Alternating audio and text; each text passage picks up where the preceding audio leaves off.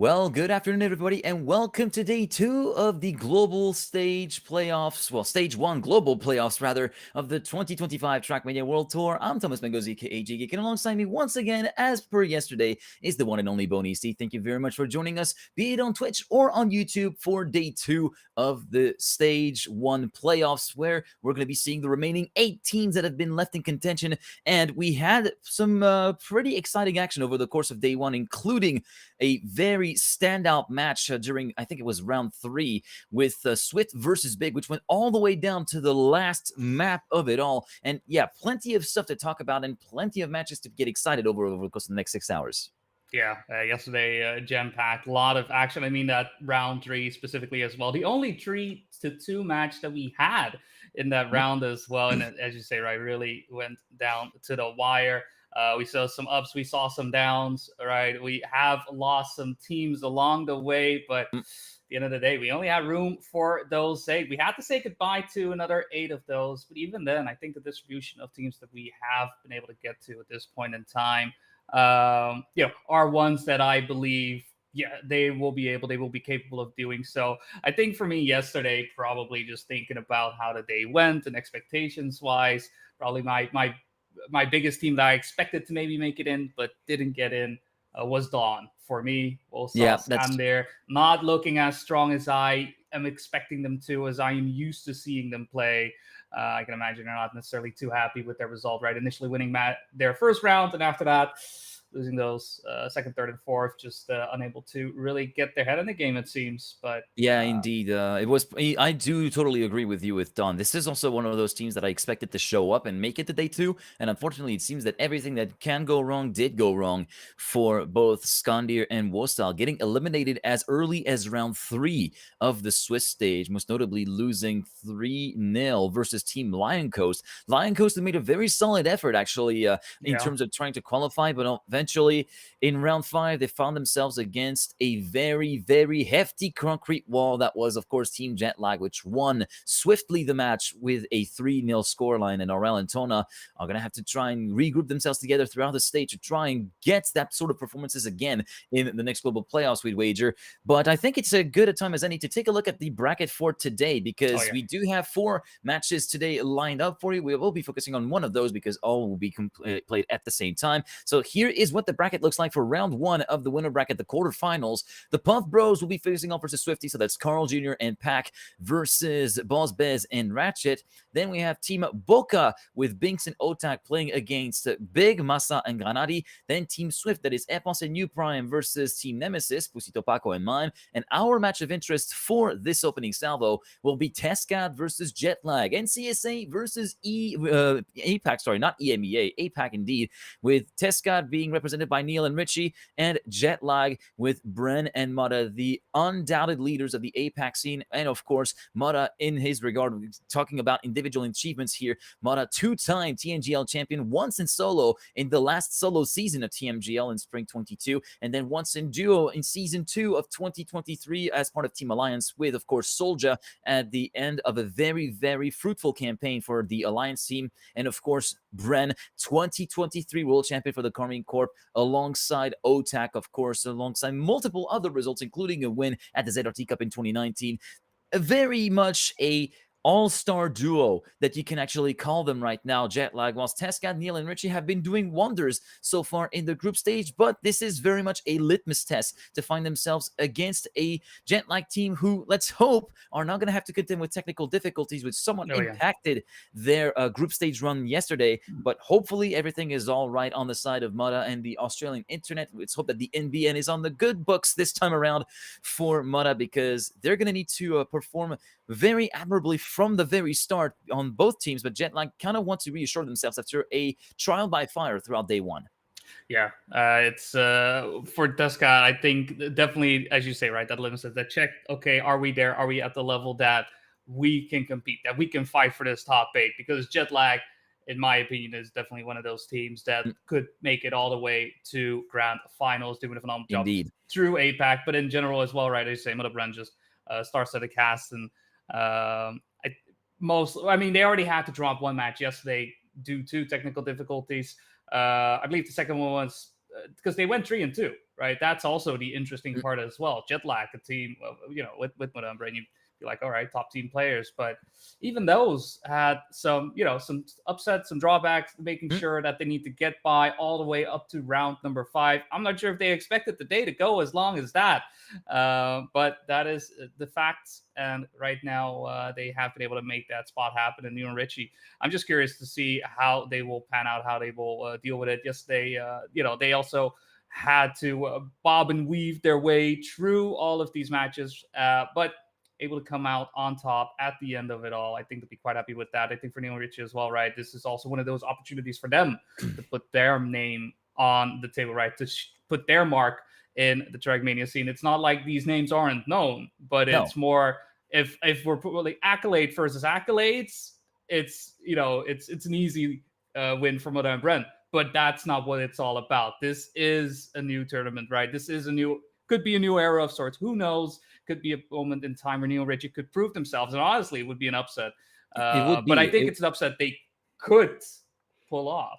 It could be pulled off, because beyond just looking at statistics, beyond looking just at past achievements, beyond looking at times that have been established by players over these last few months in these 5 maps, I feel like there is a lot of variables that can shift about from day to day, from match to match, from round to round even. There is a lot that can actually kind of like alter the course of the outcome, and the outcome of a round or a particular match. So it's very much a case of putting everything on the table, leaving absolutely nothing for the taking on both sides, be it on the Jet Lag side to try and get themselves a little bit of an eye in for their potential playoff run, or the team of Neil and Richie, of course, Tescott GG, in order to make themselves a force to be reckoned with and a voice not to be ignored over the course of this last few hours of the bracket phase of the playoffs, as we are getting started in around 2 minutes time. So we will have, of course, a pick phase, since this is all best of 5s, no bans to be pronounced whatsoever. And from what I can see, the higher seed will be towards Tescott GG. So it will be Neil and Richie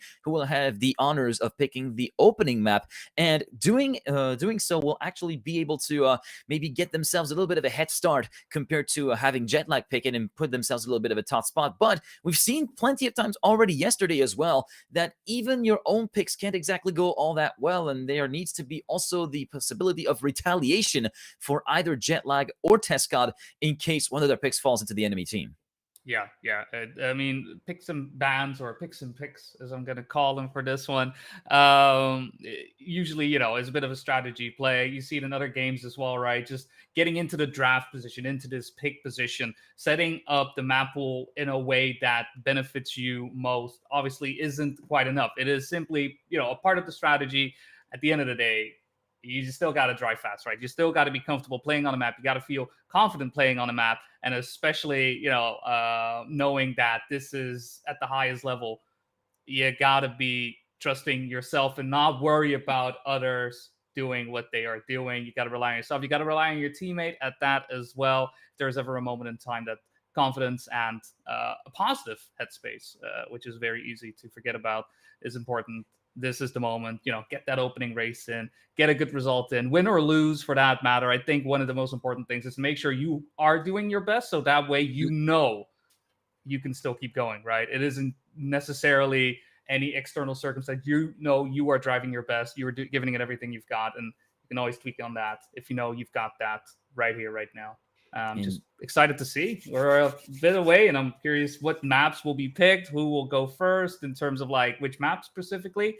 But I wouldn't be surprised if, just Reunion may be one of those maps that Jet Lag may pick in first for their first pick at least. Yeah, for their perspective. Now, given that this is a Tescott pick that we have up first, Reunion could be a good shot, but also Eclipse could be a very, very good shot, as they are looking to be pretty close in times compared to what Team Jet Lag are able to deliver, as the races start in about 15 seconds. And we're kind of like sitting with one team member missing on the side of Tescott, as we were wondering if Neil was away, but he's just joined in right on cue as we were about to mention that. So everybody is in position, and the picks start now with Tescott in charge of the first pick, with Richie doing the honors. Just as a quick reminder, of course, Reunion, Ascension, Limbo, Eclipse, and Sunburn, your map pack for the final time in competition for the foreseeable future here this weekend. And they start off with Ascension as the very first pick for Team Tescott Ascension, where they're looking Neil looking a little bit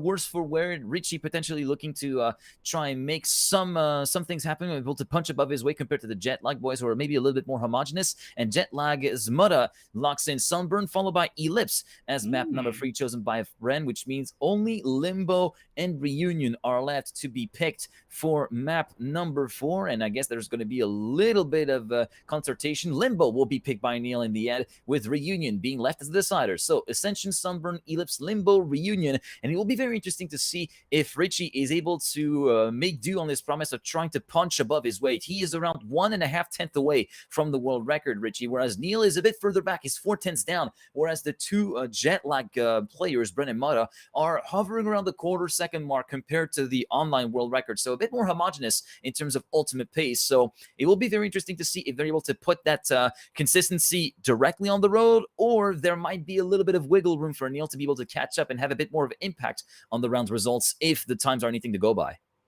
Yeah, and with that said as well, I find the Sunburn pick, I mean, that to me is probably the one coming out the most, right? Neil probably is slowest just on paper, and I wouldn't be surprised if that is simply why Jet Lag going into that, right? A bit of that strategy coming in, a bit of that thinking outside of the box of sorts to put them off. I mean, yesterday on round number 5, we did have our match starting out on Sunburn, which you could very clearly see the players were quite tired at that point, right? A lot of messy rounds here. This time around, it's, you're getting into that as a map number 2. I think not only the players were tired, I think there was a lot of tiredness all across the board. If you look back at that opening map, that was Sunburn. And, there was a lot of fatigue that just stoggled on for most people as the race is about to start, or rather the match is about to start, with map 1 getting underway in about 20 seconds. Tescott versus Jet Lag will be starting off on Ascension, as picked by Richie. Richie clocking in at 106.396 as best time on this particular version. 0.508 for Bren, 0.370 actually for Mutta. So it might be a bit more of an even match than we might think at the very top, whilst Neil is currently sitting with a 0.670 to his credit. And with that, the race is about to start right here, right now. The field is let loose, and we are racing for the first time today here in day 2 of the global playoffs. Yes, round 1 on the board. Let's see, where will the points go? What will we get? For those just joining in, I do want to, just to clarify it, this is 2v2. If you as a team are able to get the first and second spots, that's going to earn you 3 points. If you get first and third, it's going to earn you 2, and your opponents will get the 1. If you get 1 and 4, you get 1 point each. And then finally, you're going to lose out on points if you're on any other of those positions. End goal, get those 10 points, win the round, win the map with that, and you got to win 3 in the match to make sure that you're able to get in. A bit of a messy start looking at the race itself, with Mutta having some issues initially, and at the same time Neil also unable to fully link up with Richie, but the mistakes are a bit heavier on the side of Jet Lag versus Tescott GG. Richie has the lead firmly, Bren falling behind by about 0.8 of a second. We'll see how this bobsleigh turn goes. We have seen some lines go a bit poorly here, depending on how wide they decide to go on the bobsleigh, but Richie is going to be able to survive just fine. Bren staying in second place, and Neil on number 3. So not a lot of differences happening outside of the mistakes seen at the opening of this round, and it's going to be a victory for Tescott GG, 2-1 for the time being, leading on their map pick. Yeah, leading on their map pick, and it all sort of kicked off with Mutta and the checkpoint 345, the very end of the first sector, and that entry into the wood, which saw Mutta go a little bit too far out wide and clip on the outside with the right side of his car, forcing him to respawn not once but twice, which completely threw the round away for Jet Lag. But Neil was not without any mistakes, and the blemish that we can imbue to the American driver was a little bit of a clip at the pole after checkpoints. It's just before that little transition from ramp to ramp, which prompted him to finish in third. But right now, the American looking very, very strong in that first sector with a 24.821 split, and he will be leading Bren by 1/10.5, and Richie will be now falling a little bit by the wayside in third, but Neil has a very, very slow landing from the ramp, and thus will be dropping back down into third position. Mutta having had issues in the very first sector. Before checkpoint 2, he actually hit the wall, exiting the submerged part, so he will be relegated in last place, 1.8 seconds down. It's going to be a straight fight between Bren and Richie. Bren looking to be a bit slow on the way transitioning transitioning out of the banking. Neil promoted up into second place, also automatically along with Richie in the lead. Now through the ice slide, we are going to be clipping a little bit with the right rear for Neil, dropping him down quite consequently into third position. But Richie will be first on the road and guarantee yet another individual victory, and the victory overall in the round guaranteed by Neil's third place, 4-2, and Tescat slowly but surely building up their gap and taking advantage of Mudda, who's having a bit of a diesel engine of a map right now. It's taking a little bit of time to warm up. Yeah, needing to get those wheels all ready that time around, exiting out of the water. Unfortunately, did crash out, and because of that, unable to get close enough. Even with Neil's awkward line in the bobsleigh, there just simply wasn't enough time. But you know what? What can go up also can go down. Big mistake coming in from Richie, but at the same time, Bren now being the player on the side of Jetlag, making that mistake. We've seen it yesterday as well, right? Whenever you do have these teams where there's only one player able to drive at the front, that usually isn't going to be able to win you those races. You got to stick together. You got to make sure that if there's ever a mistake, you have two players to take advantage of that and not just the one. For now, though, it is going to be a fight for first place between Neil and Mudda. Very close together to one another, but advantage is going the way of Neil. We have seen that the bobsleigh last round didn't go too well. We'll see if he is going to be able to make his way around this time. Does decide to go a bit lower than he did last time around, no risking whatsoever. Mudda following the same, and so I'm not expecting any and all differences in terms of speed. Mudda taking the inside line a bit more, but Neil is too far ahead to really make an impact. And with Richie coming in third place as well, that is going to be 3 victories in a row for Tescat GG at 6-3. I mean, they've been building up slowly, surely, and at the same time, you know, not even using an ace. Usually when there's a 3-point gap, it's because an ace happened or something along those lines. But now, honestly, it's just been just some clean victories. Yeah, so far they are just building their challenge brick by brick on their opening map, aren't they, Tescat GG? This time the start goes clean without any mistakes from anyone.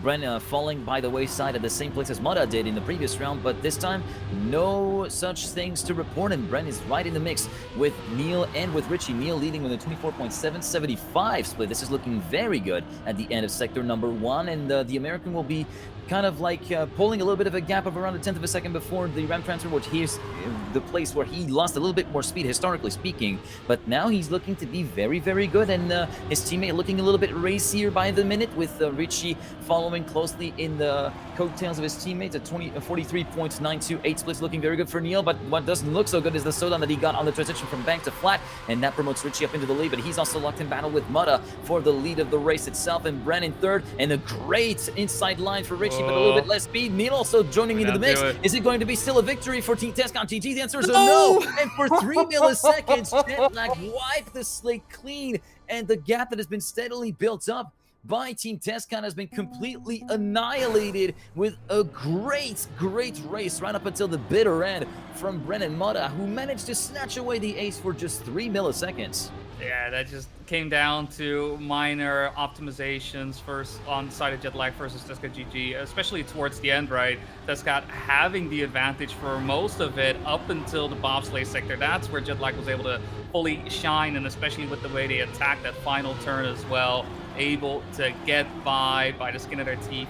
But hey, it fully paid off. You know, he got 3 bad rounds in that sense, but just the one making it up despite Richie and Neil being within earshot, within reach of those points. And oh no, Richie finds himself clipping Neil's wheel on the hole, and this is prime position for Jetlag to go from a poor start to a round on this map to a potential victory. Neil still in second place, though. Bren unable to fully make the overtake happen a bit earlier on, and Bren will be in the lead. Bit of airtime on the side of Neil. Neil able to control it, and Bren going to buy is going to make it a second ace back-to-back. This time around, not as close as that first one, and Tescat GG's pick is crumbling in front of them.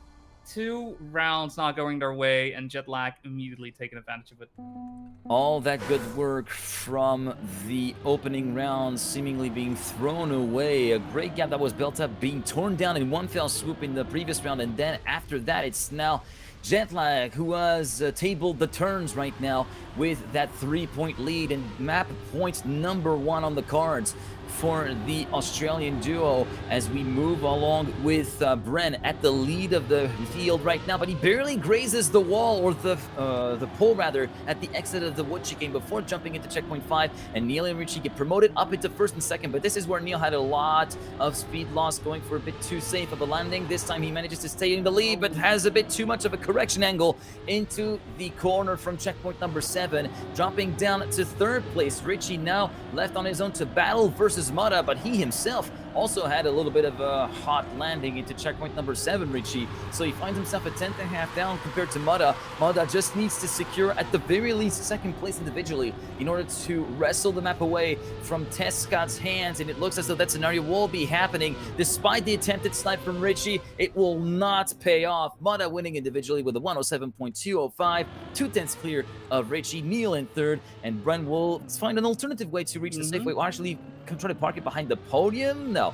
he decides you to can't park it there, mate. Come take on. a little bit of a trip around the map, Midtown Madness style, as the map concludes with a score of 10-7 for Jetlag, and that's the very first key opportunity being missed by Tesca.gg. And it looked so promising with 3 victories in the first 3 rounds, but it only took 1 round to go haywire for everything to unravel right in front of their eyes for the American and French players, as we are moving on to Sunburn up next, the very first pick courtesy of Team Jetlag. And this is where the rubber meets the road for Team Tescad. If they're able to fight the early setbacks by taking the map away from Jetlag, they've got potentially a good playoff run on their hands. Yeah, and Sunburn on paper, Tescad not looking to be the most comfortable on this track. I think one of their weaker ones. And the knowing that we will have these 2 picks coming in from Jetlag, definitely some concern for the Tescad lineup here. We'll see though how they will make it happen, making their way through the water. We see early mistake coming in from Richie, unable to make the slippy slides happen on those sausage blocks. It's very, very much one of those things where you gotta take slow speed and maneuver, navigate your way around those bendy turns. And with Neil now as well having issues with the backward section, this is a very, very rough start for Tesca.gg. I mean, this, as I mentioned, right, one of their weaker maps, and making sense to me, Jetlag picking into this one as one of their first from a tactical point of view, right? Even on paper, times from Jetlag aren't necessarily their fastest, right? There are maps on which they are faster, but this to me feels and seems like a way to, maybe secure an easy point, as easy as you could call anything when you're dealing with the top 8 Trackmania teams at this point in time. So yeah, Brent will be able to tap it in right there. Mudda has been able, slow down a little bit, goes for the safety, but honestly, difference in terms of time was so massive. There was no worries whatsoever on the side of Jetlag. Richie coming in third place, 4 seconds behind Bren and Neil, closing things out with just a few seconds on the clock. Still going to be an ace for Jetlag, leading 3-0. And from initially seeing Tesca.gg's on map 1 and, solid things happening, to so far 4 rounds just not really panning out.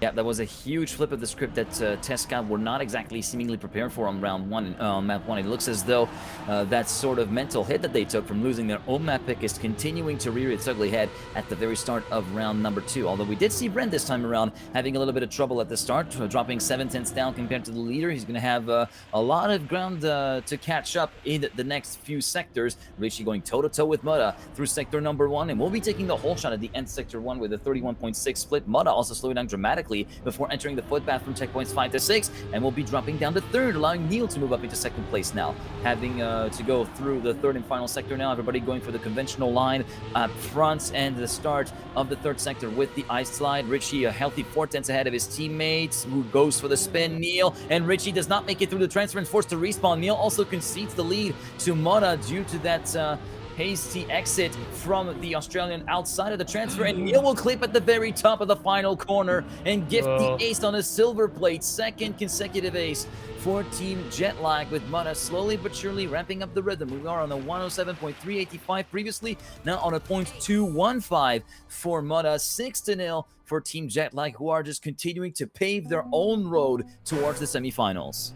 Yeah, and even though Tescad did have quite the advantage right there, right? Early mistake coming in from Bren, and because of that, being in a 2v1, still unable to keep it together. And I do think that comes down to simply, Sunburn not being the map they look to be most practiced on. We also saw that through Swiss as well, right? Just a tough map in and of themselves.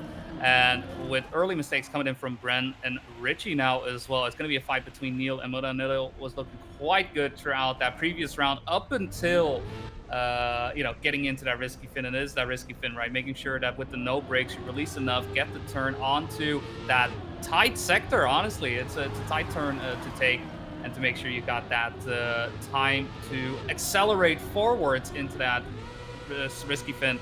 It's not easy to string together. Neil going very high out of the ice slide, and Amada with that is definitely going to be able to get into first place. Brendo still going to be falling behind, has to go for the respawn now as well. So Neil and Richie won't quite be able to stem the bleeding, but at least they'll be able to get a point on the board. It's going to be second and third for Neil and Richie. And with Bren coming in just a little bit later, 6 seconds after his teammate, it is going to be a draw, but track point on the board for Jetlag. I mean, 2 aces definitely do make the difference here. Yeah, indeed, and it looks as, yeah, unfortunately for Neil, he was locked in battle with Mutta right up until the exit from the ice slide, and the transfer unfortunately went a bit too high and a bit too sideways on the landing, which continued to compound his speed loss, and that gets further compounded on this start of the round with a very hefty clip on the transition into the plastic before checkpoint number 2, leaving Richie all on his own. Neil, unfortunately, not really able to catch back up any ground so far at the end of sector number 1. It's going to be Richie, Bren, Mutta in that order. 1, 2, 3. Richie doing solid work to try and anchor the fort for Tescat GG as Neil is forced to respawn. 31.618 split into the first sector is looking very good. What is not looking so good is Mutta hitting the wall, then the Neon into checkpoint 6, and then deciding to take this car for a little bit of barrel roll action, trying to pull on his best Terry Grant impression, which did not exactly pay out for the Australian, as on the way into the third and final sector, Richie also suffered a big slowdown, exiting checkpoint number 8, and allows Brent to move up into the lead of the race before the final few corners. And we're going to be following along with the Frenchman as he is helpless, watching Bren just side his way through to the risky finish, and Richie failing the risky finish and allowing Mutta to get back within his mirrors and barely getting the trigger. I thought he was going to be forced to respawn and actually redo that particular finish and giving Jetlag the ace, but it was not the case, allowing Tescat to still have a couple more points on the board than they would have had they completely crumbled down into the depths of nothingness. Richie managing to make a stand for himself on this map, whilst Neil unfortunately was not really able to have the resources and find them to really get back up, as he full stop picks in the Neon before checkpoint 2. That is such a painful sight to see, even from the perspective of another player. Yeah, and it's definitely one of those things where Sunburn right now, I don't think it's even the map anymore. To me, it feels that Richie and Neil, right? The mistakes that are happening aren't necessarily mistakes that are due to, the tricks and the skills that you need to drive a map such as this. They're coming down to simple touches here and there. And because of those, there are some issues with these lines not working out, not going well. Neil as well, stuck in a respawn loop, accepting the situation for what it is. Did feel that Tescat GG simply threw in the towel on this one after that second ace. It's not as if they weren't trying. It's more in the sense of them not able to, even make these simple turns happen, make these simple turns work, right? Entering into the plastic sector, right, is not necessarily hard, but even that wasn't going their way. And sometimes, you're just that deep in, and you just gotta accept it for what it is. Neil is going to think over the situation in the water, try to get a cool head in as Jetlag is able to get their third ace here on map number 2. The Sunburn definitely burning Tescat GG as they are behind 0-2, and Jetlag moving on to their second map pick to try and take this match. Yeah, indeed, as we're moving on to Eclipse for our next map, which will be the first map point or match point opportunity for Team Jetlag, and Tescat are going to have a lot of lifting up to do. Richie is in a good position to be able to make that happen, though, as he is currently sitting with a 110.315 personal best on this particular map, whilst Bren is on the 0.378, Mud on the 0.545, and Neil on the 0.565. So we do have a little bit of separation between the two best performance and the two worst performance points in that case on this server, on this map. And it will be very interesting to see how that tends to mix up as everybody has their own issues and whatnot, as we get for an overhead view of the hairpin at the start, giving us the whole shot for Bren with a 2.020. And the first mistakes already happening from Neil, just hitting the left and right hand side walls at the chicane before checkpoint 2, thus leaving Richie all on his own to fight against Mutta and Bren. And it will be right now the Australian two-time TMGL champion taking the lead in the round with a 23.374 split, which is looking very good. Now, also, end of checkpoint 6, we have to see it will be a 0.308. These are very, very solid splits being driven by Mutta at the moment from round 1. Remember, here on the Eclipse, as Bren is now falling within the clutches of Richie in battling for second place. Richie trying to salvage at the very least a point from that horrible situation and predicament that Tescat find themselves into, with Neil forced to respawn at the standing still with a 51.949. Mutta continuing to pile on the pressure, having lost 4/10 compared to the world record splits from from Massa, and actually Massa having improved his world record from yesterday with 0.298 now and 0.271, as you can see on the top left of your screen. But Bren managing to get back ahead of Richie, and Richie unfortunately fumbling away into the final corner before checkpoint 13. Mutta clocks in a 110.748, a quarter of a second clear of his teammate. Richie in third position, Neil in fourth, and we start off strong for Jetlag with a 3-0 score.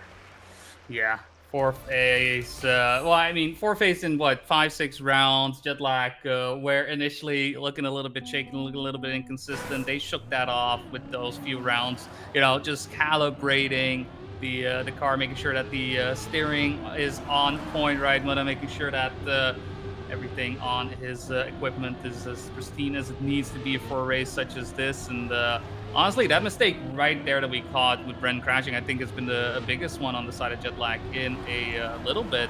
It's going to be a fight for Mutta right now to try and get ahead of Richie to make this perhaps a draw. But at the same time, Richie and Neil, they need to get this good round in. They need to find some way to get the momentum back in their favor. Neil as well there with a small touch. Fortunately for him, Bren as well following up with a small touch. Does mean that it's going to be a solid third place at the moment for Neil. Still the fight going the way between Richie and Mutta, and Richie could have an opportunity to make the gap smaller after an ace to open up map number 3. Eclipse not proving to be damage favorable for Tesca GG at the moment, though Neil is still in the mix, but has some issues falling down the hole in the background. At the front, though, it's still a fight between Richie and Mutta, and all of a sudden, the tables have been turned. Richie needing to get a first place in to make sure that the gap in points doesn't grow too large, but Mutta keeps it clean, keeps the wheels in front of Richie, and it's going to be a victory for Jetlag to bring the scoreline 1-5. Jetlag 5 points away from moving on to the next round.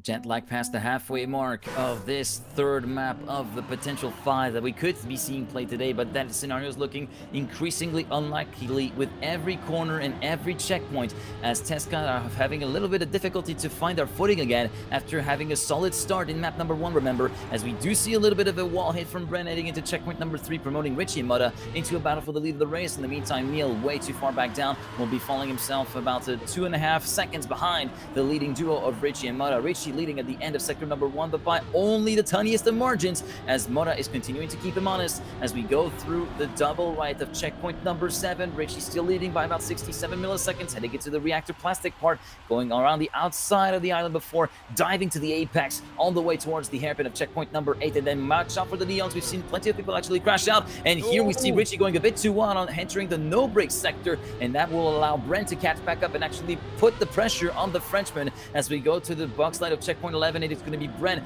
the main benefactor of the beautifully executed box slide, to move up into second place, and thus allowing Jetlag to be in an ace scoring position. Richie trying his best to try and dislodge the 2023 world champion from that second place, but it is absolutely no use at this point. Mutta finishing with a 110.738. Bren less than 2/10 away. It is going to be an 8-1 score at the end of that round for Team Jetlag, who are now on match point number 1, which could send them into the winner bracket semifinals. Yeah, I mean, looking at the way map has been going, Mutta has been on an absolute tear each and every one of these rounds, not taking any prisoners, swinging out all these haymakers, right? Any type of defense that GGeek is putting up, he's finding all the spots in, slipping them in, and just doing a phenomenal job. This round, probably looking at, because we could see even them he is still in contention, right? Just a tenth of a second behind on current round leader Richie. But Richie having issues navigating that turn, crashes out. Mutta once again slotting into that P1 spot, and Neil left to stand for Tesca GG. Right now, with current positions, this would be the round. This would be the match for Jetlag, and it's going to be a question of whether or not Neil is going to be able to match the pace that Mutta has been displaying this entire time. But that is going to be all she wrote. Neil finds himself by the wayside. Is going to have to call in a tow truck, because that, my friend, is not going to go well at all. He's going to need some help to get out of there. And with Richie now as well coming in with the respawn, it's all to do for Tesca GG. They will go down to the lower bracket as Jetlag with this ace is going to be able to get their spot into winners round number 2. Another 0.7 from a like clockwork. He is driving here on Eclipse. Very, very swift rounds and match overall, being driven by Jetlag after finding themselves a little bit on the back foot at the very start of the match with the first 3 rounds that went the way of Tesca GG on Ascension. But even then, it was not enough to topple the Australian duo of Bren and Mutta, and Tesca GG paid the price really hard. They are no longer having their safety nets of the winner bracket. They have to fight for survival starting from, well, about in 30 minutes with the lower bracket matches, which will be ongoing. And we do have the results of the Puff Bros versus Swifty, which has been validated, with the Puff Bros having taken the victory 3-0 as well versus Boss Bez and Ratchet. Carl Jr. and Pac moving into the semifinals. And as for the matches that are currently still ongoing, Swift and T-Nemesis, currently Swift leading 2-0. And it's currently 1 map apiece for Bokeh versus Big. Oh, that's exciting stuff as well. I mean, as well, right? We've got Swifty and Swift in, just to quickly, put a little spotlight on that. Very interesting that from both Swift sides, we've got those teams. And unfortunate for Tesca, right? Not able to get that map in. Honestly, map 1, strongest map for them.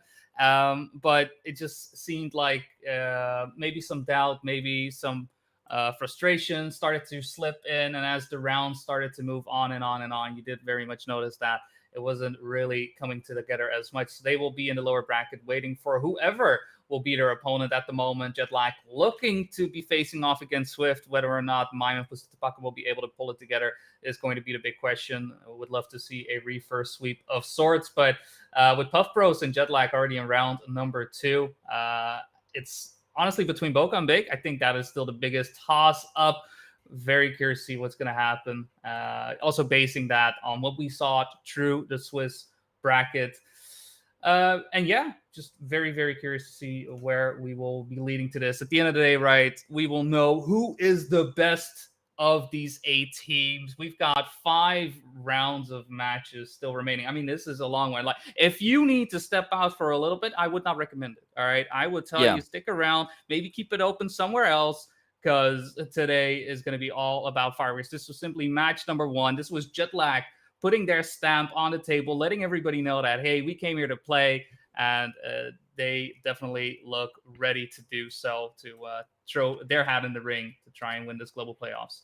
Yeah, indeed, and they're very much signaling their intent to go all the way to the first place in these global playoffs as we get everything still all settled with the matches that are still ongoing. For a reminder, Bokeh and Big still 1 map apiece at the moment, and 2-0 for Swift versus Team Nemesis, and we're going to be heading towards a break for now. All the other matches are currently being covered, of course, so you make sure to check those out along with this stream, so make sure to not leave, because after that, after the break, we'll be returning to the live stream for the semifinals in the winner bracket. So make sure to stay with us, and also grab a beverage. Keep yourselves hydrated, especially in the summer months. Very, very important. Hopefully you get your biggest water bottle you can muster, because you're going to need it. Stay with us.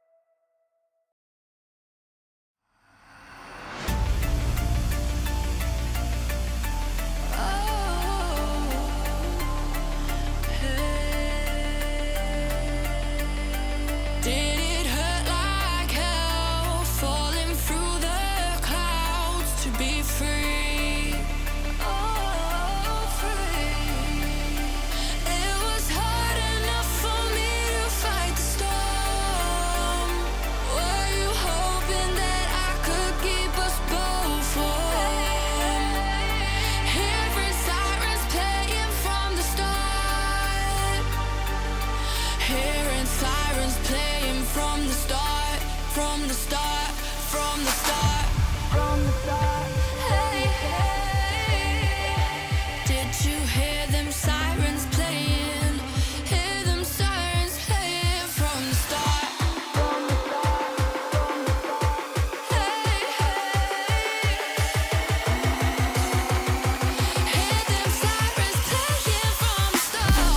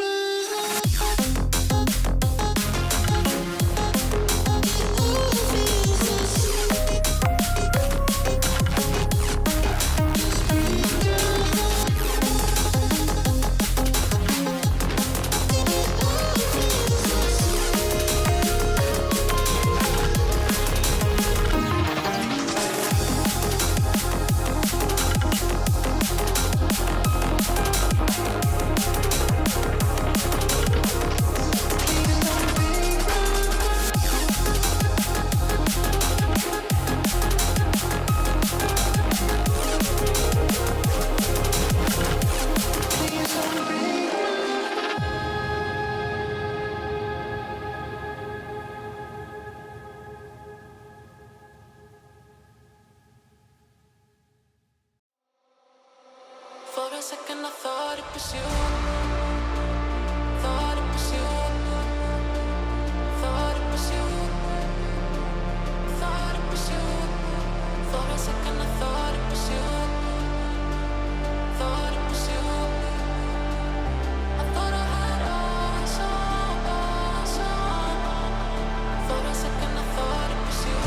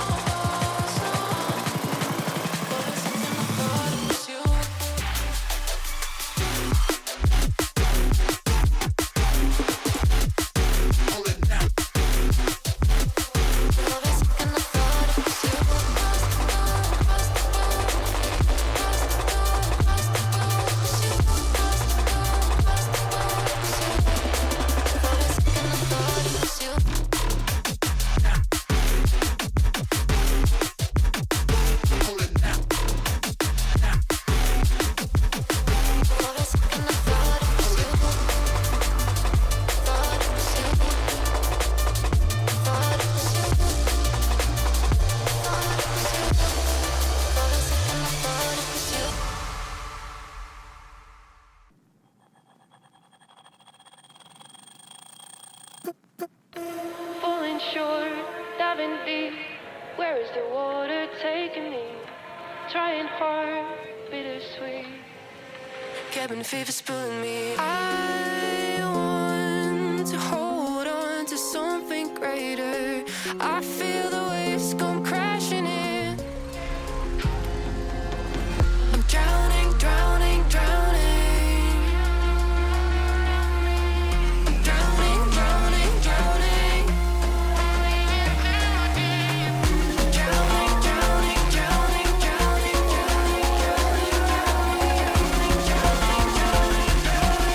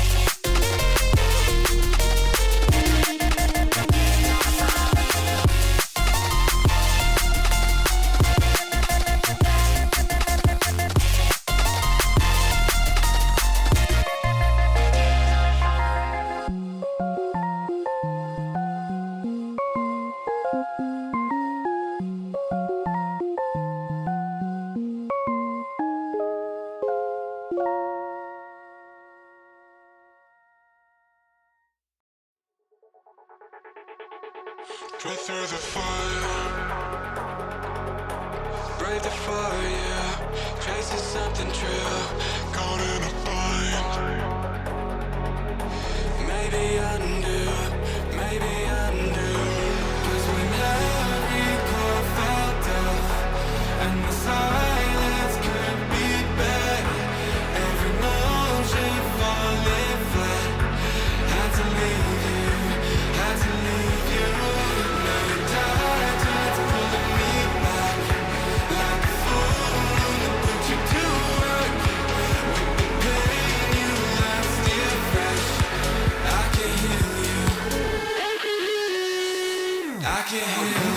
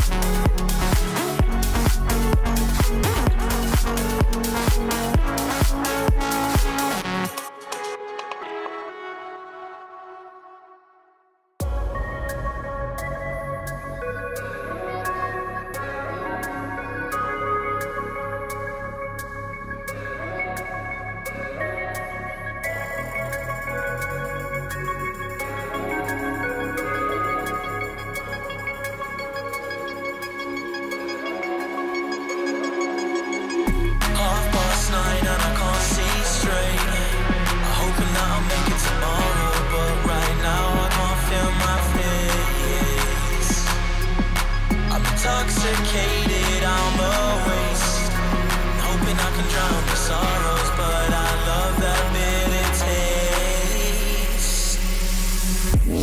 So I'm addicted to you. Visions of you.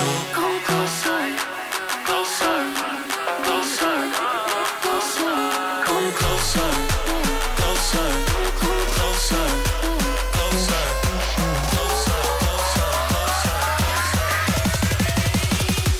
Visions of you.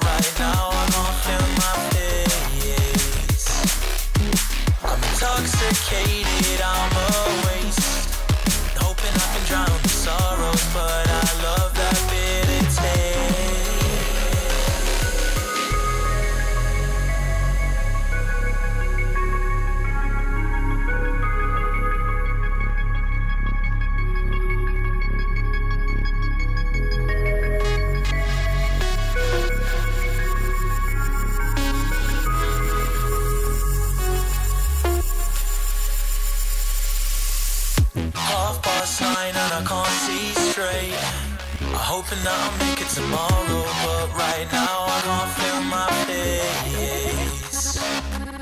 I'm intoxicated, I'm a waste, hoping that we drown in sorrow, but I love that mistake. Visions of you.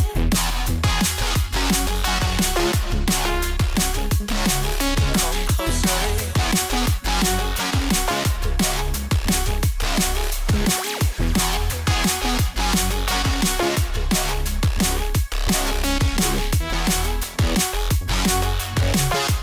Closer. Visions of you. 9:30 and I can't see straight. I'm hoping that I'll make it tomorrow, but right now I can't feel my face. I'm intoxicated, I'm a waste, hoping I can drown the sorrows, but I love that bitter taste.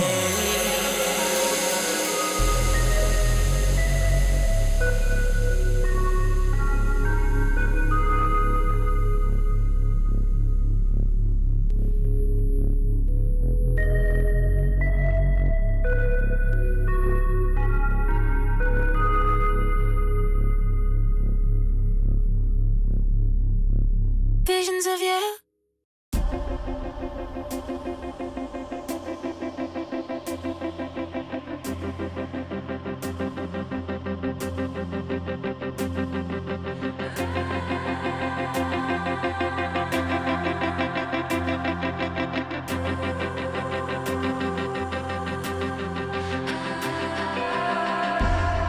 Somewhere in between what will and has been, it's a constant fight, oh my. But I'm not falling, even if I'm caught in the middle. No, I'm not falling. But when did I get lost in the middle of time?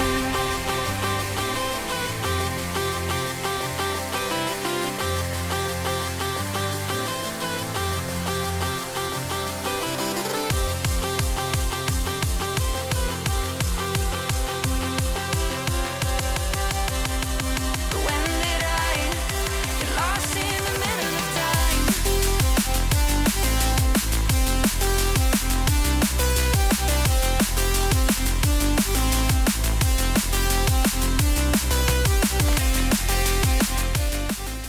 Starting now, indeed. Round number 2 is on our hands here in the global playoffs. We are in the bracket stage of things, just coming out of our match between Tesca GG versus Jetlag, and that one going the way of Jetlag 3-0, and so they will be moving on to face off against Swift.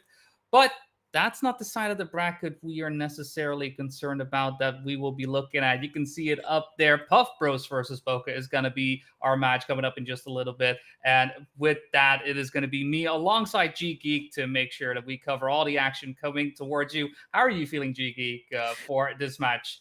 Well, this here right now. This matchup might have the potential to make some sparks fly here on the broadcast, because we have Bokeh versus the Puff Bros, Carl Jr. and Pack versus Binks and Otak. Binks and Otak, who took their win 3-1 versus Big a little bit earlier on in the day. And actually, I had the chance to look a little bit at the final map that was played, which was Ascension, as a matter of fact.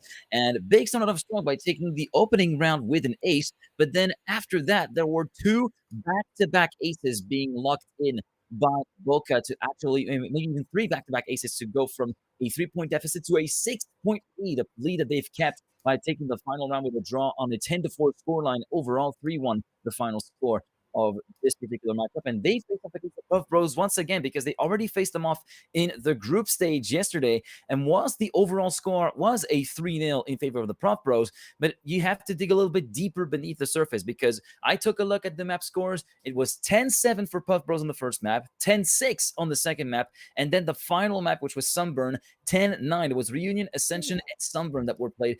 10-9 on the final map, which was Sunburn. They were on 8-8 at the very last round of the race. Before the start of the last round, they were both on map points, essentially, with Bokeh being able to take a map off away from Carl and Pack, but ultimately it wasn't meant to be. So I feel like we might be in for a bit of a closer match than what we might think at first glance if you take a look at the results from the previous round of matches in day 1.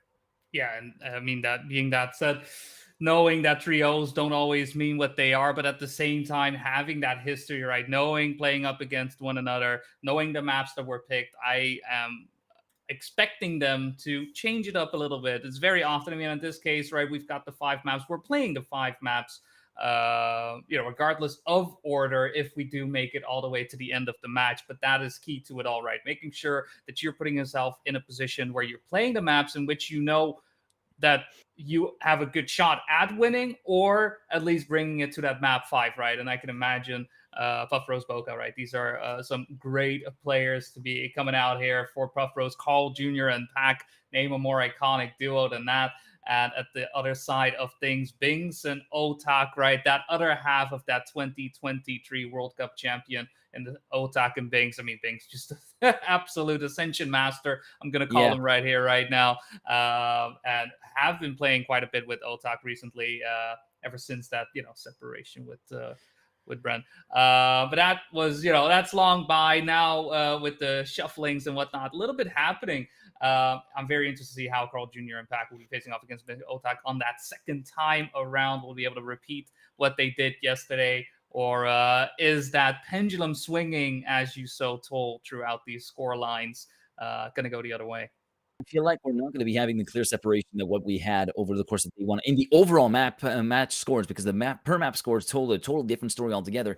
I'm inclined to think that Bokeh are going to be having the momentum and the power within them to take a map away at long last versus the Puff Bros after failing to do so on day number 1. And I might just want to point this out, but this is basically just the same player lineup as last year's World Championship final. If you just look at the composition of both teams, you'll find everybody who was there at the Paris Games Week last October, regrouped on the same server right here for the second time of the weekend. So I feel like this was a little bit of a tidbit that was fun to share with you. And of course, 3 world champions at the table: Carl Jr., Pac, and Otak. 8 world championship titles between them, and 3/4 of them going to one single man. And you guys know which man has those 3/4 of world championship titles on this server, with the game starting in about 90 seconds. And the higher seed will be courtesy of Puff Bros. So Carl and Pac will have the luxury of picking the opening map. Then maps 2 and 3 will be courtesy of Bokeh to try and slot in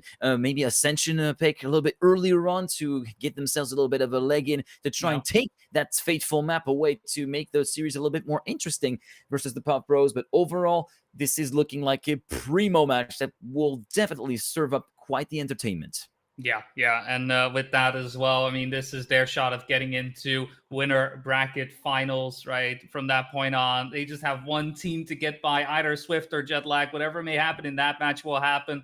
But their path towards the grand finals, right? They already set that first step. Now it's a matter of keeping the momentum going. For those wanting to see those other matches, obviously here, Puff Bros versus Bokeh, but we have Swift and Jetlag happening. I'm sure there are some POVs happening as well. Same goes for Big versus Swifty in the lower bracket, and Teska GG versus Team Nemesis in the other lower bracket match. If you go to esports.trackmania.com, you'll be able to find the rankings, you'll be able to find the brackets, you'll be able to find any streams ongoing. If you're ever curious about tiebreakers or such, you can find all those there as well. Any and all information will be found. But obviously, I encourage you to be here. Maybe buy some extra monitors so you can have each and every one of the matches on your screen, because, my friends, the round is about to start. Everybody deserves a second monitor, as Luke Lafreniere would say. And if you don't feel like it's enough, then get as many monitors as you can muster. Get ready for r/battle stations, and you're going to need them because we're about to get started with the pick phase now. And it will be Pac doing the honors of picking the opening map for the Puff Bros. And it will be locking in Reunion straight away, right out of the gates, being locked in by Pac. Binks will be doing the honors for map number 2, and without any surprise, just like that, right on cue, it will be Ascension being picked. Now, Otak in charge of the pick for map number 3, which will be Eclipse by Link, which is not an uncommon sight to see, somewhat early, mid-game, to have that map from Link being picked. Now, Carl having to choose between Limbo and Sunburn, a little bit of a pick-your-poison affair, judging by the difficulty of the maps, if you know what I mean. And it will be a little bit of maybe talking point between Pac and Carl Jr., but that talking point did not last too long, because Limbo gets confirmed as map 4. Sunburn will be left as the 5th and final map. Reunion, Ascension, Eclipse, Limbo, and Sunburn, your map order for the first winner bracket semifinal, due to start in under a minute on Karluki's Reunion. I'm already feeling the anticipation, and yeah, as mentioned, right, in terms of order, we're very close to campaign order as Yeah, well. pretty Just much. Limbo and Sunburn being the differences. Well, Interesting to see only that. Eclipse and Limbo being swapped out Yeah, basically from their yeah, yeah. respective places.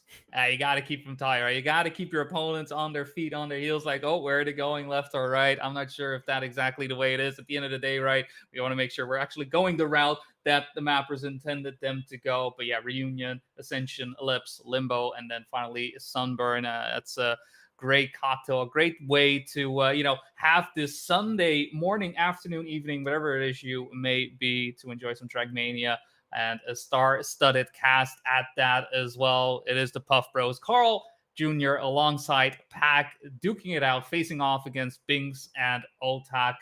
Yeah, all the excitement in the world. Very helpful to see Bokeh, be able to pull out a map or two, because honestly, I'm a sucker for decider matches. I love matches going down to the wire. That may not be the case for the players.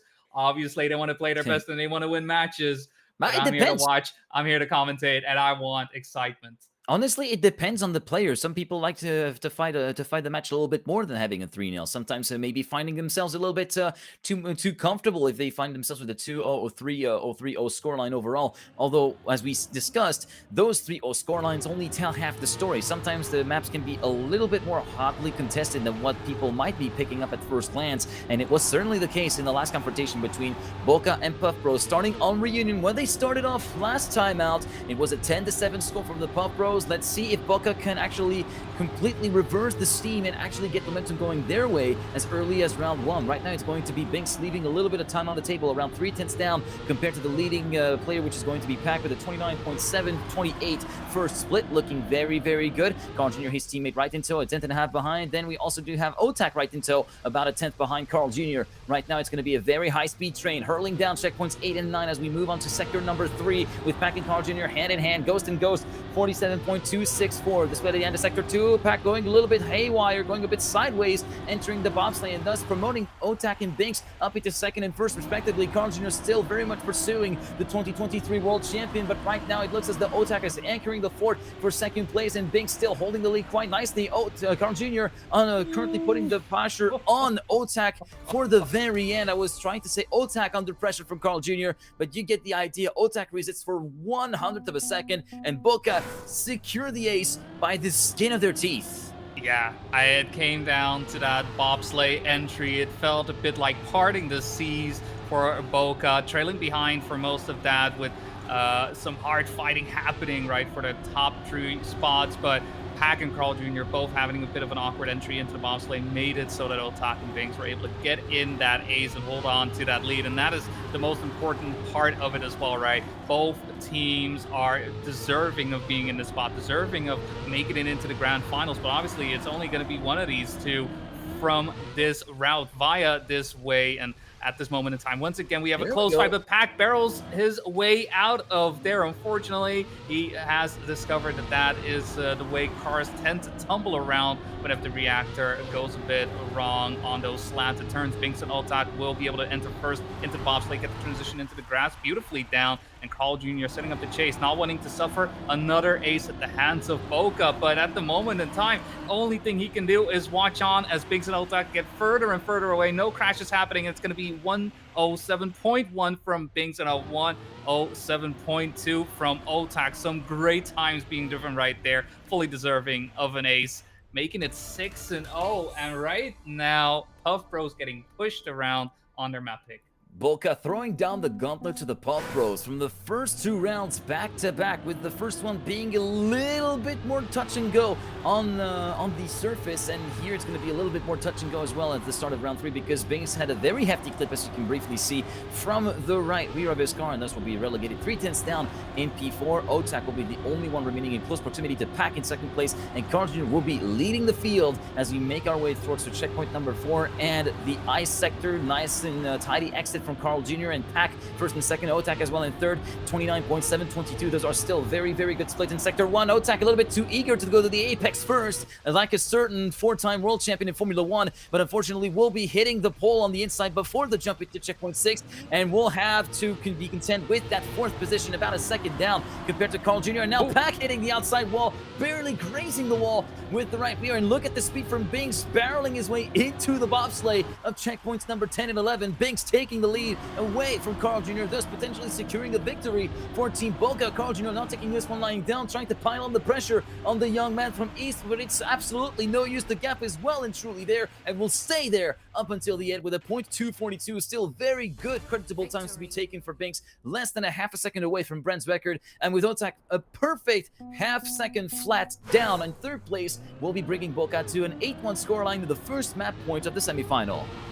Yeah, just looking a little bit dicey initially for Bokeh, with Puff Bros being in A's position for about half of the track, but it really came down to that bobsleigh sector again this time around, just a turn before actually that Puff Bros were unable to keep their momentum going, keeping it in their favor. Once again, coming out blazing hot out of the start, finding themselves in P1 and P2, but Otak and Bings do not let up. Even with a mistake happening on their end on that previous round, they're still in it to fight. And in fact, I mean, in it, let's say a 7-point difference, that is definitely a good way to show off where you're at. Carl Jr. and Pac, though, still hunting, still looking for those points, and definitely still have those teeth to show for, right? You can't just be settling down knowing you have a 7-point lead. You gotta keep pushing, and Binks is doing exactly that. Tied at checkpoint number 10, Binks and Pac making their way through these last couple of turns, and Binks actually overtaking Pac on the grass. Carl Jr. and Pac both looking for any and all way to get a hold of the Frenchman, but are they going to be able to get to him? No, Binks once again maneuvering through the track beautifully this time around with a 107.0. I mean, times in general looking great right there, but a draw is what we're going to get. And Bokeh with this, just needing one more point to bring it to map number 2, leading 1-0.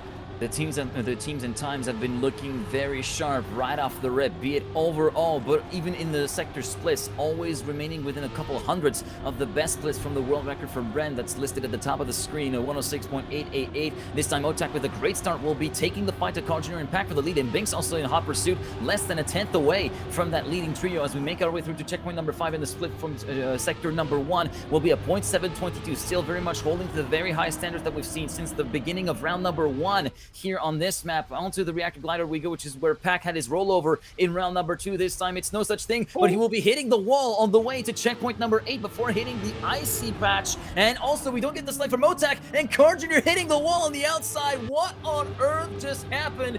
And Binks has parted the players away, just like Moses parted the waves away on his way into the lead, and will be guaranteeing the point needed for Bokeh to take the opening map away from the Puff Bros. Final score 10-3 here on Reunion. Binks clocking in the slowest quote-unquote time of the map with a 107.552. Everybody does reach the finish line within 5 seconds of each other. 10-3 for Bokeh, 1-0 for Binks and Otak, who made a very, very strong statement and saying, we've learned the lesson from yesterday. We're not going to let you off that easy this time. Yeah, just an absolute masterclass coming in from Bokeh right there, doing a phenomenal job of it. And Puff Bros looking a little bit shaky, especially the bobsleigh sector, right? Because that seemed to be the deciding factor throughout that map. We saw 1 or 2 mistakes happening on the turnaround, right? The 180, one of the barrel rolls coming in from Pac.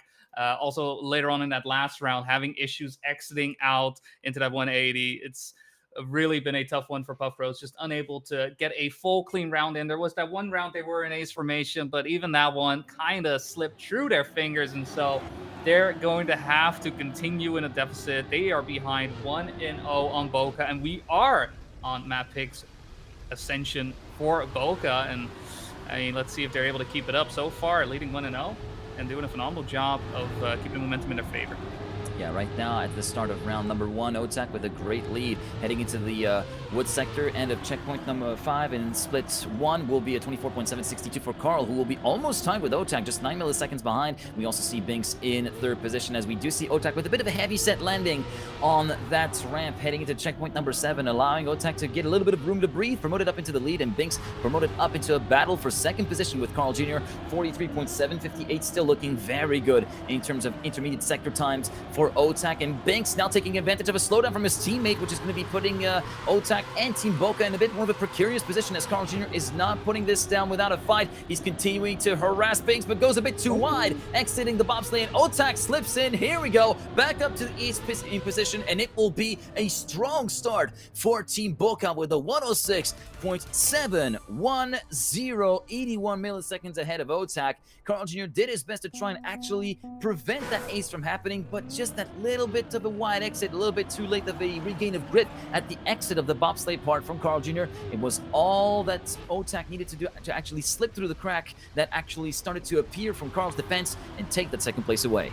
This is a far cry from, expecting, knowing that these two teams met up with one another. Trio going the way of Puff Bros, and right now they're just unable to get into it. I mean, Puff Bros, one of 2 teams who was able to make it through the Swiss without suffering a loss, and right now I think this may be one of the closest ways of getting to those losses. Obviously, we're only on map 2. It is a trio lead, but already 3 aces in favor of Bokeh. It hasn't been that many rounds either. I want to say, 50% of rounds have been Bokeh favorite, and they are looking unstoppable. Binks and Otak, yes, there are some mistakes here or there, but 9 out of 10 times they're linking up. 9 out of 10 times they're making sure they're staying together, so that even if one of their players makes a mistake, they will be okay. This round as well, right? Everybody, even Stevens, yes, Otak flies out. Binks is still in there to make sure that no ace will go their way. Bacto gets the inside line. Does he get the overtake? Yes, he does! Binks, unfortunately, unable to solidify that lead.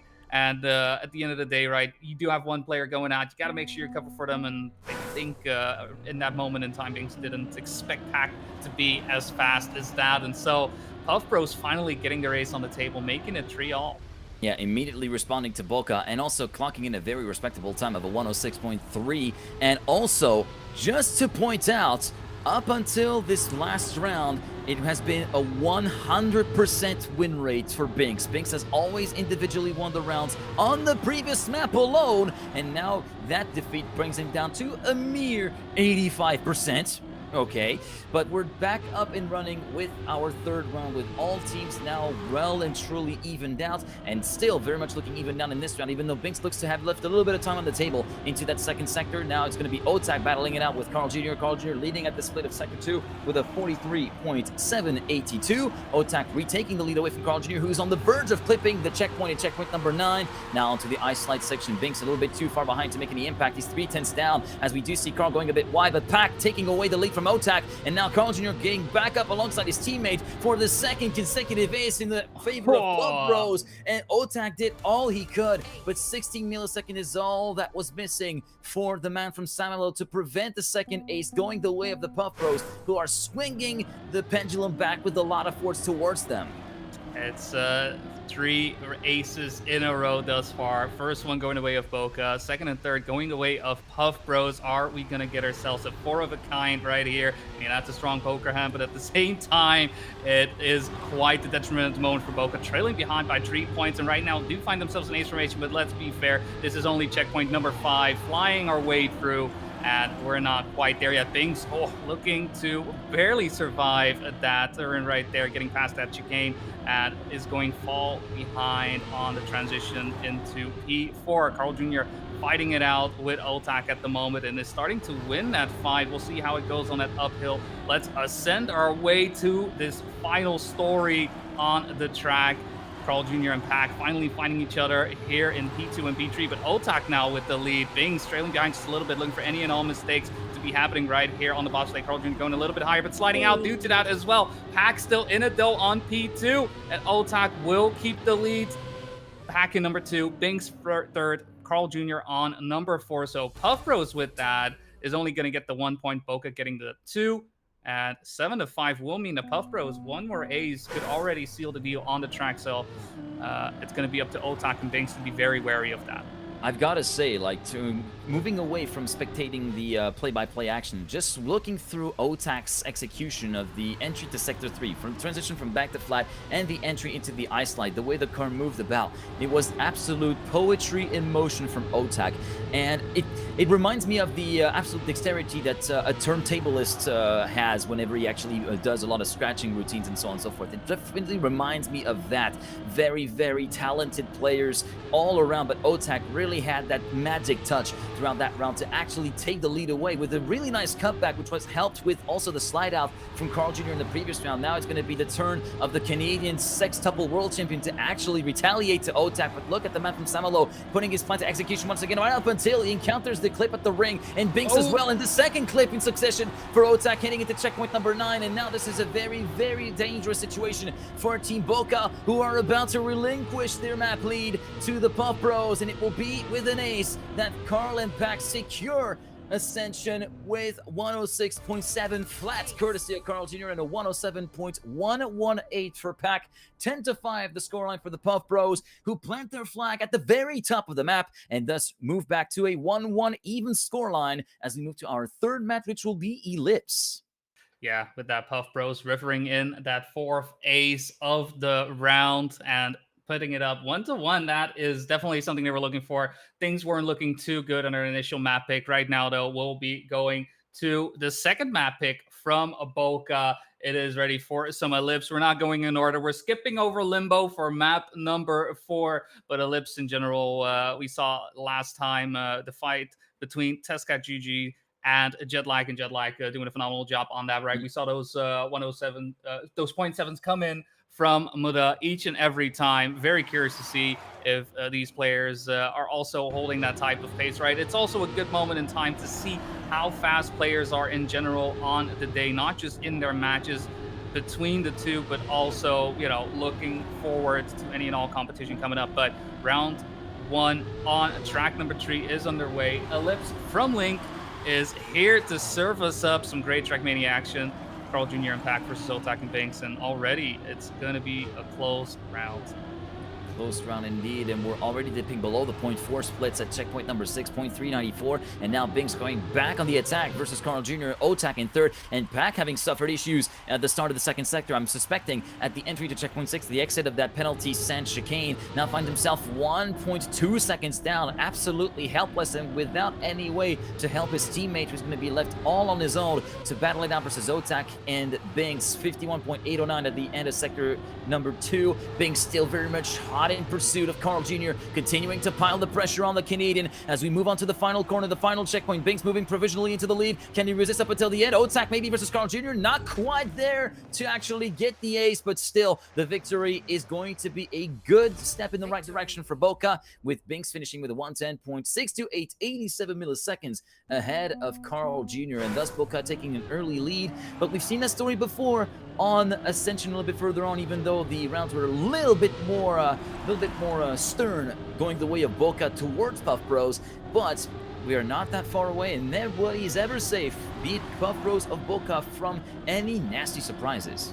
Yeah, last round as well, Pack suffering a bit of a early mistake, meaning that Bokeh had the advantage in terms of numbers and were able to make that happen favorably for themselves as well. This time around, there's no such thing. In fact, the numbers are going the way of Puff Bros. A big crash coming in from Otak straight into the checkpoint. It's not the way you're going to be able to cross those in, and it's going to be up to Binks right here, right now, to make sure that favor still goes in the way of Bokeh, putting up some defense, being that anchor that you need to be at this moment in time for your team. A draw is the best situation to be getting. Carl Jr. and Pack still going head-to-head every single time. Binks doesn't even see Carl show up in his rear-view mirror. He sees his wheels in front of him from time to time. Final turn coming up right before that finish where we saw last round. Binks was able to overtake Carl Jr. this time around, able to keep the Canadian away at the line, and with a 0.7 coming in from Binks, that is going to be enough for a draw. Bokeh keeps the lead by a singular point, recovering from a mistake from Otak.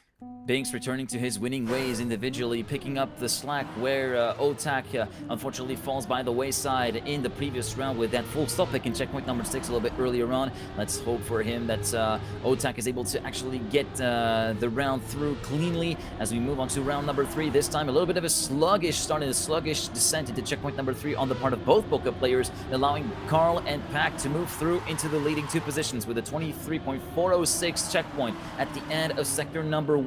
At the entry to checkpoint 6, Carl and Pack looking very poised. 0.304. Those are looking like really good splits, and unfortunately for Otak, that is the second round in a row where he gets absolutely trapped by the line into checkpoint 6 and thus bonking with the left front into that set checkpoint 6. And Binks now tries to get back on the attack, tries to get back towards his snatch, at the very least a point away from the Puff Bros and not leave the round empty-handed. 51.758. That is also a very good split. Pack lifting a little bit, entering into the buck slide, which is going to be penalizing the Englishman at a great expense as he completely loses contact with the top 2. And Binks now on the fight versus Carl Jr. once again at the final corner. Can we redo the same magic as the last 2 rounds? This time Canadians, they are going to be wallowing their defeat as Carl loses the position to both Binks and to Pack, and Binks will be able to secure the draw. And what a time from Binks, a .57, could have been a .54, 53-ish for Carl Jr. had he been able to stick it all the way through.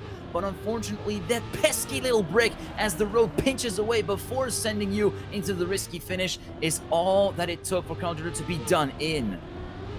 Yeah, I'm sure it's all nothing but love towards Link right now from Carl Jr. in that situation. But no, in all honesty, right, it just came down to the wire, and Binks, I mean, he was also in a scorch ride, just staying close every single time. That liftoff from Pack, allowing Bokeh to stay in it. And what is it with this checkpoint? Can somebody check what is happening? Is the hitbox for that checkpoint simply bigger for Otak solo? Because it is the 3rd time in a row that turn is not going the way for Otak. Most often you'll see players then take it a bit easy, right? They'll get a bit worried. They'll get a little bit in their head. Not Otak. Otak doesn't compromise on his lines. And honestly, it just feels unfortunate that happened 3 times in a row. But that does mean that Binks will have to do it one more time. And he has to lead by quite a bit. He's going to change that 69% top 1 into, what is that going to be? Probably 71%. 72%, yeah. And yeah, you were probably saying that there might be something up with the poll. I'm wondering if somebody bypassed tech inspection and actually installed magnets on the left front of Otak so that he get invariably attracted to CP6, which might be a magnetic material, as the other checkpoints are not magnetic. Of course, those are conspiracy theories that we don't firmly believe in any way. We only believe in good and fair racing here on Trackmania, and so far it looks like Carl Jr. has gotten the best start of them all into this round with the first sector done and dusted with a 23.482. He gets joined by his teammate Pack. Otak and Binks around a 10th behind, but Binks had a bit of a sluggish way into the chicane at checkpoints 5 and 6. He did not clip the CP. That was through the chicane that Binks had his issues, and this time it will be Otak's turn to try and anchor the fort and keep that 1-point lead intact for Bokeh as we make our way through the hairpin at checkpoint number 8. Carl sprinting away into the lead by a 10.5 to 2/10 compared to the battle for second place between Pack and Otak as we move through to sector number 3. 51.783. The split at the end of sector 2 looking very good from the Canadian sextuple world champion as Pack is back within the clutches of his own teammate and tries to leave Otak a little bit further behind, trying to leave him in the dust as we move into the final corner. Otak with a full inside line, trying to dislodge Pack away from second place. It's going to be down to the wire to the line, and Pack resists for 13 milliseconds, and with that, the Puff Bros swing the map in their favor and take the lead 7-5 and move on to map point number 2. That came down to some final, split-second decision-making. Otak not feeling too comfortable, it seems, to be able to go for the right side of that finish line. I think if he went for that, he may have been able to prevent Pack from getting into second place. I mean, we're talking about 100ths of a second. Any change whatsoever could have made the difference. And I mean, hard fought right there from Otak. Unfortunately, just unable to make it fully happen this time around, though he'll have his shot at redemption. Unfortunately, Binks having issues with the bug slide on the plastic is going to have to leave his teammate up to fight once more as we see Pack and Carl Jr. set up the hunt, and this time around, right, that 2/10 gap is proving to be quite the boon for Otak. Once again, surviving that checkpoint, right? No such luck will be going the way of Puff Bros to easily get that track point, as they are on track point, and defense is all the more important for Bokeh. Draw still isn't quite what they're looking for, what they need, but hey, you gotta work with what you've been given, and Ultak is doing exactly that. Very curious to see what kind of time we'll be able to drive it in. We get into the final check, but it's a 105.9, and Ultak setting up for the jump, 110.7, replicating what his teammate has done earlier on in the round. Binks will be coming in 4th place, so that is going to be a draw. That's going to be 8-6 for Puff Bros, still on track point, and Bokeh needing to find some way to prevent another draw from happening, because otherwise it is all aces from there on.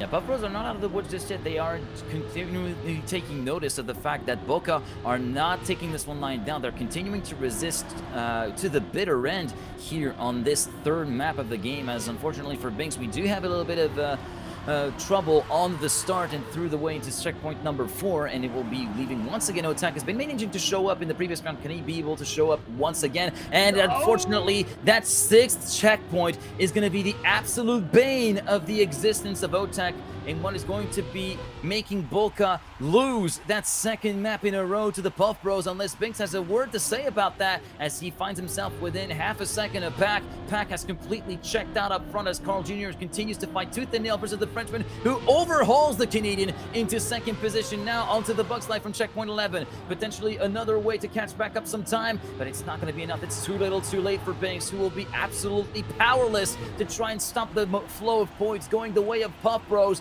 Pack should be able to take the round win, and he does so with a 0.4 away. Great time from Pack, as Binks does a 180 spin into the finish line. 10-7 for the Puff Bros, who now take the lead into the match overall with a 2-1 scoreline. And as we move on to our next map, it looks as though Bokeh's early momentum has been stuck in limbo ever since they won their first map. What a way to introduce that new map. Loving the bridge into Limbo from Vixa.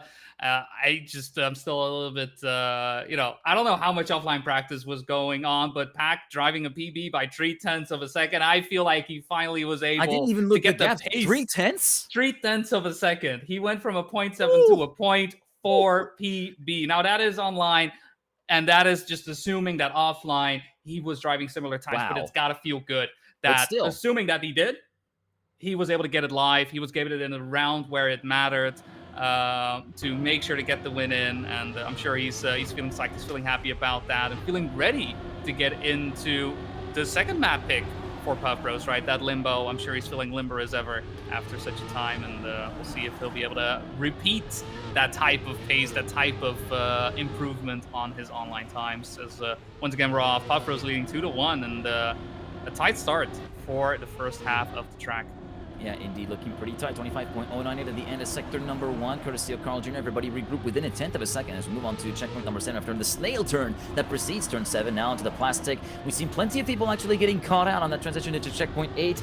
Checkpoint 8 gets passed by everybody. 41.837. Great trigger of the reactor boost from Pack over on the platform section. Otak on the verge of clipping over the hole on the way to checkpoint 10, carrying so much speed into the bobsleigh. It's Binks and Otak in 1st and 2nd. Watch out now to pinball away between the walls into checkpoints 11 and 12. Cardinal still keeping tabs and tabs on what Bokeh's doing. Everybody going for the bounce, and it will be Binks and Otak finishing in tandem with a 0.836 and a 0.85 for Otak respectively. 0.853 if my calculations are correct, but that was a strong round from all players involved, and one where it was basically an arm wrestling match that we were witnessing throughout the entirety of that round. And in that arm wrestle, it was Bokeh who came away the victor. Yeah, just getting that 1-2 by the minuscule differences between all players. That is just phenomenal to see. We've already had a couple of rounds similar to that, but it amazes me every single time that these players are so well accustomed with these tracks, so good at their craft, and to see that come to fruition, right? 4 players, all similar lines, especially that final jump on to the risky way into the finish line. That was beautiful to see. Our first big mistake are unfolding at this point in time. Unfortunately, Otak having some issues with that turnaround, and Carl Carl Jr.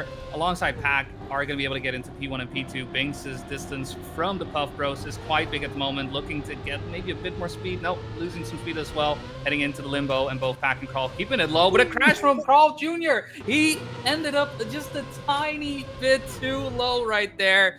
And so Bokeh right there getting away with murder, honestly. They just, I don't know if it was the Matrix or something along those lines, but that was bound to be an ace. Instead, it's going to be a victory for Puff Bros. So Bokeh getting a point in favor of Carl Jr.'s unfortunate meeting with the pool edge. Talk about a rejection for Carl Jr. on that last bounce. My goodness, as we move on to the next round, and it will be 4-2, still in favor of Bokeh at the moment, with the Puff Bros managing to get some gap back in the form of that victory that we witnessed a little bit earlier on. Moving on to checkpoint number 5, it will be a 24.975 split at the very end of the first sector for Pac, looking pretty snazzy. Then we also have Carl Jr. and Binks very much hot in tow, and Otak, having taken a little bit of the foot off the throttle, will be trying to mount his fight back a little bit further down into the map. Checkpoint number 2, checkpoint number 8, sector 2 is done, and who gets the best reactor trigger? It's certainly not Otak, as he slid all the way through that reactor trigger. Binks does still come away with the lead. Pac in second place, but we have a little bit of a touch on the way to checkpoint 10 from Binks, which is going to be compromising his entry into the bobsleigh, forcing him to respawn, and now it's going to be Carl and Otak. Otak has to fight tooth and nail versus Carl Jr. The fight has been made easier with a touch from Pac before checkpoint 12, and it's still going to be a straight fight between Canada and France to the line. Otak snipes Carl Jr. by just 12 milliseconds to prevent another victory going the way of the Puff Bros and salvaging the draw by just the tiniest of margins. Bokeh still stay in the lead, 5-3. I mean, look, I got a question if we're watching Trackmania or Mario Kart right there. I don't know what caused Pac to slide out right there. I do know, of course I do know, but it just came just at the best moment of time. And then Carl Jr. also just having a bit of a lower bounce, right? Just a bit of a slower bounce, and making all the difference right there for Bokeh. Bokeh 2 rounds in a row, honestly, where things were looking quite dicey at the end, but still getting away with the best possible result that they could have gotten. That's got to feel really, really good. Back having some issues entering into the wood sector, though, will mean that he is going to be falling behind. Not too much, though. At the moment, 0.8 of a second, so a mistake on the side of Binks or Otak still could be punished by the Englishman. For now, though, Carl Jr., his job, his choice of weapon is going to be offense. Going to find any and all way to try and get by Binks and Otak, but you know what? If you get the turnaround wrong, that exit not going away, Otak and Binks will be able to get an ace in their favor. Still, though, Pac is trailing behind. Doesn't mean that they're fully safe. But you know what? You don't catch it on the screen, but I caught it in the background. Pac, unfortunately, sliding out once again will mean that Bokeh will be able to take it easy. They don't know what easy is. They just know how to limbo, baby, and they will make their way across the finish line. 0.03 of a second between one another, driving a 105 on both sides. 0.9s and an ace for Bokeh to bring it home. 8-3, and Bokeh on track point.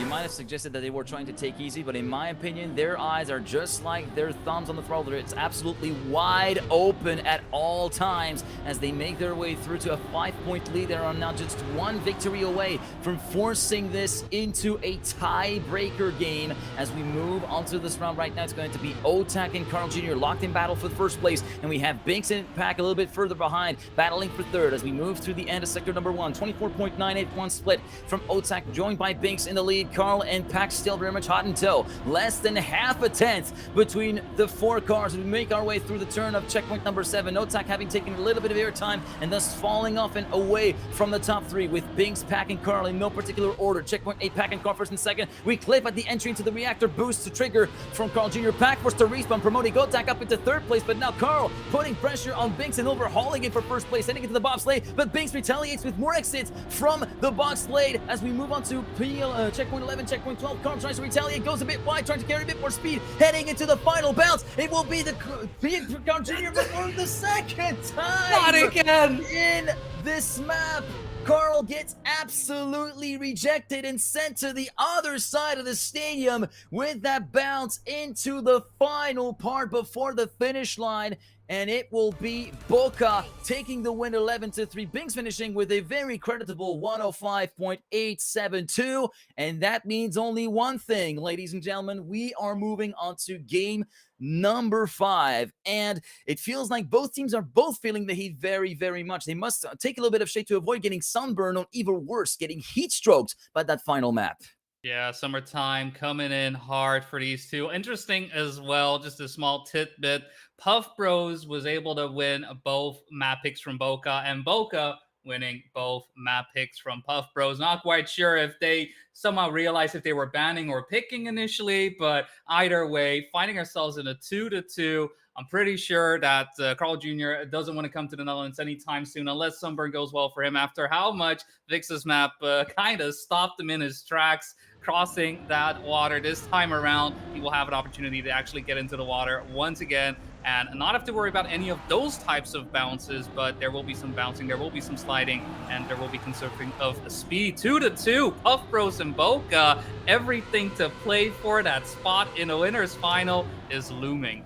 Indeed, as we make our way through round number 1, Sector 1 currently about to be done and dusted, with Carl taking the lead, with Pack and Binks in hot pursuit in second and third place. Otak a little bit further behind. The first split at 31.507, courtesy of Pack, who exits in the lead. But both Pack and Binks actually touching the wall at the exit of the footpath at checkpoints. This both getting away with it as well. So there's that for them going for them. There's a bit of a silver lining, as Otak unfortunately has a little bit of a bounce from the front axle, exiting checkpoint number 8, and thus will be continuing to bleed time out into the ice slide, into the third and final sector. Pack versus Binks. This is looking extremely close up front as we make our way through the final bobsleigh in the final corner. Pack still holding on by a thread onto that first place, and will be able to retain that first place all the way to the end. 106.101 at the end of that first round. 63 milliseconds ahead of Binks. Carl Jr. 4/10 down. Otak 6/10 down. Victory for Puff Bros, who makes the first strike.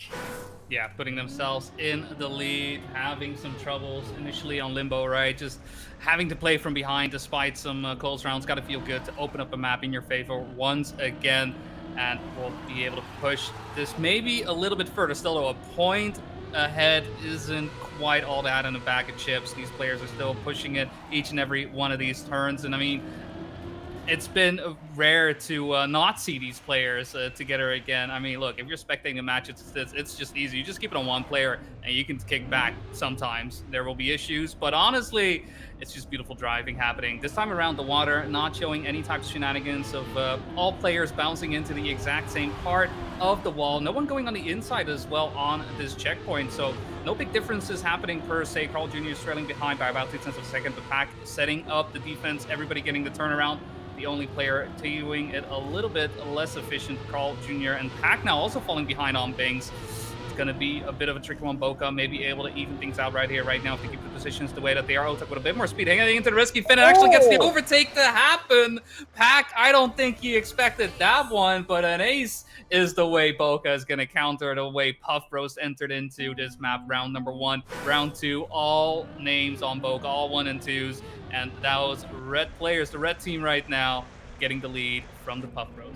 Otak from the top rope, absolutely knocking Pack out of that second place and allowing Bokeh to take a 2-point lead heading into round number 3. As we get through to the ice line, it's Carl, Otak, Pack, and Binks in that order. Binks currently at the very tail end, giving us a good overview of what's going on up ahead. Pack currently sitting pretty in third position, end of the first sector. Now Pack going toe-to-toe with Otak for that second place, which would be synonymous with an ace situation, and it will be Carl and Pack first and second. Look at the aggressive attack on the footbath setup for Pack to move up into second place, but Otak is still continuing to chase them down. Same for Binks, who has made the junction well and truly for that fourth position right now, sitting 70 milliseconds behind the leader. This is still all to play for as we head into the third and final sector. 47.068 split at the entry to sector 3. Great spin from Binks and Pack to move up into first and second, completely shuffling the places around. Binks trying to salvage the draw away from that round, whilst we do see Pack trying to force Binks into making a mistake, but that mistake will not happen at all for the man from East, who will still take the win. 37 milliseconds ahead of Pack, a 106.045. It's been nothing but sparks flying out of these cars here on this map, and I wonder if there's going to be tech inspection. I feel like there's going to be a bit more plank wear than usual in motorsport terms. Oh yeah, I just wanted to draw a little bit of attention. I'm not sure if we fully caught it on stream, but Binks' slide on the ice right there was as risky as they get. He was so close to teetering off the edge, but that attack proved to be deciding right there, just putting himself in such a favorable position, overtaking Pack right there, who has been in the lead for most of that round, and unfortunately just unable to hold on to it up to the end.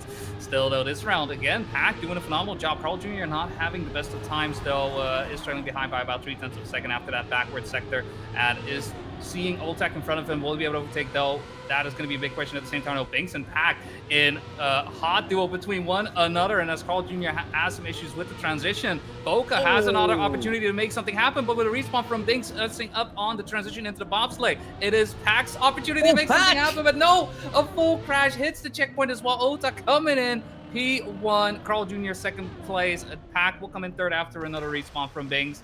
What unfortunate way for this round to end. Puff Bros definitely having a bit of an advantage, having a bit of a respite in their favor, but unable to make it happen. The reset block strikes again once more, and it is still a 2-point gap. Bokeh leading 6 points versus Puff Bros' 4. Third setter, it seems to be a real run killer from checkpoint 9 onwards on that last round, with Carl Jr. hitting the pole at the very top of the transfer from the ice back onto the road, with then Binks getting ejected before the bobsleigh sector transition into checkpoints 11, as he also encounters slowdowns of his own here in this round, and then Pack completely full stop picking by clipping on the outside and then full stop picking in the side of the reset block. That finish had layers, much like an onion, and we were peeling the layers one by one until Otak was left standing to take the win and the draw for Team Bokeh, and it looks as though he has the same jump to do all over again as he exits checkpoint number 9 in the lead with a 47.085 split, packing Carl Jr. second and third, but Carl Jr. misses the actual spin outright. The transfer is completely flunked by the Canadian 6-double world champion, and it will be Otak and Pack left on their own, with a quite tremendous gap being pulled by Otak in the final sector to take the individual win with a 106.985, and Binks confirms the win for the round for Bokeh with that third place, 2.8 seconds down compared to his teammate. Carl does take the risky fin and makes it through on the first time of asking. It will be an 8-5 scoreline in favor of Bokeh, and they're having their backs against the wall right now, Puff Bros. It's the point of no return that they've been most unlikely dreading here on Sunburn, and they have to wane that gap back down ASAP. Yeah, this is turning into maybe a little bit of a bro versus pro type deal for those who know, but Buff Bros needing to bring everything they've got to the table. Ooh, fairly early mistake coming in from Pack there, though, on the wet plastic, crashing, losing a bit of time because of that. 0.4 of a second could have been worse. You know, you gotta look at it a bit more positive, but at the same time, thanks to Ultac, they have been looking unstoppable. Really the only map where things very much look out of favor, right, just not going their way, has been Ascension at 1 ace, and after that, things just not going well. I think that was the biggest, downside, if not Eclipse, specifically that checkpoint, the 4 times crash happening from Otak. This time, though, Bokeh in such a great position. Pack unable to catch up. Carl Jr. having some issues with this turnaround. We'll see how it goes now. He makes it, but missing his teammate. Pack still nowhere in sight, and Carl needs to overtake Otak right here, right now. Otak, though, pushing on each and every one of these turns. We've got the no-break sector making their way down. Carl Jr. doesn't have more speed. Otak stays ahead, and it is going to be a victory and match win for Bokeh. 10-6, taking it on map number 5 after losing it in the Swiss 3-0 versus Puff Bros. Now they counter. They pick it home 3-2 and put themselves into the winners final, and the Puff Bros are going to have to battle their way through the lower bracket. Indeed, and I have to say, this is probably one of the best matches you'll likely ever see in Trackmania throughout the summer, because that was just high-caliber players going at it against each other, not living an H to each other, not leaving anything on the table in terms of pace, and that final time show with a 105.985 for Otak at the very end to claim the individual victory, and with Binks in third claiming that 10-6 victory on Sunburn, and 3-2 for Bokeh, who have well and truly learned the lesson from last time out in the group stage when they faced off against the Puff Bros, which they did lose all the maps, but in very, very inconclusive margins in favor of the Puff Bros. And here they were able to perfectly retaliate and say, we're going to take the fight to you, and we're going to make you work hard for that spot in the grand final. And it looks as though that job has gone a little bit harder for Puff Bros now that they have lost that safety net of the winner bracket. And I've got to say, it was such an amazing match to witness. I don't know about you, Boney, or you guys in the chat, but it was absolute cinema at every single possible opportunity. And special shout out to those opening rounds in Limbo with the formation finish, less than half a tenth between the top four, and it was an ace going the way of Bokeh, separated by 17 milliseconds. There is so much to actually look through on this match. This is a highlight reel on its own. There's absolutely nothing left to actually chuck in the bin. It's been an absolutely class match. Yeah, honestly, if there is a match to look back on, I think at this point in time, this would be my number one to recommend. I think the second one I would recommend, if there's ever another one to do, is Swift versus Big from the Swiss. Those are my two favorite matches we have seen thus far. And I mean, to see this unfold at this stage of the tournament as well, it could very well be that these two teams could meet each other later on in the grand finals, right? Maybe giving us a little bit of a taste, but that is more of a certainty for Bokeh than it is for Puff Bros. Bokeh isn't in just yet, but they are the ones just one match away from making it in there. And the Puff Bros, on the other hand, they're going to have to battle their way through the lower bracket. And I'm very curious to see who will be facing off to. Other than that, we have had the lower bracket, at least, suffering some losses here, right? We're starting to eliminate some teams along the way. If you are any at all curious, right, to check and go to esports.trackmania.com and you can check it out. Big versus Swifty, though, has concluded. Big being able to win that 3-0. And on the other side, Tesca GG, our team to spectate on our first match, unfortunately suffering a loss versus Team Nemesis. And so we already have 2 teams to say goodbye to. And with that, 6 teams remaining in the tournament.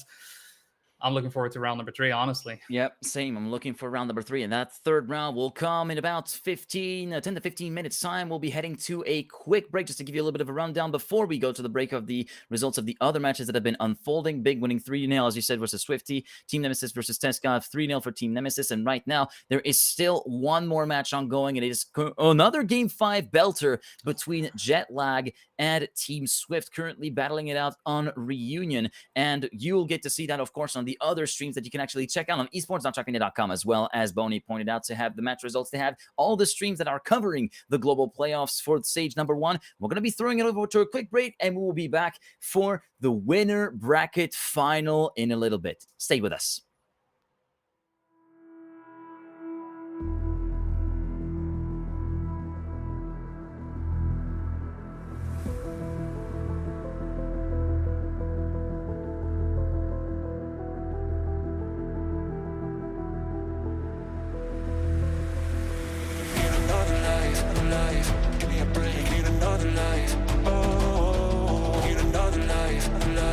Give me a break, need another life. Oh.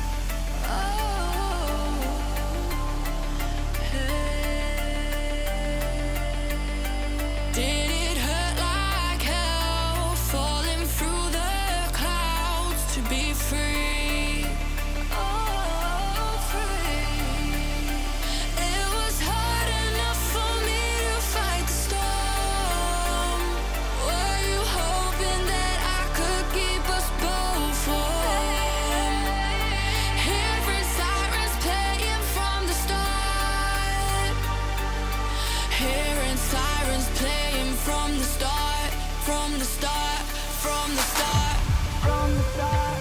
Hey, hey. Did you hear them sirens playing? Hear them sirens playing from the start,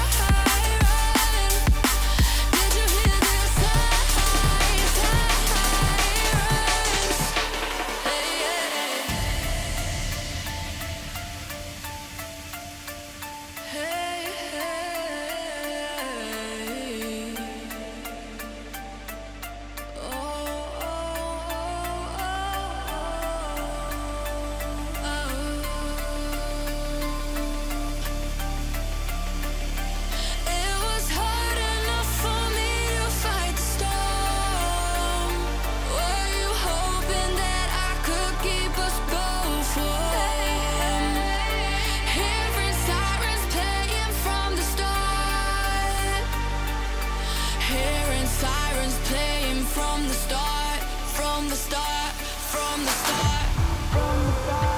Hey, hey. Hear them sirens playing from the start.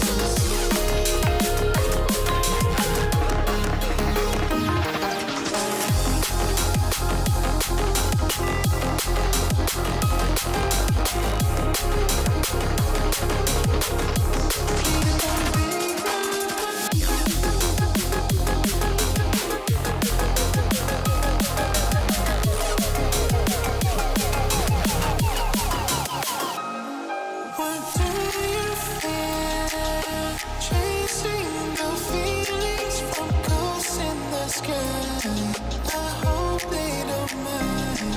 I need you near, something to hold someone I can call mine.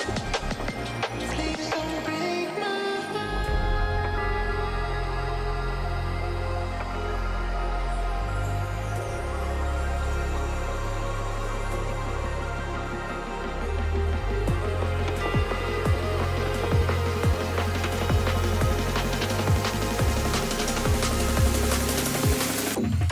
Just break my heart.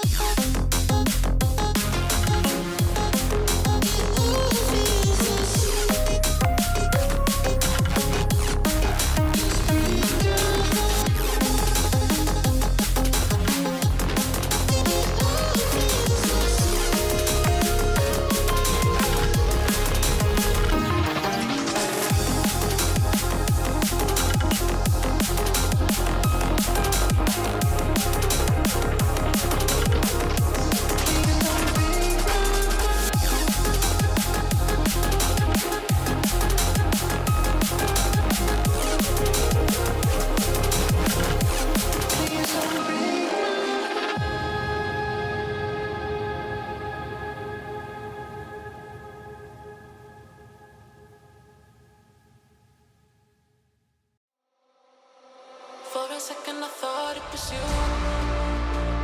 Thought it was you. Thought it was you.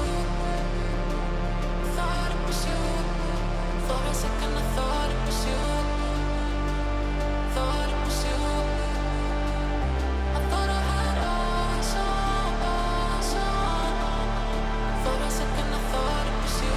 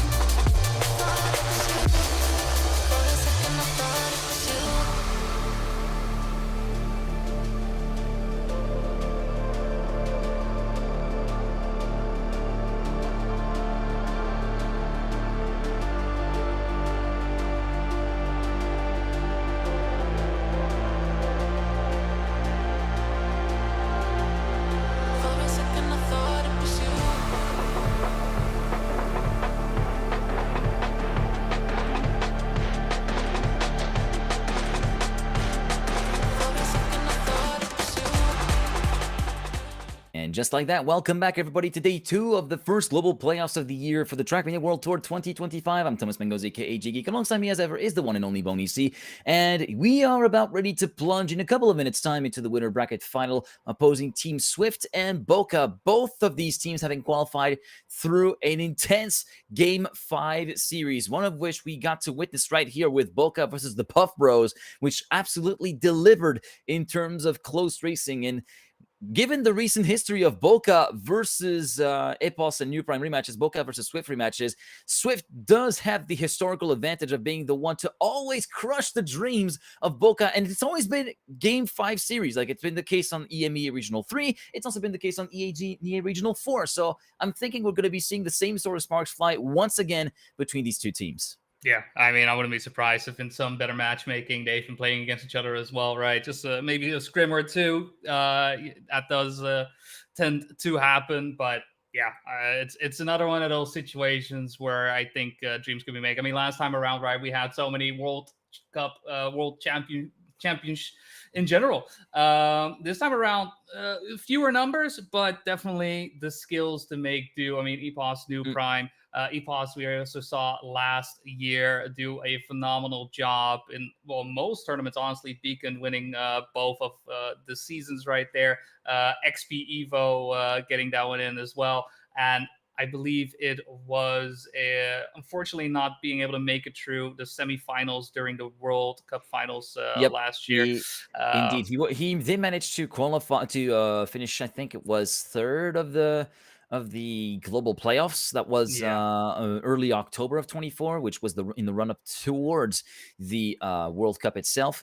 And of course, I gotta say, in the Trackmania World Tour itself, he's been participating in CCB, went all the way to the final in CCB last year, and he also won the May 24 one of the monthly, because he won in the May 2024 with a supreme comeback on one of the maps. I forget which one it was, but he had something like a 19-point deficit and clawed that all the way back and beat to the punch Carl Jr. and Stuffs, who were at the height of their momentum. Especially Stuffs was looking very, very strong on that particular match itself, but EPOS absolutely came in and stole the show, stole the limelight for both of their players, as he was able to get his first Trackmania World Tour win at the time, playing for Blue Jays, which was the first win for Blue Jays since 2017, since they returned to the fold in Trackmania at the time. But of course, here things are a lot different. EPOS partnered up with New Prime, the two star players of XP Evo 24, in my opinion. Of course, EPOS winning XP Evo, becoming which became his first major win in the Trackmania World Tour circuit, and New Prime with an absolutely beautiful run that he made all the way up into the grand final, eventually finishing in P4, which is still an absolutely stunning result, which is absolutely nothing to scoff at in that particular sense. And it's a sort of transitional period for Trackmania, transitional match for Trackmania, because we've had some of the historical players with some of the guys that actually came in through the wave of 2019, 2020, 2021. Thereabouts, the likes of Otak, the likes of Binks, and so on. And here it's that middle wave with the new guard that are really coming to fruition. I say new guard. New Prime was mostly confined to tech, let's say tech mixed and tech team competitions. It's been very much a key asset of Team Shift, but has been showing up greatly in the last part of 24 as a solo player, and then in duo really continued to grow all on his own. And EPOS, of course, just starting to show up in the middle of 2023, getting all the way through to the finals of the World Championship in Montpellier in 2023, then at the semifinals in 24 at the Paris Games Week. So very much it's a sort of like new guard versus transitional wave-ish sort of players. I know it's a bit hard to categorize. It's not quite old guard versus new guard, because they're not that old yet, Binks and Otak, come on. But still, it's still a great, great match to actually witness, with two different schools of thought very much at play. Yeah.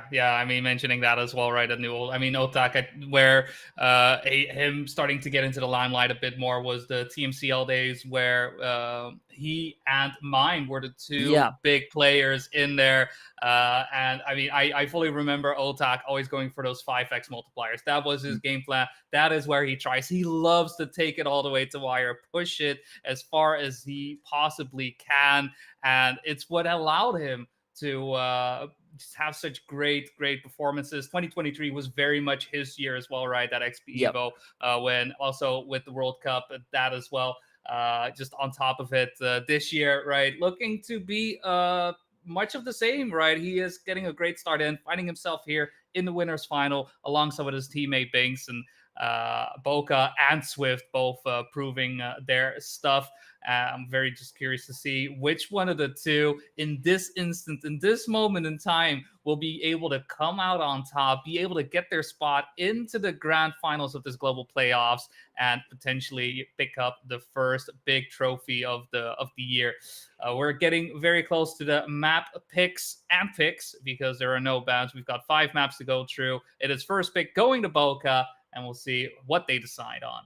Binks locking in Reunion straight out of the gates for that pick phase, and EPOS will be in charge of choosing the second map in order, with the choice now left between Ascension, Limbo, Sunburn, and Eclipse in no particular order. And there will be a little bit of discussion with New Prime to try and actually weigh their options a little bit, try to see which map will probably be a better benefit to actually get out of the way a little bit earlier on and leave the other one as a sort of joker map, quote unquote, in case the second pick doesn't really go their way. It will be Sunburn as map number 2. So already into the difficulty spikes we go, followed by another difficult map in the form of Limbo. So it's very much a difficulty mountain that has to be climbed before droving slightly back down with a Ascension, and then sharply falling with Eclipse. Reunion, Sunburn, Limbo, Ascension, and Eclipse. Your map order for that winner bracket final. The winner of which gets through to the grand final. We will start off in about a minute with the two teams that have been absolutely dominating the EMEA standings reunited once again to kick off yet another high-stakes match. Yeah, and I hope that with both teams coming out of a tight race, tight match in their semifinals, 3-2, 1 for both. Curious if they've got the stamina, if they have what it takes to keep things going for that team, the one team that'll make the win.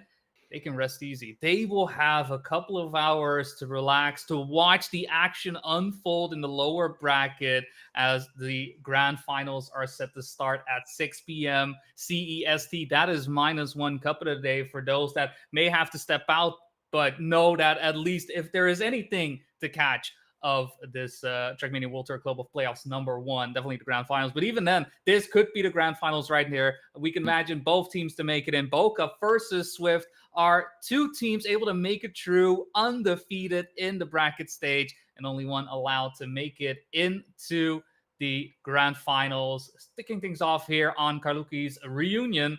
And looking at the times real quick, it's gonna be a close one. I see 106 from both sides, and honestly, that's just online times. Those are only online. That's only online times that we're seeing. 0.9s with Otak, the only outlier there with a 107.1. But with that out of the way, let's hope that Otak is able to keep up the pace that is going to be printed by the guys up front, because the field is let loose and we are racing in the winner bracket final here on Sunday in the global playoffs for stage 1. And we start off pretty strong. Everybody's still managing to make it through the start nice and clean. We're trying to stick it all the way towards the outside for Banks on the run towards checkpoint #2. And we go a little bit further down the pack with Epos at the tail end of the field at the present moment. It will be Banks currently emerging in the lead ahead of New Prime, Otak, and Epos in that order through the ice in checkpoint #4 and at sector #1. That will be Banks still holding the lead. Otak narrowly missing out the contact with the wall. 29.725. Great split from Banks at the start of that round. New Prime now under threat from Otak in second position.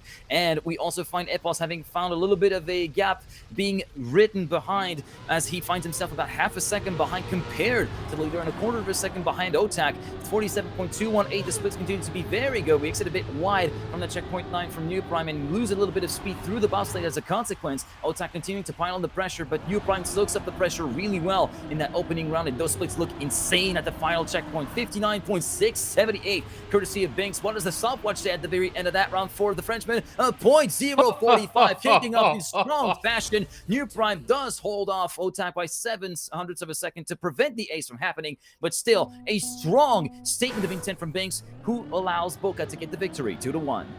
Strong, I feel, is even an understatement, putting down a 0.0 on round #1 to let Swift know we didn't come here to play. We're ready to take names, kick ass, chew bubblegum, anything you can come up with. Either way, if it's a Bokeh win, then Banks and Otak are going to be happy about that. But that was just beautiful, beautiful driving. This time around, though, Banks not being as close to his teammate. Well, you know what? That's a way of getting closer. Hit the wall. Not the strategy I would recommend, as it does allow Epos and New Prime to get into P1 and P2. Otak setting up the attack, though, catching up just slightly throughout each and every one of these turns. And already on this 180, finding himself neck and neck with New Prime, who goes into the turn into the bobsled. A bit slower, unfortunately. Otak unable to keep the line and crashes into the wall, is going to be out of it. Bing slots into P3, but the gap is still quite big. 0.3 of a second. Epos and New Prime together forever, making it hand in hand, side by side, making sure that each and every one of these turns go their way. We'll see if they'll be able to counter that 0.0. Well, it's going to be a 0.3, not as fast as we saw,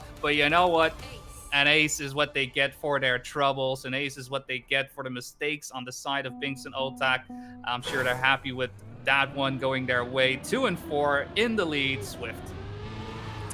Bokeh looking to make that round 2 blunder be a thing of the past and only a temporary setback on their potential way towards a grand final spot here on game day Sunday as we make our way through to round 3. Checkpoint 3, Banks, Epos, Otak, and New Prime through the wood in that order, a 10th apart from first to last. Through the ice we go with Banks still holding into the lead. Otak now sprinting ahead of Epos. Checkpoint 5, sector 1 done. 29.768 split for Banks, still looking very, very good at the present moment. Otak and Epos side by by side almost for the benefit of second position and going over the void for both Otak and Epos. A little bit of a clip and a little bit of a bump from the front axle from Otak, but nothing to worry about for the man from Samalo, who keeps it on the black stuff well and truly, as we do see a huge slowdown from Otak, who was a little bit too eager to go to the apex at the second part of the turn from checkpoint 9. Epos takes advantage of that, matter of fact, to move up into second position of his own accord, being still holding onto a steadfast lead with a 3/10 lead over Epos. Otak keeps New Prime at bay and thus will secure the victory for Bokeh, allowing them to go within a single point of Swift with a 5-4 scoreline in favor of the Epos New Prime duo. And still, despite the fact that we have gone a little bit slower than what we saw in round 1, that point 0 seems to be like a freak accident of some kind, because still, point 3, point 2s are absolutely nothing to scoff at, no matter the standing of the players, although this time, Swift are going to find the going a little bit tougher, as Epos did graze the wall before turn 2. Yeah, New Prime, left to his own devices, is going to have to keep the Swift flag high throughout each and every one of these turns. It goes with the respawn as well. That pretty much seals the deal. New Prime knows he needs to buckle down. He needs to keep focus in to get a draw in, to make sure that at least it is a point of a gap. Won't be track point just yet. We're not quite at that stage, but it could be if New Prime fails to keep up the defense. He has been going quite wide on this turn each and every single time, but we have a crash happening on both sides. Binks and New Prime both crashing, but New Prime having to go for multiple respawns. That looks to be track point set and ready for Bokeh, despite the huge gap between the two teammates at this point in time. He puts the New Prime even further behind, and pretty much without a shot at glory for this round. It's going to be 7-5 unless there's a catastrophic failure happening on the side of Bokeh. Oka's going to crash Otak on the finish line. 107.4. Binks coming in second place. A little bit later, you know, just a 110, nothing to worry about. But evening things out, no such thing. Bokeh takes the ace, takes the 3 points. Thank you very much. Put themselves in a track point. They put themselves in Track's point despite a rather chaotic round, a rather uncharacteristic round compared to what we've seen so far at the very least, with Epos making a mistake early on, then a vicious crash from Binks on the way to checkpoint number 8. You were pointing out both crashes of New Prime and Binks, but I was too focused on Binks' sickening crash full stop into the pole on the way towards checkpoint 8. He's hoping to put that behind him as he takes the lead away from checkpoint number 3 ahead of Epos, Otak, and New Prime in that order. New Prime will be the first victim to fall foul of the ice patch in checkpoint number 4, 29.632. This is looking like a mighty split from Binks at the end of sector number 1. As we move on to the glider from checkpoint 6, Epos under threat from Otak for second position. Bokeh trying to finish this first map in style with an ace as we continue through with Binks still in the lead by 0.2 of a second from his teammate. The split at the end of sector 2 of 47.094. We might be on the verge of a 106 being driven by the man from East, who continues to drive an absolutely flawless round so far. Otak and Epos still toe-to-toe as we continue to watch the split tumble down, being absolutely burned to the ground by Binks, who gets reeled in by Otak and Epos. Maybe a little bit of time left on the table, and that is indeed the case with a 107.115 at the very end. Could have been a 106 on the cards, but in the end, just a few tenths given away is all that was really to pay for Binks and Otak to secure that 1-2, which is synonymous with a 10-5 scoreline on Reunion, allowing them to take the leg up on Swift 1-0 as we move on to our next map and the first big difficulty jump of the BO5, Sunburn.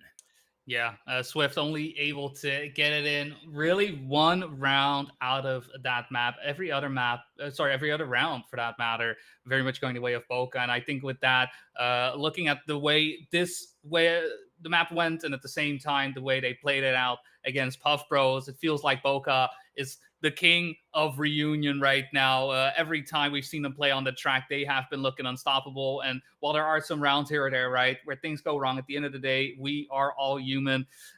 It seems to be a staple for them. I wouldn't be surprised if next time we see them in the grand finals, if they make it there. In the other situation, really, Reunion is simply one on the table. They will find that as their home base and be sure to try and get those wins. There is going to be a very, very hard ask for any team facing off against Otak Sabink. And right now, Swift is still facing off against Bokeh, leading 1-0, making their way on to the ice, sliding around. Otak starting to fall a little bit behind as we head into the backward section. Still within earshot, though, from each and every one of these players. Backwards we go. Flip him around onto the booster, and Bing still leading, getting a little bit more of a gap. New Prime, bit of an slide around in the water itself, keeping things honest, keeping the pressure right there. Otak still a little bit away. We'll see how things go on this ice slide. Binks on the previous match taking such beautiful inside lines, looking like he wants to replicate that. New Prime though with the overtake gets the turnaround but goes too high, and once again Binks slotting into P number 1. Epos right behind New Prime following suit. We'll see how the no break sector goes. We've seen how this reset block can ruin any and all dreams, but New Prime is right there to join in with Epos. It's going to be a draw despite a fight to the bitter end. And that is a great, great round being driven by everybody involved. Less than 2 tenths between first and last in a very, very tight battle between the top 3 themselves. Binks managing to emerge away in the lead and managing to enforce the draw at the very end of that round that could have gone pretty much either way, I gotta say, with how the round has gone through. But this time it will be a little bit of a setback for Team Swift as we had a little bit of a nibble of the wall on that little regrip section before checkpoint number 2 from New Prime, dropping the German currently half a second down compared to the leading trio of Binks, Otak, and Epos in that order at checkpoint number 3 as we go through the reverse part onto the bumper, get the 90 spin to go into the booster and lead away will Binks with a 31.495 at the end of sector 1, and will be along with now with Otak as currently sitting in P3, doesn't go for the alternative strategy. Everybody goes for the conventional line through the triangle as we make our way through checkpoint number 9. It will still be Binks leading by about 2 tenths of a second, heading into the transfer, and a nice spin executed by Epos, especially, who completely overhauls the gap and takes the lead away from Binks very temporarily though at the final checkpoint as we see Binks and Otak trying to retaliate, but Binks slips on the outside, goes a bit too wide, and thus will be giving the points away. Not quite, actually, because New Prime has had troubles of his own and cannot overtake Binks. Both him and New Prime go through the safe way. Epos does manage to enforce a draw with a 106.235. Otak gave it all he could, but it wasn't meant to be for just 57 milliseconds. All this firework, all this excitement, and after 2 rounds, everything leads to draws. Just 2 and 2, both teams finding themselves pushing each other to the brink, to the edge of their potential, of their abilities this time around. No early mistake on the side of New Prime. Epos does lag behind just a tiny little bit, heading into the backward sector. Once again, so far, each and every one of these times, these players have been doing a beautiful job of getting the reverse gear down. As we all know, backwards is faster, and that is exactly what these players are showing off right here, right now. Binks, New Prime in a fight for first place, but Binks has the lead. Last time around, didn't have the best of ice slides. We'll see how it goes this time around. Players do not go for the inside line here. Every single time we've seen them go for the triangle, and I think it would have to come down to the wire for any changes in that sense. Binks having some issues with the eye slide, and because of that, doesn't get the turnaround on the quarter pipe and leaves it all up to Otak, who is so close to New Prime. We'll see how much these players dare to risk on this downhill with the breaks off. Otak does push it a bit harder, gets past New Prime, and again, a draw will be all she wrote. Round 3, 3-3, Bokeh and Swift. Anyone looking for that break right here, right now, but thus far, still waiting for it.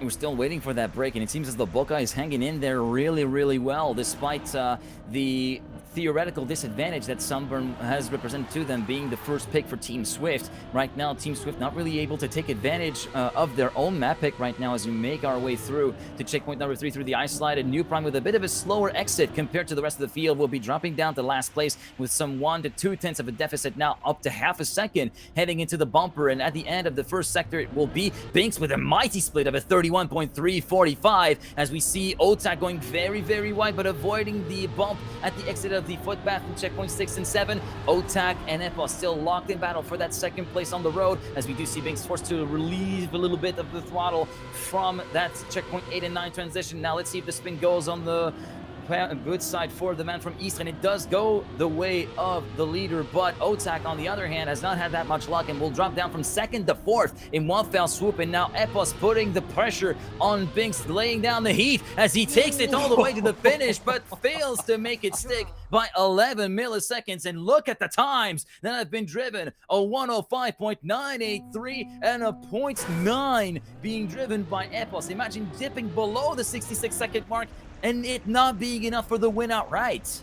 This is just these players pushing each other to the absolute limit, and every single time, no one is able to get an advantage out of it. Initially, it was looking quite good for Bokeh, but once we got into that last ice slide and the turnaround, that's where Swift was able to strike back and make sure that things were evened out regardless. Once again, New Prime a little bit slower onto the backward sector. We'll have to settle for P4 for the time being. Binks entering into the water first. So once again, we've seen this many times already, and Otak and Epos in a fight for second place. This time, Otak has the advantage going into the triangle checkpoint. We'll see once again how the ice will go. Last time around, a little bit of a mistake happening on the side of Bokeh. This time around, players making their way around, and Epos with the attack makes his way past Otak.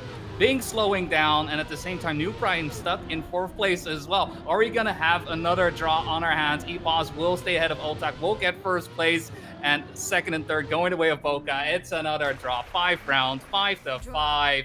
I mean, guys, if you can count, trust me, this is the best way to get to learning. Just 1, 2, 3, 4, 5. So easy.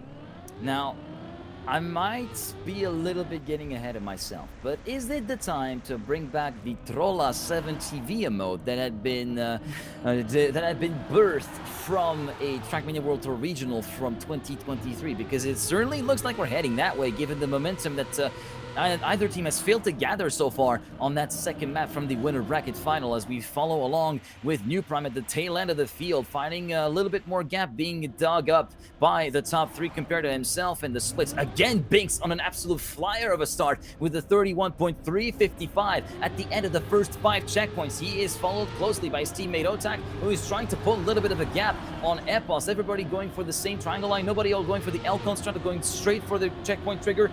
46.868, still looking like a good split. We do have a bit of a slowdown on the ice line for Otak. Good spin from the top 3, and Otak manages to get back within the clutches of his teammate Binks, and Epos gets completely left behind. Could this be finally the breakaway run for freedom that Bokeh wanted? It gets facilitated by Epos's clip at the very final corner, and what a time again from Binks. 105.975. We're just shy of dipping below the 66-second mark for Otak as well, but Binks on an absolute rampage at the moment, currently sitting with a win rate percentage of 54% so far, as Bokeh now move up to track points.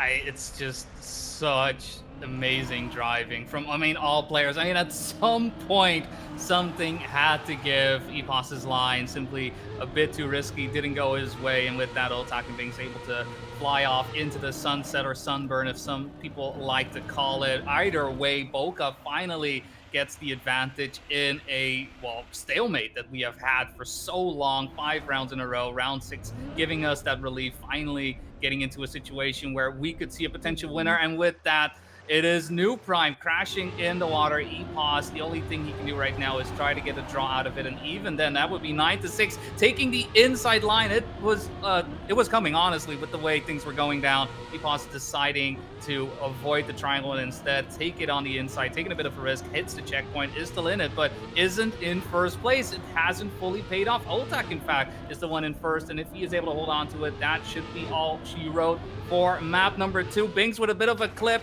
New Prime a bit too far behind to really stop anything happening for this 3rd spot, and so it is going to be a victory for Bokeh. It's going to be 10-6 to close out map number 2. The Sunburn has come and gone. We will make our way to the luau, where we have Limbo prepared and ready for our players. This does feel like a sign of destiny that Bokeh finally managed to get a map away from that particular pick. But we've been in that situation before in the previous EMEA regional finals. Bokeh with a strong start, but never quite able to get it over the finish line, both figuratively and literally, when it came to picking up the maps. And this is where Swift really reeled themselves back in and kind of shown in that particular way that they were able to do, to completely crush the dreams of Bokeh in both regional finals. And they could potentially crush the dreams of Bokeh's accession to the grand final outright and prevent them getting a little bit of respite and force their way into the consolidation final. As we make our way through to map number 3, Limbo is now underway with Bokeh leading 2-0, where we do have a couple of players that are stuck on the road, and it looks as though we'll be heading towards a technical pause. Yeah, a quick admin call being made, so hopefully we'll be able to get that sorted out relatively soon. Give us a little bit of a respite, right? We have been locked in for these last couple of maps. Non-stop action, just going I know this is hard. very uncharacteristic, but it's a great time to actually take a big swig of water. Make sure to stay hydrated, people. This is very, very important. Cheers. Very, very indeed. Let me take a quick. That's good H2O. Talk about 2-0.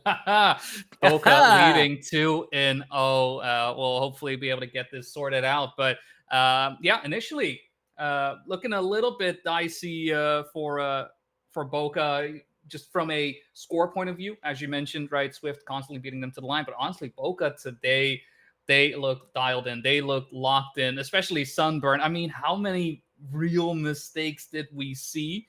And how many times did they come together as a team, even when those mistakes were to pop up?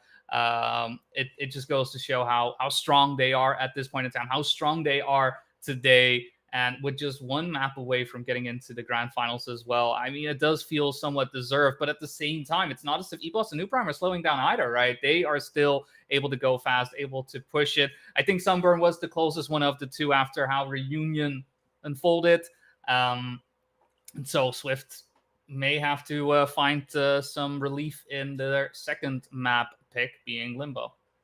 Indeed, as we are set to resume in a few seconds' time, as we did get some respite due to that technical issue that has prompted the field to stop racing for a little bit. But we are back racing underway for our first round here on Vixa's Limbo, and we are getting straight away into the first bounce, and Epos diving a little bit off to the left-hand side after the bounce to actually get the grip a little bit earlier, and so far it is paying off as he finds himself still within contact of the top four, which is being led by Nuprime, Otak, and Epos in second and third. Binks getting left a little bit behind in P4 as we make our way through the sector number 1. 24.988 split, not looking too shabby, all things considered. And now we go on to the snake run towards checkpoint number 7, the snail section rather, as the corner continues to tighten up, and also a little bit concave, which means that you'd be prone to airtime if you try to go a little bit too tight too early, as we make our way through to the reactor trigger. And Otak unfortunately clobbering the wall with the left-hand side of his car, thus forcing himself to respawn, promoting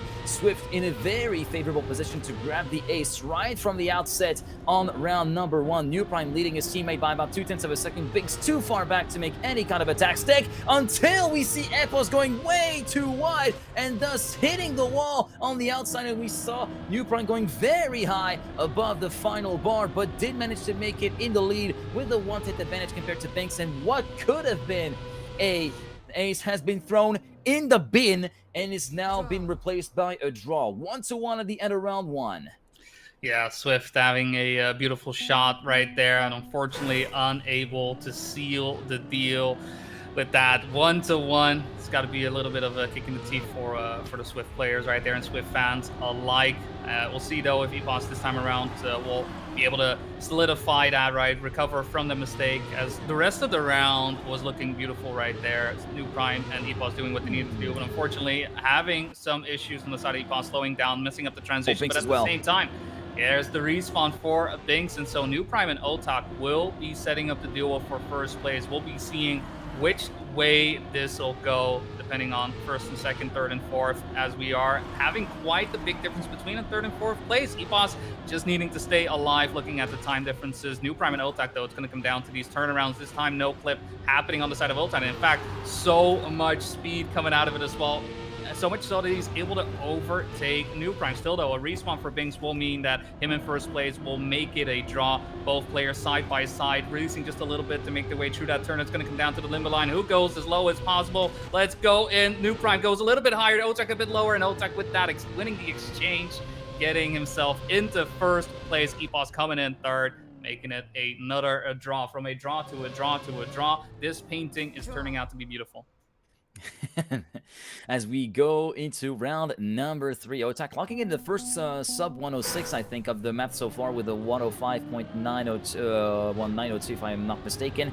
And we are now moving our way into the next round with Binks now looking to make amends for the previous round where he had an unfortunate clip on the way to checkpoint number 5, forcing himself to respawn, much like Epos had a little bit earlier on in the round where he unfortunately did not have enough speed for the transition into the ramp. This time everybody in the top 4 makes it through nice and clean through that ramp drop down, as Nuprime leap the field into checkpoint number 5, 24.965, a tenth away from his own splits from the current world record that he obtains. The snail currently being navigated through the turn number 7. Still, New Prime leading ahead of Binks. Otak battling with Epos for the benefit of the 3rd position and of the 2nd sector. 43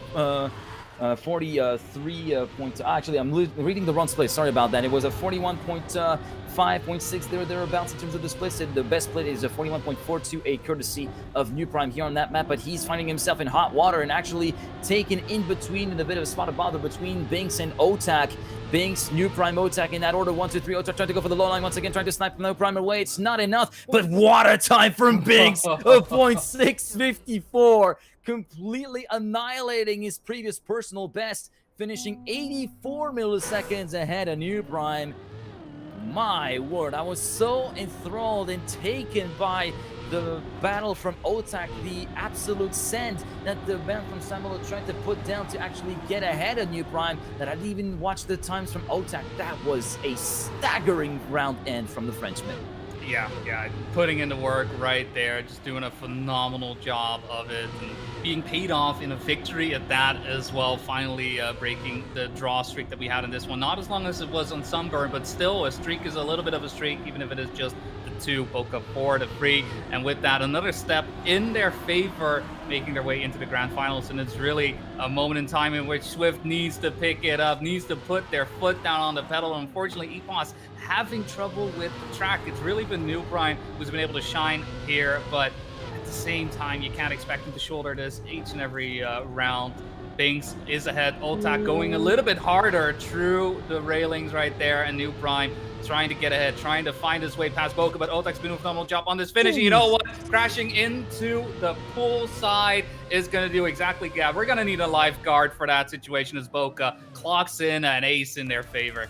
Yeah, I feel like a floaty will not be enough to actually rescue New Prime from that after that headbutting of the edge of the pool. Unfortunately for him, and it's not going to be no diving allowed. That is a very, very shallow pool that we're dealing with. Very shallow pools, and the floaties do look inviting, but do not go into those floaties either. They will reject you, much like the walls of the pool will reject you, as New Prime and Carl Jr. have experienced the hard way over the course of the last few matches. In the meantime, match point attempt number 1 from Team Bokeh, but it looks as though the conclusion will not happen on this round because Binks has had a troublesome start and finds himself way back in the field, close to 5 seconds down compared to Epos and Otak, who are battling tooth and nail for the lead of the race at the moment, going into the snail corner from checkpoint number 7. It is going to be Epos going all the way around the outside, managing to get the perfect exit speed from that corner to move into the lead still with checkpoints number 7 and 8. 41.598 splits, looking very, very good on the part of the Englishman as Otak continues to pile on the pressure on the man from Team Swift, and maybe a little bit more speed courtesy of Otak. No, that speed advantage is completely negated by Epos's entry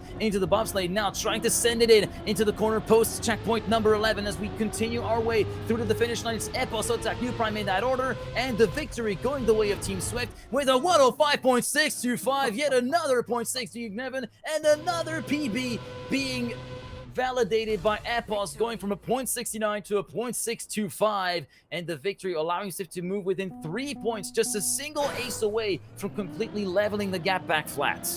Yeah, it's going to be necessary, as well as 2 victories would still put Bokeh on a map and match win would be 10-9, and so that is going to be the focus for Swift. But you know what? Sometimes you gotta have a little bit of luck. You gotta have something go in your favor, and with Otak making an early mistake in this round, this is exactly what Swift needs to try and get that ace in, to try and even things out, bring it to an 8-8, and perhaps start a reverse sweep. But that is not as easy as it sounds. Binks and Otak are still alive. They're still kicking. They're still around, ready to try and stop Swift from moving into the grand finals and put themselves into that position. Epos with a bit of an awkward jump out of the water, does manage to recover, stay within earshot of Binks as Binks goes quite wide here, but Epos unable to keep up, unable to keep the pace going, and so New Prime will be in first place by quite a large margin. Binks with a full crash though.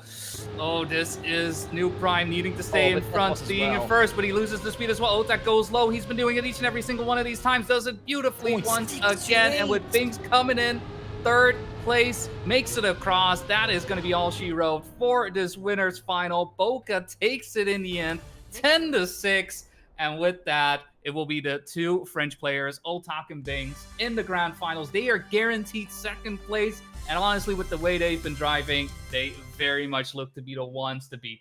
And for the first time in their history of confrontations, Swift has been taken down by Bokeh, and not in just any manner, with a 3-0 scoreline, and with the Dominating. great amount of performance being shown in Limbo, with those 0.6s being driven. Almost over half the rounds were 0.6s in that last map, which was absolutely beautiful to see. But Bokeh are not out of the woods just yet. They do get a bit of an early respite, as the grand final is a little bit of a ways away further on into the future here on this game day Sunday. But Swift are still in with a shot of potentially rematching in the grand final and trying to take revenge and continue their dream-crushing abilities to be put onto Bokeh's progress, as we should be able to take a little bit of a looky look at the brackets at the present moment, with all of the other matches continuing to be rating populated. They haven't been updated so far, but we do know that there are still a couple of matches underway. Jetlag versus Big, currently Big leading 2-0. It looks as though that match has been all said and done, with Big likely coming away as the winner.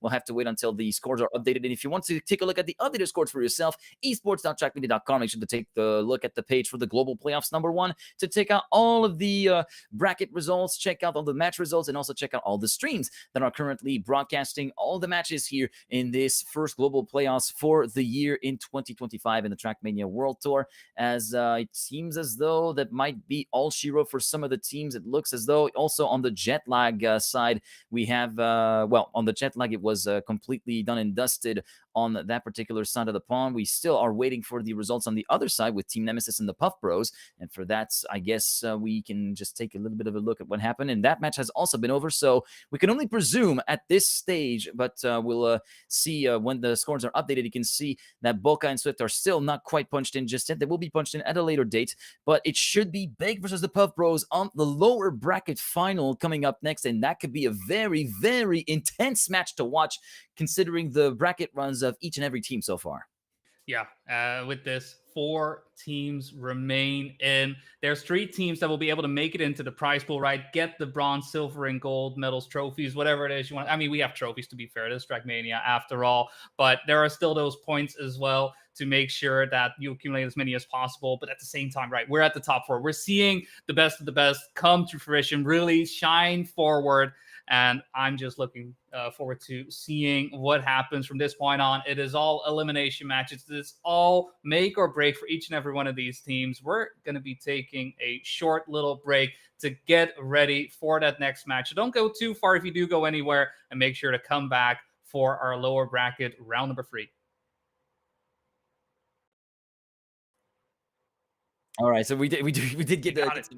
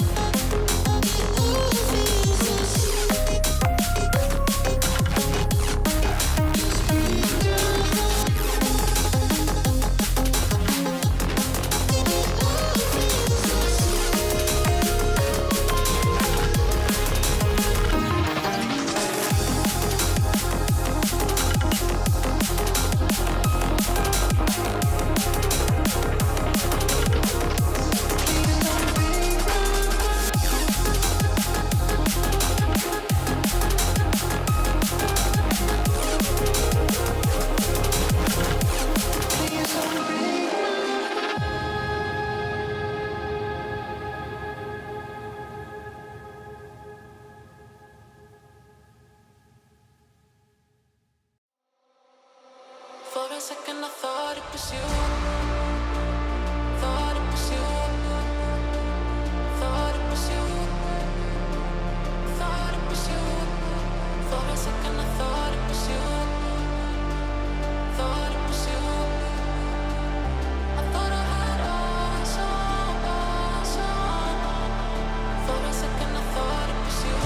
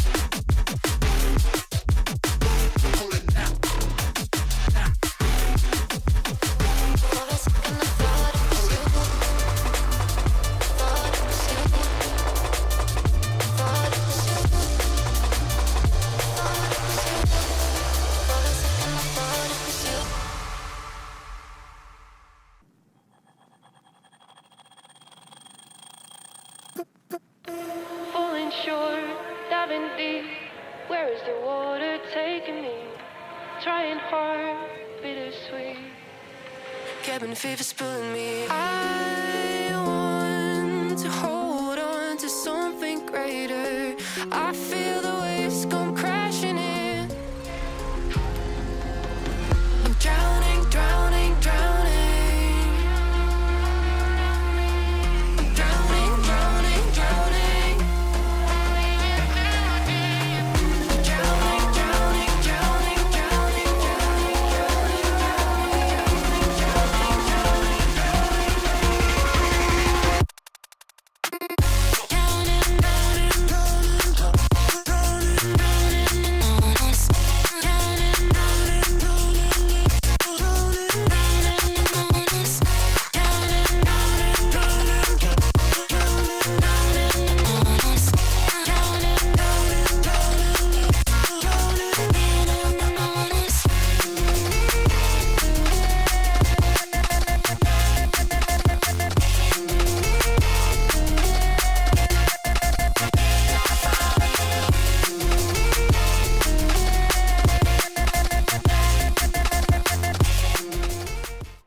Welcome back, everyone, to the Trackmania World Tour Global Playoffs #1. My name is Boney C, joined here once again by GGeek, and ready for our fourth match for today. we've been eliminating teams left, right, and center. We're left with 4 in total. And from this point on, it's all elimination matches. First off, though, it's going to be Berlin International Gaming heading off versus the Puff Bros, both winning their lower bracket matches 3-0. Big winning against Jetlag. Puff Bros winning against Team Nemesis, and now finding themselves facing head-to-head to try and get their way, that final little sliver of hope, into the grand finals. What are your thoughts, GGeek, on a match such as this? I'm thinking it's gonna be. Oh man, I don't really know what to think about this one. It could really go either way. If you want me to go with the direct score prediction, I know we have a little bit of time to go We got for time. that. We got time. We can we're starting at the- philosophize. We can discuss. We can, yeah, we can try, put out the models. We can somewhat theorize about this. We have about 5 minutes to go before the match start, which is at top of the hour, so 4 p.m. CEST. Make sure to convert that to whichever time zone you're actually watching this from. And yeah, I would be inclined to say that at least one map will be given away. I'm not expecting the kind of flashiness that we've seen throughout the games, for instance, between Puff Bros and Bokeh, where we've been going to Game 5. I'm not expecting that to be a repeat. I'm thinking it's going to be a 4-game series, but whichever way it can go, I'm thinking Puff Bros might have a bit better advantage to that, but we'll have to see if Big has any really stern words to say to Carl and Pack at this point. Yeah. I mean, Carl and Pack looking to be doing phenomenal. The way they went down, right, was versus Bokeh. Bokeh, who at the same time as well knocked down a Big into the lower bracket. So both having a little bit of a score to settle to get their way into the grand finals. So obviously, there is still one more team in the way of Swift, who unfortunately lost it, right, 3-0 in our previous round against Bokeh. And really the final boss for each and every one of these teams really is Bokeh, but they got to battle their way alongside, right, up that pyramid, up the tower towards the tippy top, and get the win in. Personally, I do edge more towards the way of Puff Bros than Big, but at the same time, we haven't really gotten the chance ourselves, at least, to see Masan Granadi unfold and show off what they're capable of on the main screen. Obviously, on paper, there's a lot of things to be said and done, but that's only things we know online. But at the same time, we've seen a 0.3 PB improvement come in from Pack earlier on as well. Yep. Clearly demonstrating that he is ready to play. He is ready to fight. And the pressure is just going to be mounting more and more and more for each and every one of these players. It's not just a matter of skill. It's a matter of, how well everybody is in it, how well they are feeling at the same time, right? 3-0 wins. You got to feel good. So I think morale is going to be high, and they're just going to be looking to see which maps do you pick, which maps do you not pick. We have seen how important that can be. Yeah, indeed. And yeah, you pretty much summed up everything that there is to say, really, about what you need to go to know into going into this matchup. A matchup which is slated to start in about 3 minutes' time, because we are already seeing that the players are joining the server. We do have the Puff Bros that have just joined in. We're just missing Team Big at the present moment, and that gives us a little bit of a good time to, well, thank you very much again for being with us, be it from the very start of the stream, or if you're just joining in right now to witness the final run of matches for today's action of the global playoffs for stage number 1. And just as a quick reminder that this is the last time for a fair bit that we'll get to see the original map pack that is comprised of Reunion, Ascension, Limbo, Eclipse, and Sunburn in action, after which there will be the stage 2 maps that will be put into use, starting with next tournament, which will be, of course, the very first stage 2 regional for the APAC region, which will be on the week of July 12th and 13th. And there's going to be a lot of exciting racing coming up over the course of the next 12 weeks, I think it was, with three regional tournaments per stage. So there will be 12 weeks of action before we go back to the global playoffs on the weekend of 4th and 5th of October. So already a very big deadline up ahead to look forward to in that final stretch of the Trackmania World Tour for 2025. And if you want to take a look at the maps for themselves, take a look at what the players had to contend with and had to actually hone their skills on for this stage, or want to get a look at what's going to be coming up next for Stage 2, make sure to head over to the Trackmania World Tour Club in the game. Both of the campaigns are available on there. And also, a little birdie told me that apparently some of the Trackmania World Tour maps are available for matchmaking in 2v2, thanks to the latest update. So make sure to stay alert for that. That, of course, happens for 1 hour after Cup of the Day. So at Cup of the Day, 7 p.m. CEST, that will be from 8 p.m. to 9 p.m. CEST. They will be able to play Trackmania World Tour maps in 2v2 matchmaking. And it's the same thing for the reruns. So Cup of the Night for 1 hour from 4 to 5 a.m. CEST. I'm talking with my particular time zone because that's what I'm most familiar with. And then from noon to 1 p.m. CEST after the rerun for Cup of the Morning. So those are your times to actually get a little bit of a look in situ and get the experience of 2v2 Trackmania World Tour directly from matchmaking, as the game is about to start in 1 minute with the pick phase.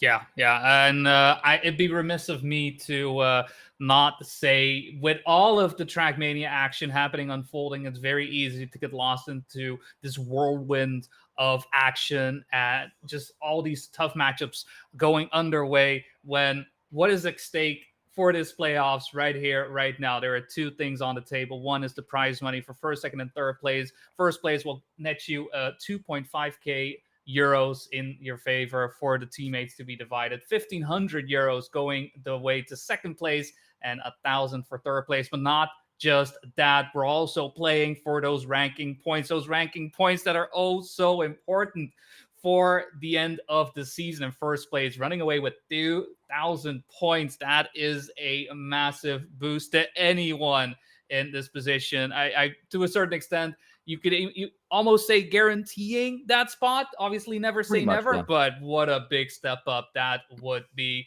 At the same time, with all these players, with the teams that we have left, 500 points is the least that we can get, and it's determining who is picking the win right here, right now, as we get into our picks. Picks and picks it is, with Limbo being locked in by Massa, Carl Jr. then locking in Reunion as map number 2, then map 3 being locked in by Pack in the form of Ascension, then it will be map number 4 being picked by Granadi in the form of Eclipse, and Sunburn will be our final map. Limbo, Reunion, Ascension, Eclipse, and Sunburn, your map order for that lower bracket final, with the winner getting a spot into the overall top 3 of the global playoffs in the first of the prize money paying positions, at the very least 1,000 euros guaranteed if you make it through this match, which is about to be an absolute gauntlet that will be brung onto the players with that map pick and the quality of the players at hand as well. And the match is about to start in 60 seconds, with our first map being Limbo by Vixa. It's not that uncommon of a sight to see maybe that map from Vixa being played as the opening map. We've seen that throughout a little bit dotted here and there throughout the regionals that have been played, but it's certainly a tough one to start on, especially if you're always a bit of a tendency to fumble on those very first bounces. That sort of cake, that sort of concave platform drop down before heading into the very first bounce, it has been prone to causing many issues for many a player throughout the season, not just in regionals, but also in those very global playoffs. And I feel like we might not be that far from seeing a catastrophe scenario repeat itself over the course of the very least of the first 2 rounds. Yeah, we'll see though, because not just that, there are plenty of other spots right where Limbo happened. I mean, Otak, I think on our previous match, really showed off how to maneuver this track expertly.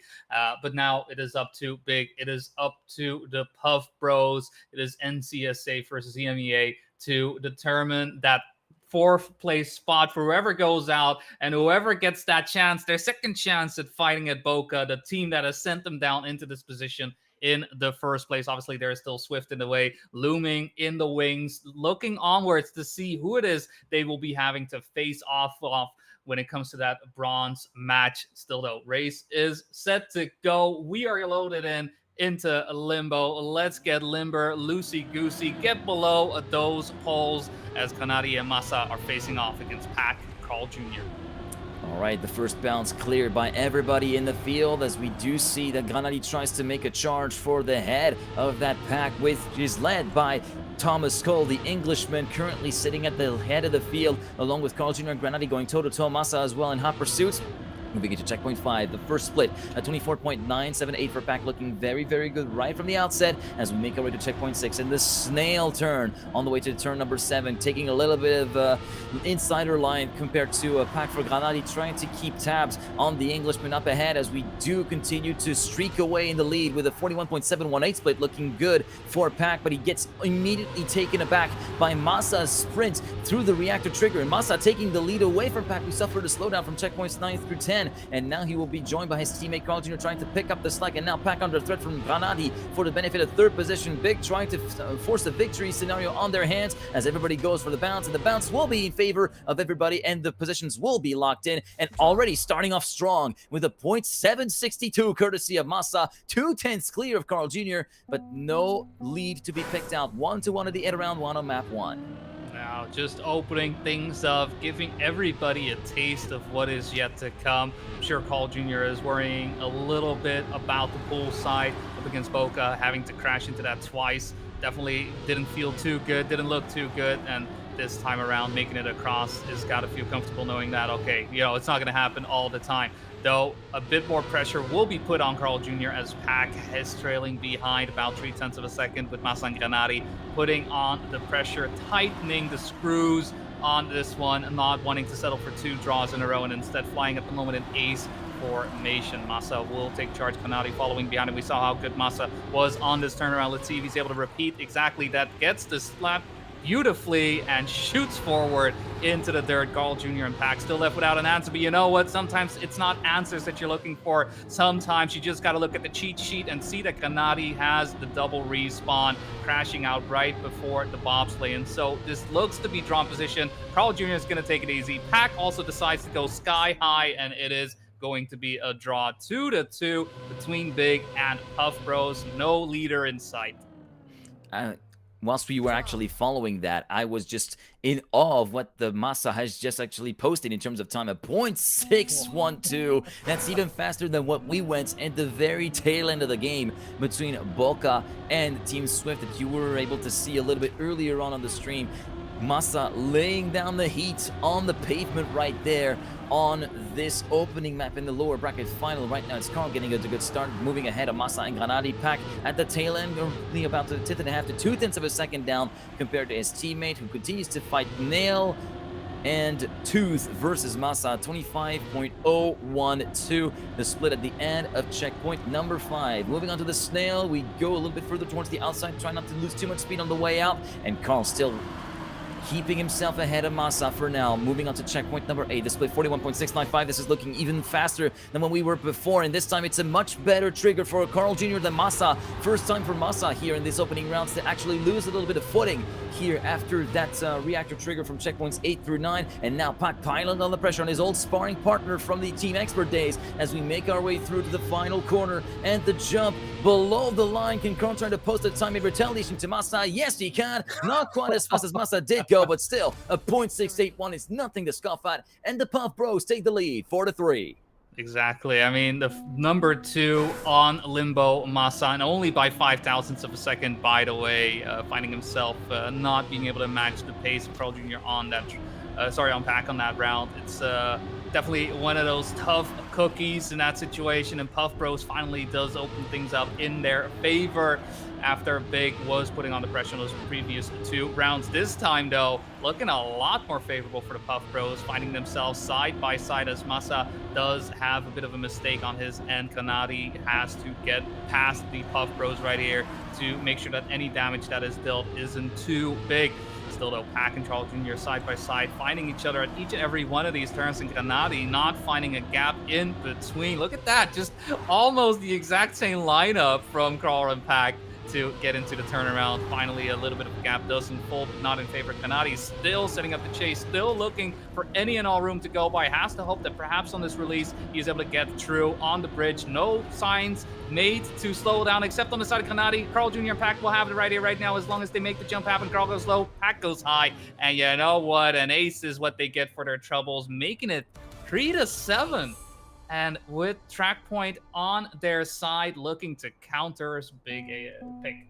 Yeah, Big's pick looking to have backfired quite heavily, and this is actually the first time that we're seeing Masa drop the ball after some very convincing rounds very early on in that map, but Masa now needs to get back on the saddle really quickly and try to ride as fast as he can, but so far that start is looking like a little bit of a dud with about a quarter of a second of a deficit compared to Carl Jr. Pack in close pursuit of his teammate in second place, and Masa now bleeding time left, right, and center compared to his own teammate Granati, who currently sits a 10th behind the leader and trying to keep toes with Pack, whilst Masa finds himself a 10th and a half behind, trying to catch some of the time back through to checkpoint number 7. Right now, Masa manages to get a little bit of time back, but not all that much, all things considered. 41.770 split for Carl before the bounce, looking very good, but this time Granati completely messes up the trigger at the reactor checkpoint, and it will be a respawn that will be costing dearly for Team Big as Pack and Carl Jr. get themselves in an ace position, and Masa completely fumbles the entry to checkpoint 11, and now Carl and Pack can just ease the foot off the throttle and go over the bar if they wish to, but they do not go over, they go below, and they actually score a .901 for Pack. 2/10 further down, we find Carl Jr. with a 106.108, and with that, it will be a 10-3 score in favor of the Prof Bros, thwarting the plans of Team Big. Big, who now have an uphill battle ahead of them, and they are going to have to try and upset the Puff Bros on their own picks, starting with, of course, I think Ascension, if I believe it was Reunion, then Ascension, if I believe the map order was correct. We'll get to see that in a second. And indeed, it will be Carlucci's Reunion that will be the site of the first pick from Carl and Pack.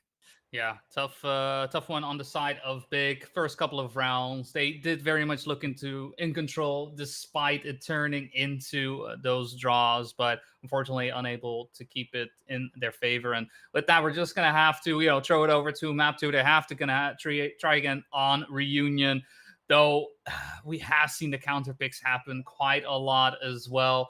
It's going to be a question of whether or not Big has that momentum in their heads. It's tough beat, honestly. After having these 2 aces back to back, I can imagine their confidence may be a little bit shot, but at the same time, right, they were able to fight their way all the way to this position, to this moment in time. So they will have to push on. They will have to push forward. They will have to keep their heads down, their pedal to the metal. I'm sure Granati is doing exactly that. I hope his desk is surviving whatever is happening on the steering side, because this is going to be it, especially with a respawn from Carl Jr. Great opening from Big here on round number 1. Indeed, as Pack continues to lead the field away as we move our way into the sector number 2, 29.708 the split at the end of sector 1, looking very racy from Pack, but also looking very racy as Granati, just 67 milliseconds behind at the previous split, currently trying to go for a little bit of a higher angle of attack through checkpoint 7 and 8, trying to get as much speed as he can through the glider section. Pack still leading, but by the tiniest of margins, currently having a 47.222 split, and unfortunately for Granati, we went a little bit too wide at the exit of the turn from checkpoint 9, leaving Masa all on his own to battle versus Pack to try and force the victory, going the way of Team Big, but Pack resists the assault of Dennis Lutze at the present moment, and Masa cannot really find any inkling of an opening to what Pack could actually give away, and that will be the draw being enforced, and Pack clocking in a 107.052 at the very tail end, and Carl Jr. having completely fallen out of it and deciding to let Pack take care of things for him, and things have been taken care of for the Puff Bros, who enforced the draw and the status quo 1-1 at the end of round 1. So close to getting those 106s in. We're on the cusp of it, honestly. We have seen such amazing times today on Reunion, and every time we've been so close to 106. We have seen that yesterday during the Swiss, not yet during brackets, and looking forward to that very much so. But a draw is going to be a draw. Carl Jr. Being able to rely on Pack, I'm sure he's quite happy with that. As he has been playing with him, driving with him for such a long time. I don't think that is a surprise for him, knowing that Pack can deliver as well as that. This round, though, looking a lot better for Puff Bros. Once again, Masa and Granati finding themselves on the back foot after a bit of a better round happening on Reunion just now. Second round, not so much. Granati going out, was very close to getting the barrel roll. He didn't quite roll, but he did have to respawn, and so Masa all of a sudden having to set up the chase. But what a chase. There's not a lot of track remaining. Carl Jr. and Pack, they're ahead so far away. 0.8 of a second between Carl and Masa, and about a half second between Pack at Masa. It's honestly looking like only thing that could happen is maybe a mistake, but Carl Jr. is putting it down, putting a 0.2 on the board with that as well, and an ace for the Puff Bros. That is the third ace for themselves, and we're only on map number 2. Big needs to find an answer here. This is not the way they want it. I mean, Granati finishing or not doesn't really matter too much. He does make it across, but Big is not finding it right now. Yeah, Big did not find it in that round where everything seemed to go wrong with that early mistake from Masa, and then Granadi almost rolling over, managing to keep the car somewhat on the road, but then the car deciding to treat us with a display of interpretive dance around the neon, but that is not really going to serve you any good if you're Team Big, because right now it is going to be a 3-point lead in favor of the Puff Bros, and Big feeling the heat as we do see Carl Jr. forced to respawn before checkpoint number 3 rings the bell as we move on to the ice section with Masa, Granadi, and Pack 1, 2, 3 in no particular order. Pack leads at the end of Sector 1 with a .745 split. At the end of checkpoint number 5, Masa in second in hot pursuit, but Granadi has dropped the ball quite significantly, a second behind the leading duo, and now Masa on the attack versus Pack. Thomas Cole versus Dennis Lutza for the lead as we head into sector number 3. Who will get the lead into sector 3? It will be Pack with a .318 split at the end of checkpoint number 9. Better entry speed into the bobsleigh as well for Pack. Better exit as well, actually somewhat identical exit between the two, but Pack with the momentum that he gathered forward is able to keep the lead around a 10th to a 10th and a half ahead of Masa, and will be able to enforce the draw after taking the lead away from Big in the previous round, and yet the times keep on coming with a .182 courtesy of Pack. 2/10 clear of Masa. Granadi finishes a second down compared to Pack. Carl Jr. does reach the finish line at 6.9 seconds away. Nice. 5-2 for the Puff Bros as they continue to lead. It's just a wall being erected, put up by Pack on these rounds. There's just no way that Kanadi and Mus are able to find their way around the Englishman. He's just doing a phenomenal job and just having the best of times on Reunion. Carl Jr. having had 2 of 3 rounds not really going his way, one of which that did go well was an ace at the same time as well. So that gap of 3 points still very much in favor of Puff Bros, and Granadi having some issues once again, just not able to put his mark on this race, on this map, and Masa now as well with a slight touch. This is bad news for Big. They are unable to just find their way into this race. They're unable to find their way on their own map pick, and now on the map pick of the Puff Bros as well. They are struggling hard to keep up with what Pack and Carl Jr. are putting down. Still, Pack and Carl Jr. doing what they need to do, finding their way into the bobsleigh, straight as an arrow, doing what needs to be done. And Kanadi, all he can do at the moment, he can look on. He can see how they are attacking each and every one of these turns, getting around each and every one of these edgexes beautifully, and a no clipping of the sword, no mistakes of the sword, and another .0 from a Pack. The man is on fire, and an ace is exactly what the Puff Bros deserve after a round like that. Now, whilst you're actually commentating on that, you may not see it on the stream, but I was literally making faces, big O faces. I was checking the splits from Pack at .688 in checkpoint number 1, in checkpoint number 5, and then checkpoint number 1 at the end of sector 2. He was looking even faster almost than the world record, a .075, an absolute display of speed being put on by Pack on that previous round as we start the first map point attempt here on Reunion for the Puff Bros, and Granadi barely clipping the wall, sliding out into the ice, managing to put this car back in the right direction, but that will more than likely seal the fate of this round and this map in particular. The Puff Bros about to walk away with an 11-2 scoreline with their second map in the bag, but of course there is still a couple checkpoints in the third and final sector to go. 47.394 split. We are lifting a little bit the foot off the throttle this time around, given the gaps that have been considerably widened over the course of the round due to the mistakes from both Kanari and Masa, and both of Big players were kind of feeling like Ayrton Senna and Kilami 92, just seeing Nigel Mansell and the other Williams just sprinting away into the distance, just like Puff Bros sprinted away into the distance with a .388. Carl Jr. wins by 50 milliseconds from his teammate who clocks in a .438 by any logic. 11-2 at the end of Reunion. 2-0 for Puff Bros, and they have 3 attempts at making their way through to the consolidation final, or lower bracket final, sorry, and bag their spot into the top 3.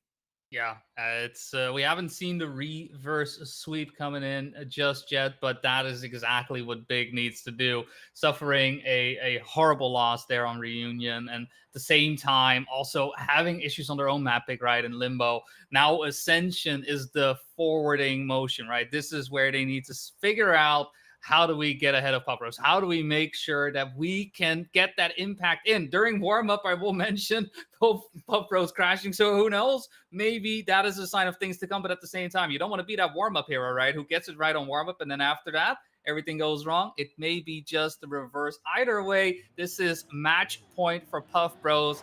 Do they have what it takes to send Big packing just like that with a trio, or does Big still have something left in the tank?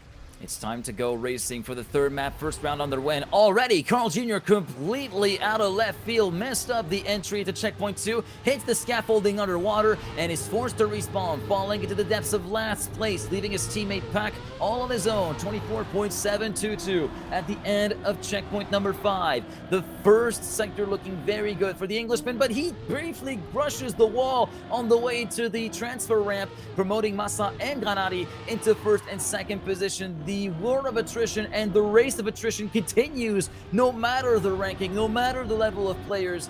You can fall victim at any point for a small epic concentration, a small misalignment of the car, and it can all come unraveling so fast as it did for the Puff Bros here on this opening round of Ascension, which Massa and Granati are on course to win handily and take the first ace of the map and take a very solid option to try and make a run for freedom as much as they can. 106.933 for Massa, who takes the win, 2.2 seconds ahead of his teammate Granati. Pack finishes in third, some 1.7 seconds down compared to Granati, and then with 6 seconds to spare, Carl Jr. does reach the finish line. 3-0 for Big, who make the most of a very, very hectic round. Yeah, it's sometimes, you can't expect every round to be as close as can be, with cars trailing within one another that time around. It simply was a matter of Big taking advantage of the situation, seeing what is happening, and while there was a bit of a, early mistake on both sides, the mistake on the Puff Bros was simply larger, and Big able to take advantage of that. We'll be quite happy knowing that they are finally leading at this point in time. In terms of map, the reverse sweep, this is one of the first steps you gotta set up. You gotta get ahead and score. His tail is old as time. For now, though, we see every one of these players relatively close together to one another. Pack being the leader of the bunch, keeping the pace nice and high as he did on Reunion. Carl Jr. getting a bit from inside line, while Knight goes a bit more outside, allowing Carl Jr. to overtake. And with that, the Puff Bros reunited at last, and Massa having issues with the transition onto the grass. All stakes are on Granati. Will it be an ace into an ace? No, sirree. Carl Jr. unfortunately unable to keep the gripping, and with that sliding out, Granati has a bit more speed than Pack. Is it enough for him to overtake? No, Pack taking the inside line there as well, but Knight still with a bit more speed, gets the overtake, makes the draw happen because of that, and Big keeps the lead 3 points when it looked a little bit dicey initially. Fortunately for Granati, his attacking was on point. He did a phenomenal job and made sure that Big stays in the lead. The wheelman himself coming in to save the day. Granati managing to snipe Pack's lead away and taking advantage of that slide out from Carl Jr. in the middle of the ice line from checkpoints 9 through to 10, and now he has it all to do over again, even though he starts with a little bit of a setback already. With that sluggish start, he will be able to compensate for that maybe with the wood. Not quite. It will be the Puff Bros firmly in the lead at the end of Sector 1 with a .737 and .767 in terms of splits at checkpoint number 5. So 2 airplanes worth of time currently sitting in between the two, but Pack having a bit of a slow landing into checkpoint number 7, and thus allowing Massa to creep back in and move into second place. We were on the verge of hugging the wall with the right-hand side of the car for Pack, and that is a great split from Carl Jr. A .705, just a couple of hundreds away from just the splits from the world record, as Pack continues to fight back versus Massa and trying to hold out the attacks of the German for second place. And now Granati also comes in the mix to make it a 3-way fight for that second position. Pack trying to go for the risky strat, trying to go with a bit of a tighter line through that double left-hander. Granati still in to spoil the party for the Puff Bros, and spoil the party he will for less than 300ths of a second, enforcing yet another draw, keeping Big alive and keeping their head above water. The man comes here to save the day once again. Yeah, Puff Bros, they can huff and puff all they want, but the big house staying up here on Ascension. Big pushing it hard, pushing it fast, and even when the brink of defeat, right? Even when it all looks lost, it's them still making sure that they put the foot down. That was 2 rounds in a row where the Puff Bros definitely had an advantage, definitely had some way of getting some points in their favor, getting the gap, that 3-point gap, minuscule, and even an ace on the board right there. But Granati did a phenomenal job on his attack. This time around, won't be able to pay that star player with a bit of an unfortunate transition on his end. So Masa, pressure on him will be to make sure that this 3-point gap stays a 3-point gap, even though the gap between him and the Puff Bros is somewhat slimming, but not quite there. Carl Jr. back, a bit more speed heading into the bobsleigh. Last time around, we saw Carl Jr. slide out here, and that gave Big the advantage this time around. Carl Jr. and Pac stay in, but the bit of an awkward exit from Carl Jr. there, allowing Masa to slot into second place. Carl Jr. a bit more speed, though, going into the downward hill, and Masa going wider, allowing Carl Jr. to overtake once again. 200ths of a second is the difference, but that is exactly the difference that the Puff Bros need to draw it up 5-5. The counter ace being served by the Puff Bros to Big, and now the gap is back fair and square, 5-5. The slate has been wiped clean. Now, who will actually take the chalk to bring the gap back in their favor? We'll have to see at the very end of this round.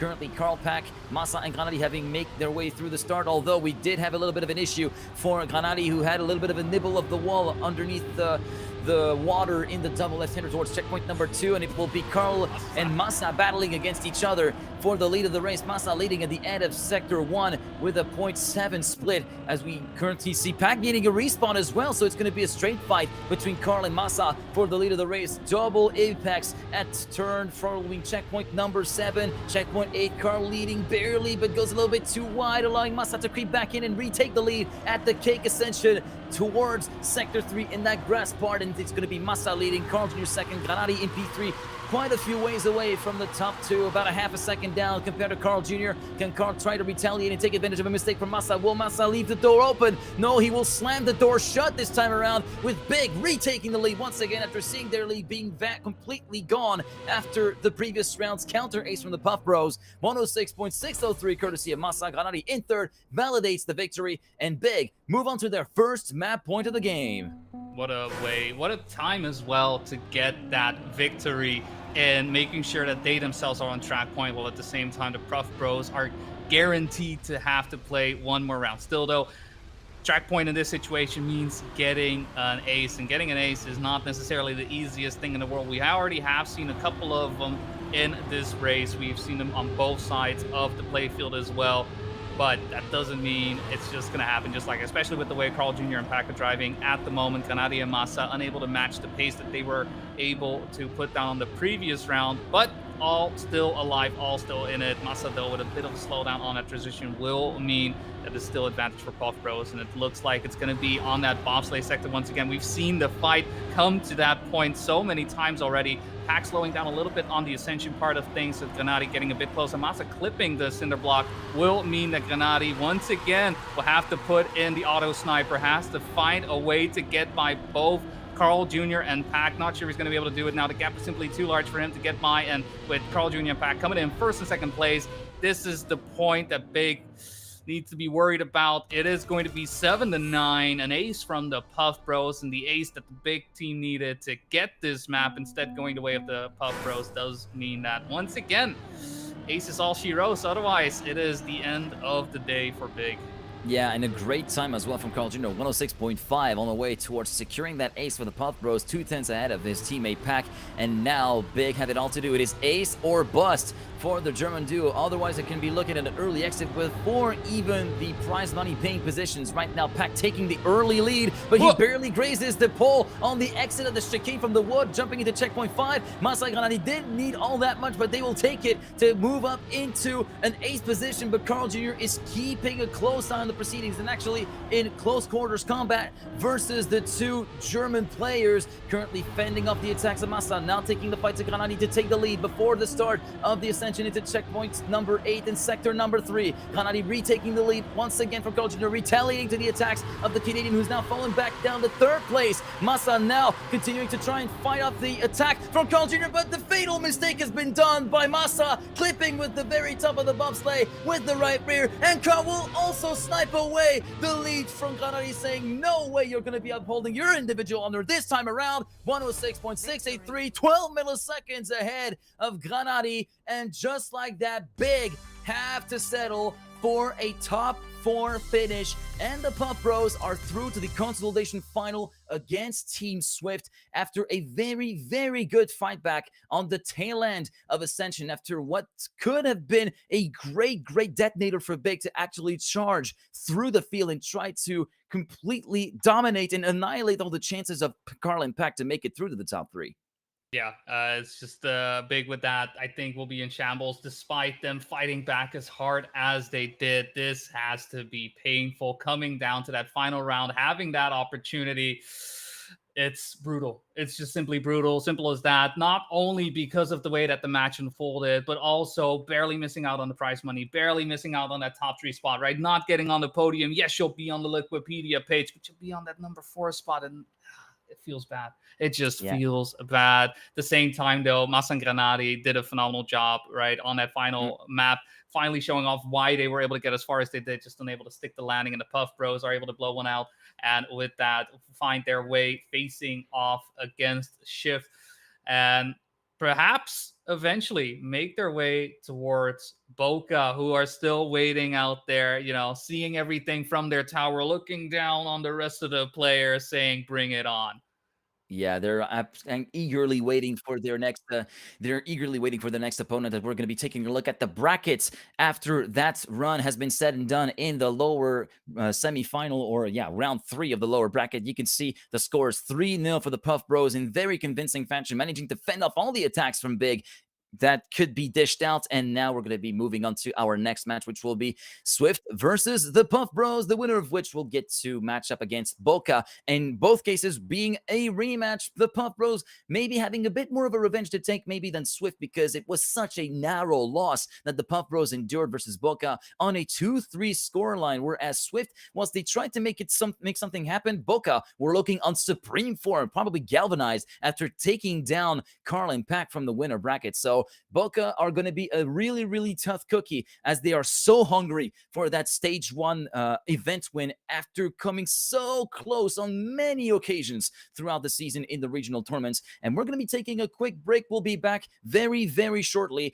with that lower bracket final between the Puff Bros and Team Swift. Epos and New Prime versus Carl and Pack. Stay with us.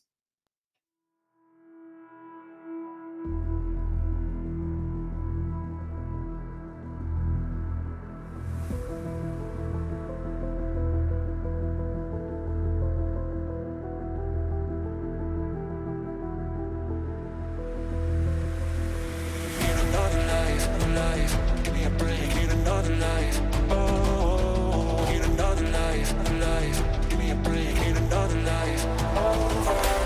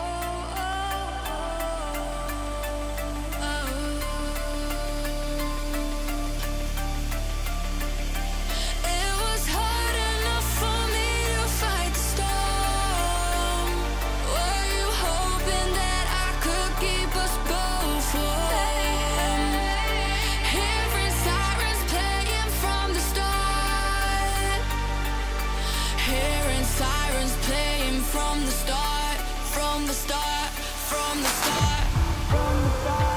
Hey, hey, did you hear them sirens playing? Hear them sirens playing from the start. Hey, hey, hear them sirens playing from the start.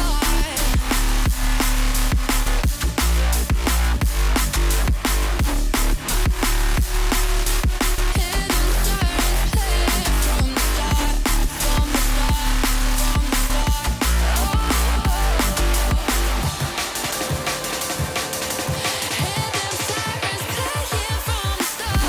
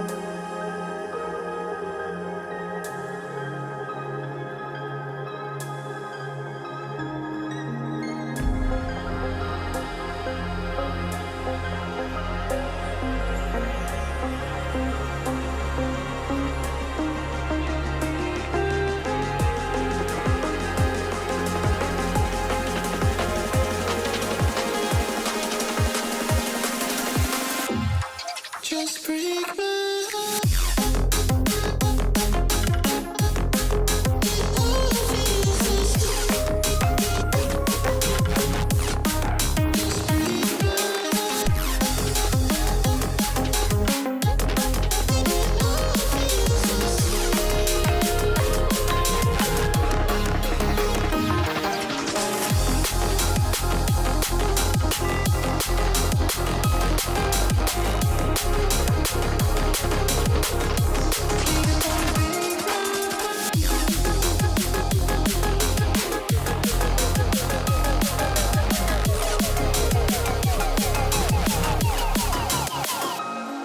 What do you feel? Chasing the feelings from ghosts in the sky. I hope they don't mind. I need you near. Something to hold someone I can call mine. Please don't break my heart.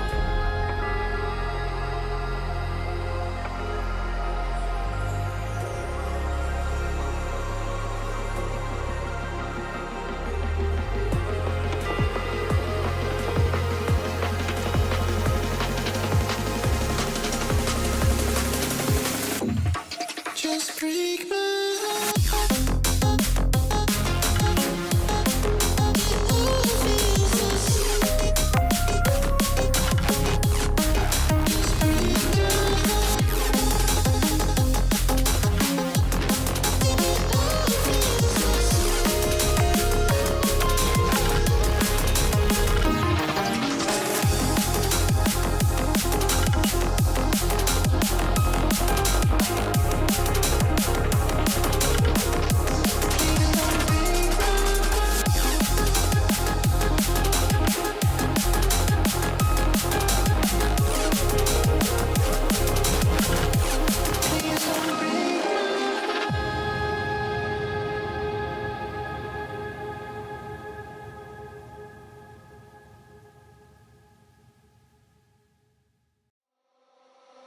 For a second I thought it was you. Thought it was you. Thought it was you. Thought it was you. For a second I thought it was you.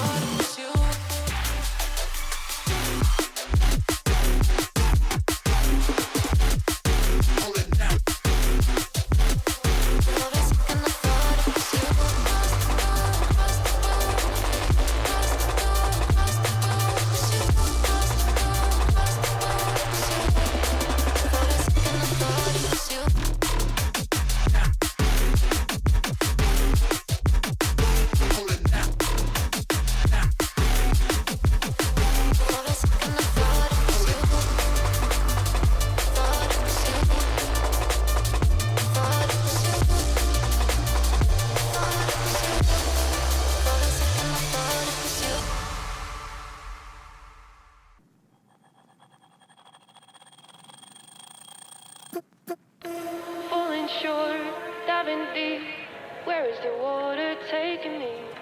Trying hard, bittersweet.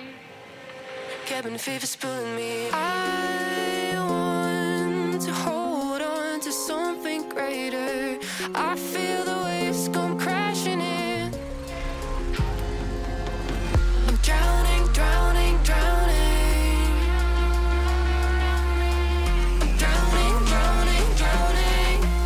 I'm drowning, drowning, drowning, drowning,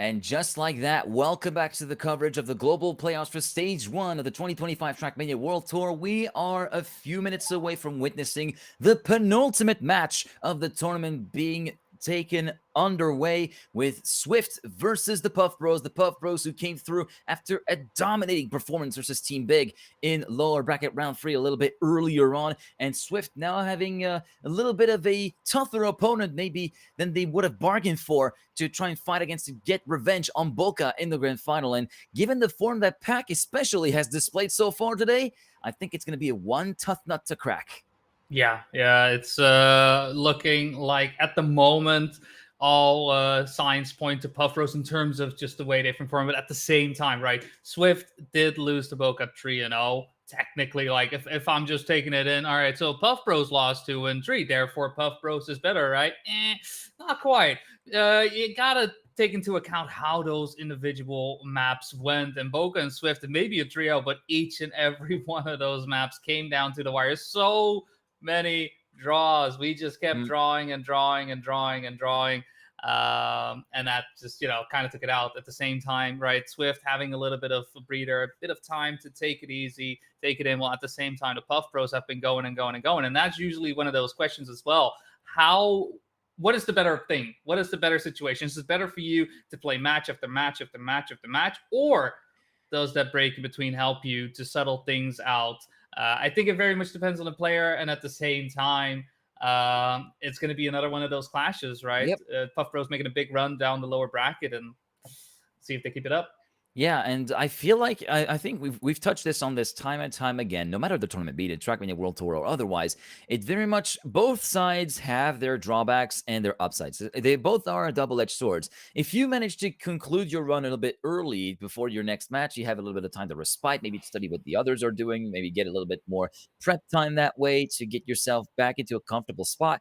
But also at the same time, you might either get a little bit scared when you see what some other of your opponents are doing, or sometimes the prep just doesn't go right whenever you actually have time to prep. So it can be a little bit beneficial for those people who feel that way to actually go through the gauntlet of the lower bracket. That way they still feel very much with the game in the fingers and are ready to strike the iron while it is still hot and the momentum is still going their way. But I guess there is another factor that can play against you if you opt for that scenario, and that is lower bracket playtime. Because if you go very early on in the lower bracket, you're going to have to run through the whole gauntlet of matches. And if you've been as early as round 1 thrown into the lower bracket, that means 6 hours of almost non-stop playing. And you can be Carl Jr., you can be Pac, you can be Granadi, you can be someone who's playing COTD for someone who takes part in their first Trackmania World Tour tournament for all I care.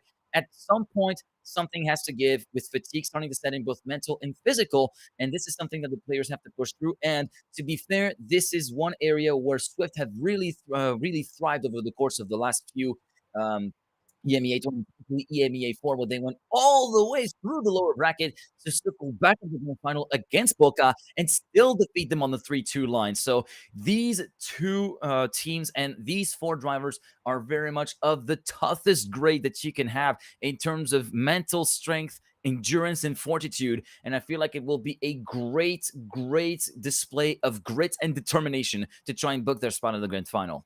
Yeah, makes total sense, right? Just having that breadth of experience to go in. I don't think for any of these players, they are definitely not unfamiliar to these types of situations. They've been playing in tournaments for years at this level as well. I think for New Prime probably being the only one where it's, like a little bit, but even then, he is used to it. He is one of those. I mean, I feel like he is cool as a cucumber in the way he is, the way he plays, the way how just sober he is in terms of his responses as well, right? Even if he does amazing, if he does well, he still takes it one step at a time, right? He doesn't take it for granted, and that is also one of those things that is so important when you are making these deep runs, when you are as close as you are to making your way into the grand finals to potentially win the entire tournament.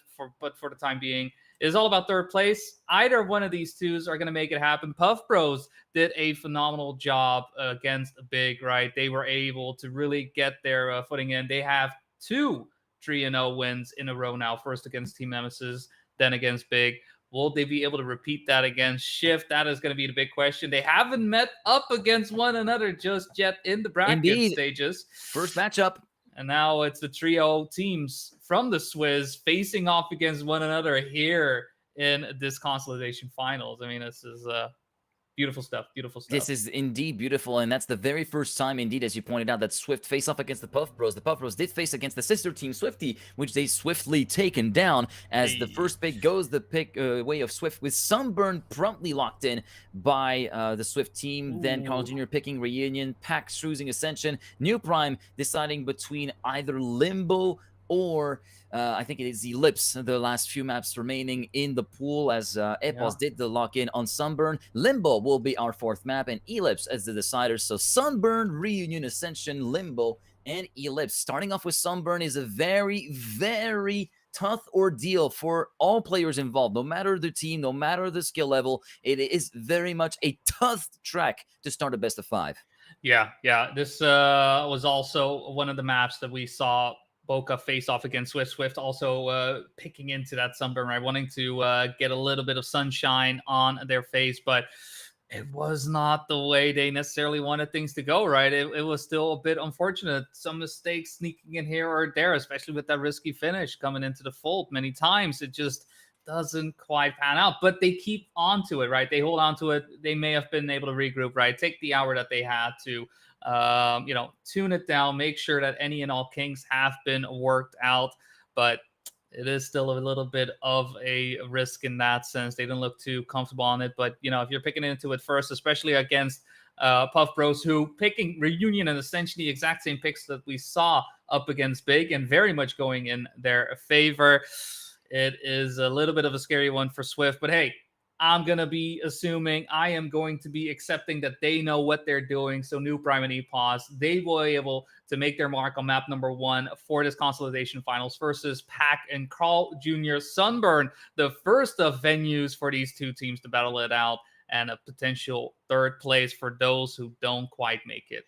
Yeah, indeed. And if there is one of either team losing out in this matchup, they will be coming away with 800 points, if my memory serves right, and 1,000 euros of prize pool to split between the two, of course, at this moment in time. But before that, we have to decide who will come away in third and who will go through to the final, which starts right now as the field is let loose. And we are racing for the first of potential 5 maps here between Swift and Puff Bros. Sunburn is underway, and we're already seeing one fall by the wayside. It is Carl Jr. who completely messed up the entry into the first footbath section before checkpoint number 1, leaving Pack all on his own to battle versus Swift. That is going to be Epos leading his teammate New Prime at the moment, with the ice slide heading into checkpoint number 3. Who gets the best exit? It looks as though it is a pretty even split of speed between the top 3 at the moment, and Pack still holding off the advances of his fellow compatriots Epos at the moment, with New Prime in 3rd, and the splits look very good. A 31.527 split at the end of sector number 1 as Pack hits the wall briefly at the exit of checkpoints 6 and 7. manages to keep away with it, but that promotes Epos up into the lead of the race. New Prime just lets his teammate happily take charge and continue the battle with Pack up ahead as Carl Jr. is completely out of the running. 1 second down compared to New Prime. Great spin at the exit of that transfer from Epos to move back up into the lead once again ahead of Pack and leaving Pack in the dust at the moment, and New Prime also left in the dust by Pack, so it will be a checkerboard that will be in favor of Swift, who secure the victory with Epos clocking in at 106.137 to kick things off. 2/10 clear of Pack. New Prime finishes about a second down on his teammate in third, and Carl Jr. takes the safe way in the end, reaching P4. 2-1 for Swift, who start off in a relatively good manner. Yeah, picking up the advantage on their map pick from round number 1. Always a good feeling, but don't get too comfortable, right? You still have to deal with the likes of Carl Jr. and Pack, and this time around, Carl Jr. not making that early mistake and is in it for the rest of the round. We'll see how it'll go. We set up for this ice slide into the backward sector. Pack has the lead first place. Up to New Prime, lagging behind in second and third, and Carl Jr. currently in fourth place. Bit of a conga line situation right now, and an issue on the side of New Prime on that turnaround, not quite able to make it happen to get past the wall. And so Epos, it is up to him to keep the defense. He needs to be the anchor right now, especially with that respawn coming in from New Prime. But Pack in front. Pack doing what we saw from him in the previous map, but Carl Jr. with a small touch does mean that as of now, victory looks to be on the table for Puff Bros. What a turnaround from Epos though. So much speed, and Pack not so much.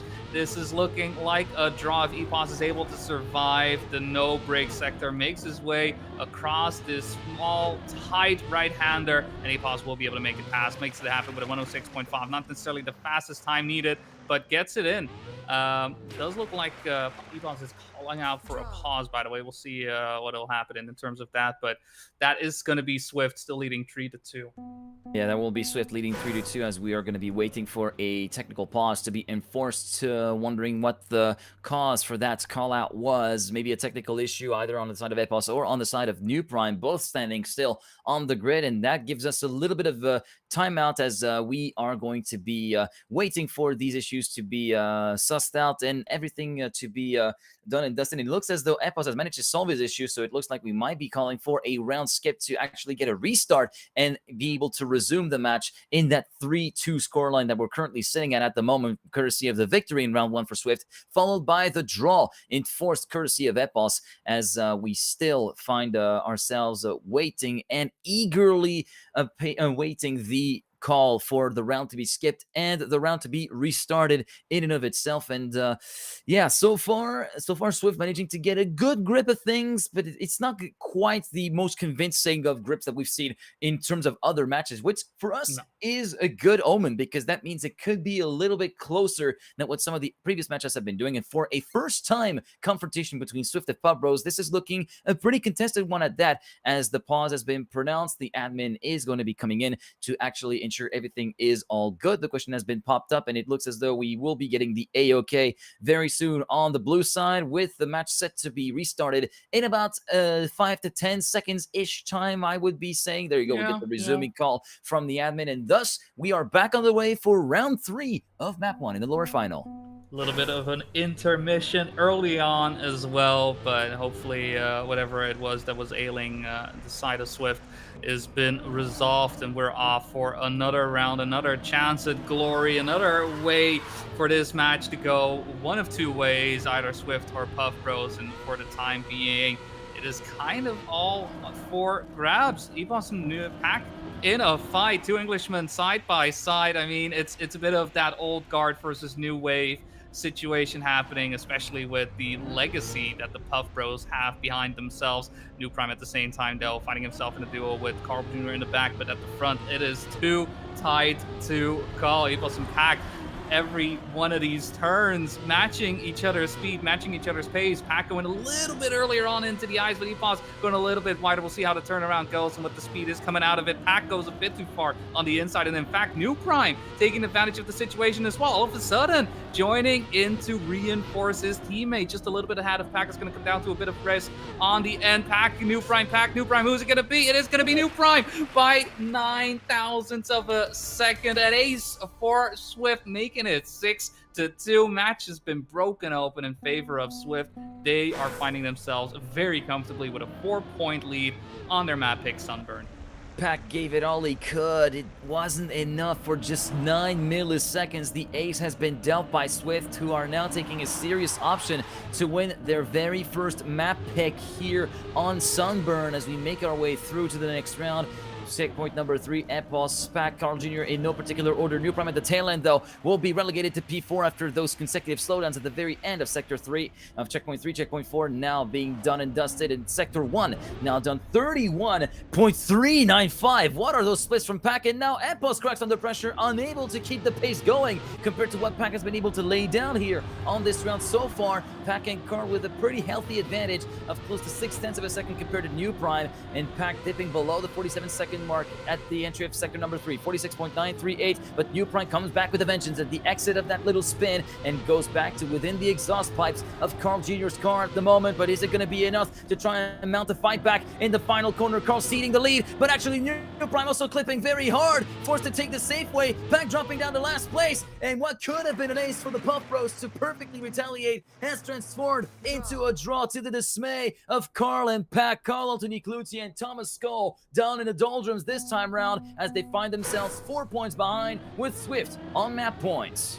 Yeah, just great pace being shown off the halfway mark with Carl and Pack so fast. The moment the ice came up, that second ice slide, unfortunately unable to keep it together, and a bit of pressure, perhaps a bit too much on that no break sector, making it a draw. Quite the disappointing result after seeing multiple mistakes on the side of Swift. Swift, though, able to still keep it within contention, keep that 4-point gap in their favor. At the same time, for this round, though, a little bit of water action happening on the side of New Prime, finding himself a little bit That out was of not even water. That was a hefty works. I'm clip not on sure. the inside. He actually clipped one of the on one of the apex. That was so. That's the first time that I've seen someone do that. To be completely honest. I didn't expect that to happen there. Usually it's on the entry, right? You'll have the dolphin action happening, but that was way later. So whatever it may be, definitely not something New Prime will be happy about. At the same time, Epos able to get into first place with Carl Jr. going for the respawn. We'll see how much of a time deficit it'll be as Epos actually has a clip, allowing Pack to overtake,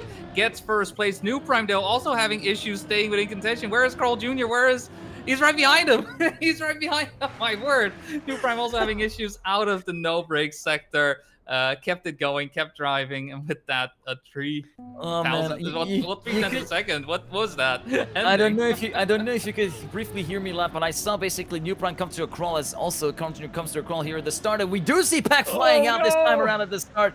But yeah, Carl Jr. had the opportunity potentially to overtake New Prime, but he feels as though he didn't have the right setup or the right speed for the risky pin, so he had to bail out last minute and take the safe way, thus prompting New Prime to keep his position alive and enforce the draw at the very end of that round. But it looks as though it might be all she wrote for the Puff Bros here on Sunburn, unable to get anything to stick. The spaghetti seems to not have been cooked well enough for now for the Puff Bros, as we do see New Prime and Epos just streaking away into the distance. New Prime just trying to get a little bit of a better performance metric for himself, currently not having had any semblance of good rounds whatsoever here on Sunburn. He will be leading happily his teammate by around half a second or so, as we do see Carl coming back for the glory of second place on his own, thanks to a good spin, but that will not matter in the grand scheme of things, as a first and third will be good enough for Swift to take their first map in the lower final, and it is done so with a 106.532 for New Prime in the lead, 7/10 clear of Carl, and Epos closes the deal in third place, 10-5 the final score here on Sunburn. Swift lead 1-0, as we're going to be moving on to the first of the Puff Bros picks, and they're going to be in a very tough position and are going to be in under duress because they need to actually make this pick work, with that first pick being, of course, Reunion, followed by Ascension, of course, which is something that we've actually touched upon a little bit earlier on in the stream. Yeah, and Reunion, we saw Pack putting out absolute amazing times, multiple point zeros being put down, 1 or 2 point ones coming in as well. He looked phenomenal right there. I think with that, Puff Bros will be quite happy knowing that Sunburn is out of the way. Sure, they don't want to lose. That makes total sense. But at the same time, now they will find themselves on a venue that they are far more used to. Maybe they got this one out of the way, right? Rip the Band-Aid off and just get into the maps that they want to play, the maps that they have picked. picking up with the first one. Kaluki's reunion is going to be on the board. Epos and New Prime taking the lead initially, 1-0, and Carl Jr. and Pack having to pick up a map win of their own to make sure that the Swift gang doesn't get too far away. But an unfortunate start from Pack right there does mean it's going to be an early 2-1 in terms of players in favor of Swift. Yeah, unfortunately for Pack, a huge full stop pick on the way to checkpoint number 1. Before even the first checkpoint had been crossed for the Englishman, we leave Carl Jr. battling it out versus Epos and New Prime, and Epos leading at the end of sector number 1, but definitely having to put up a fight versus Carl Jr., but a very hefty clip over the glider, over the void, and sending his car into a barrel roll, forcing him to respawn, and Pack is more than happy to take up the spoils and pick up 3rd place. As a result of this, Carl also promoted up into the lead of his own in the head of the field, and New Prime stuck in the middle in between these 2 world champions, and without any kind of inroad being made into the gap versus Carl, and that will allow the Puff Bros to take the victory and take the early lead here on round 1 of Reunion with a 107.345 for Carl Jr., 3/10 clear of New Prime, who himself is 6/10 clear of Pack, and then Epos does reach the finish line at the end of the round, 6.5 seconds behind the leader, 2-1 for the Puff Bros, who did not expect the round to turn back in their favor in such a way. No, but that's such important thing, right? You gotta make sure to always be driving. I mean, if there is one thing that is so important, right? You never know when your opponent is gonna make a mistake. It may look all done right, and it's done and dusted.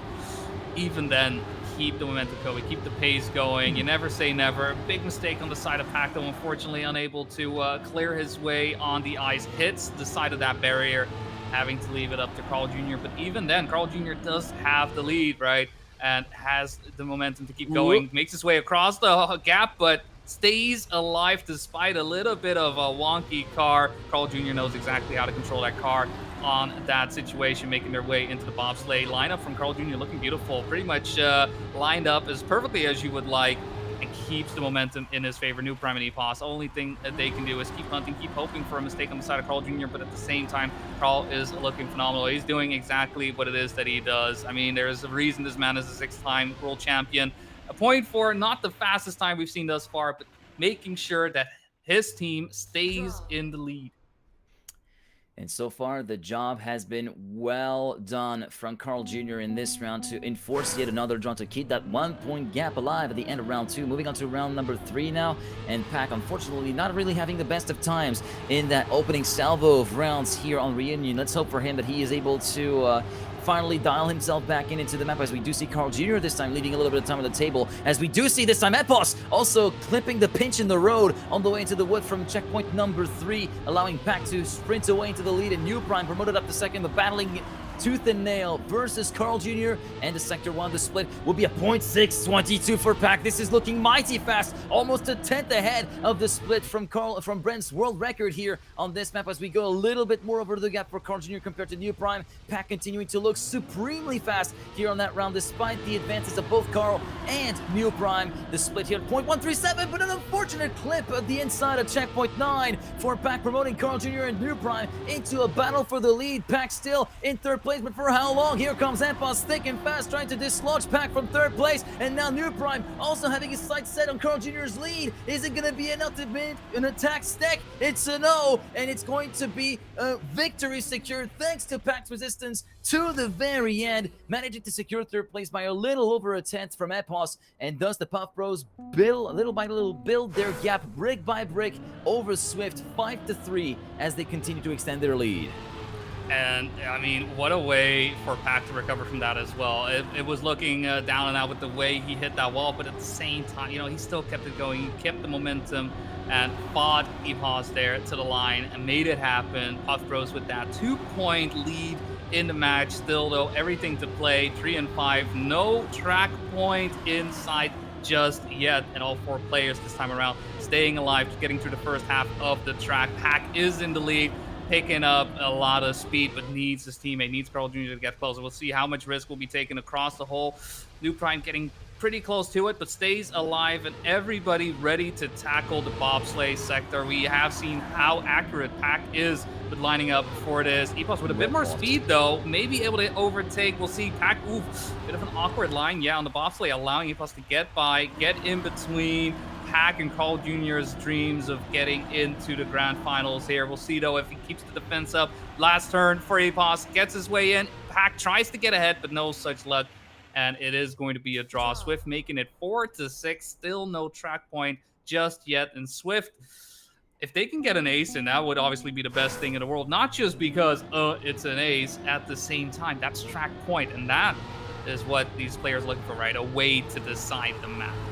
Yeah, because right now it's still looking very much open for debate. It's still looking like an open-ended finish that we're witnessing here on Reunion, as the Puff Bros are not able to decisively take control of the opening rounds here on Reunion as we make our way through to checkpoint number 4 in the ice part. It's New Prime leading Pack, and then we have a straight fight between Epos and Carl Jr. for the benefit of third place.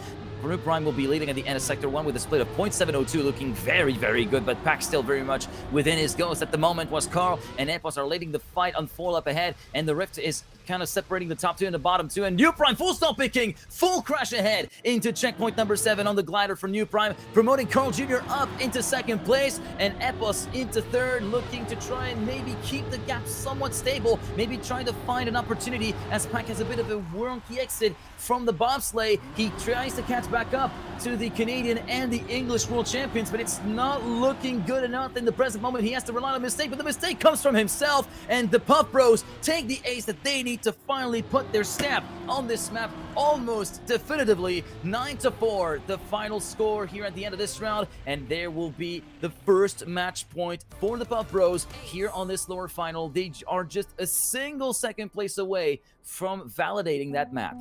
Yeah, one last point. Swift will need 2 aces in a row, which, I mean, sounds almost impossible, right? With the way Pack and Carl Jr. have been driving compared to the mistakes we've seen on the side of Swift, and I think that small mistake on the side of Epos may already prove to be enough. Has shown how well Puff Bros is on a track like Rio, and the only other team that we have seen be as strong on this track has been Bokeh, who is currently waiting for the winner of this match. Carl or Pack at this point in time just need a second place victory from either of the two. New Prime is still in there, right, wanting to make sure that he puts on as much pressure as possible, maybe hoping for Epos to start to link up. The gap at this point in time, right, is still about 7/10 of a second from Epos from the main Pack. But looking at the Pack and Pack in particular, he is in second place. He is doing what he needs to do, even though New Prime is right there, exchanging first and second between the two. This is a situation that the Puff Bros can be quite comfortable in, and especially with the last turn coming up. We have only seen one mistake thus far on this sector, and that's been on the side of Epos, and even then, it's been minor. And with that draw, it is going to be 10-5 for Puff Bros. Puff Bros with this, making it 1-1. It's been a little bit of time, honestly, watching these matches, that we find ourselves with both teams having a map in their favor. Yeah, indeed, and both of them being their own map picks as well. No counter picks being actually dealt with on either side, be it from Swift for the Puff Bros. But after being reunited with victory for the Puff Bros, it's time to ascend and try to take the top of the standings here in this matchup as we make our way to our second Puff Bros map pick. And it will be very, very interesting to see how Epos and New Prime retaliate. Epos, a former world record holder here on Ascension, as he holds a personal best of a 0.312, which was the world record up until the very start of those global playoffs, where Stubbs actually came in and swept in with a 106.254, as you can see at the very top of the screen right here, as the first round is underway, and the whole shot will be for New Prime with 7.920 at the end of sector checkpoint number 1, not sector 1. We're firmly in sector 1, and already a big courtesy of Pack, and it's not an uncommon sight to see some of the players actually fumbling at the exit of checkpoint 2 there. Yeah, Puff Bros did have some issues with this track in their previous match against Big. Eventually were able to come out on top, but even then proving to be a bit more of a hassle than it probably should be, considering this being their second map pick. New Prime and EPOS are currently just enjoying that situation, though, with Pack having to go for the respawn. Carl Jr., the only one left standing for the Puff Bros, but at the same time trailing behind by about 0.2 of a second from checkpoint 8. New Prime and EPOS side by side, so close to hitting the cinder block, but psych, that's not going to happen. They are just making their way through onto the bobsleigh ice. We'll see how high our players decide to go. You know what? Carl Jr. goes a little bit too high. Swift hopefully recognizing the situation for what it is, making their way across 1 and 2. New Prime on 1, EPOS in second place, 106.7, about a half a second away from that world record time at 3-0 for Swift. It's got to feel good after a tough map number 2. Now, could this be just a minor dent in the armor, or could a crack start to form and actually breach apart as the Swift tried to pile the pressure on the Puff Bros? And Pack, unfortunately, with that mistake at checkpoint 2, leaving Carl on his own, and also Carl, unfortunately, in that final sector, which proved to be a little bit more troublesome than what it's worth for the Canadian World Champion, having completely thrown away the round in favor of Team Swift, as we do see now that the Puff Bros got their act together in the very start at least, and thus Carl and Pack will be leading with a 24.745 split, looking very, very good, right in the coattails of Swift's world record after the first sector. Now, the ramp transfer and a hefty clip from Pack, which is going to be sending him down to last place and seeing him completely powerless, having to rely on Carl Jr. once again to try and pick up the slack and try to enforce at the very best a draw. 43.758. This is looking still very, very good in the splits on the part of Carl Jr., as we do see EPOS now under threat from his fellow countryman, who has made the junction back to EPOS right now. Pack moving up into the lead as Carl Jr. loses the slide once again in the middle of the corner. Pack versus EPOS. Pack tries to go for the inner line, but doesn't have any speed coming out of that corner, and thus EPOS will secure the victory individually, and the victory of the round gets secured for Swift with the third place from New Prime, and the Puff Bros are completely losing grip of this third map of the series, with the score going 5-1 the way of Swift. Yeah, Swift not looking to have the issue that Big had on this track, right? Unable to get both players in a good position.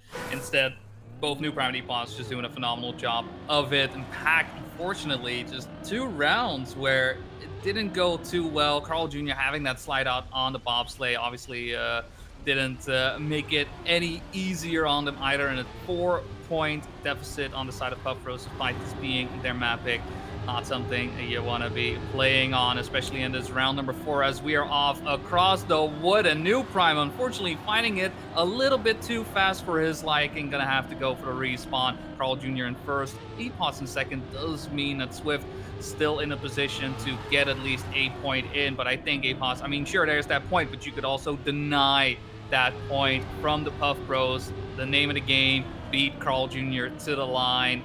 The gap, though, still kind of big considering what is on the plate right now. With a mistake on the side of EPOS, that may be enough for Pack to start making the attack happen. No slide out happening on the side of Carl Jr. and Pack does find his way past EPOS. Does he lighten out the car? Does he get the speed to get by EPOS with a bit more speed? Pack still ahead. Pack gets the inside line, and that is going to be an ace for the Puff Bros. That 4-point gap that they were dealing with, just like that, take it down to just a 1. Swift Puff Bros 5-4.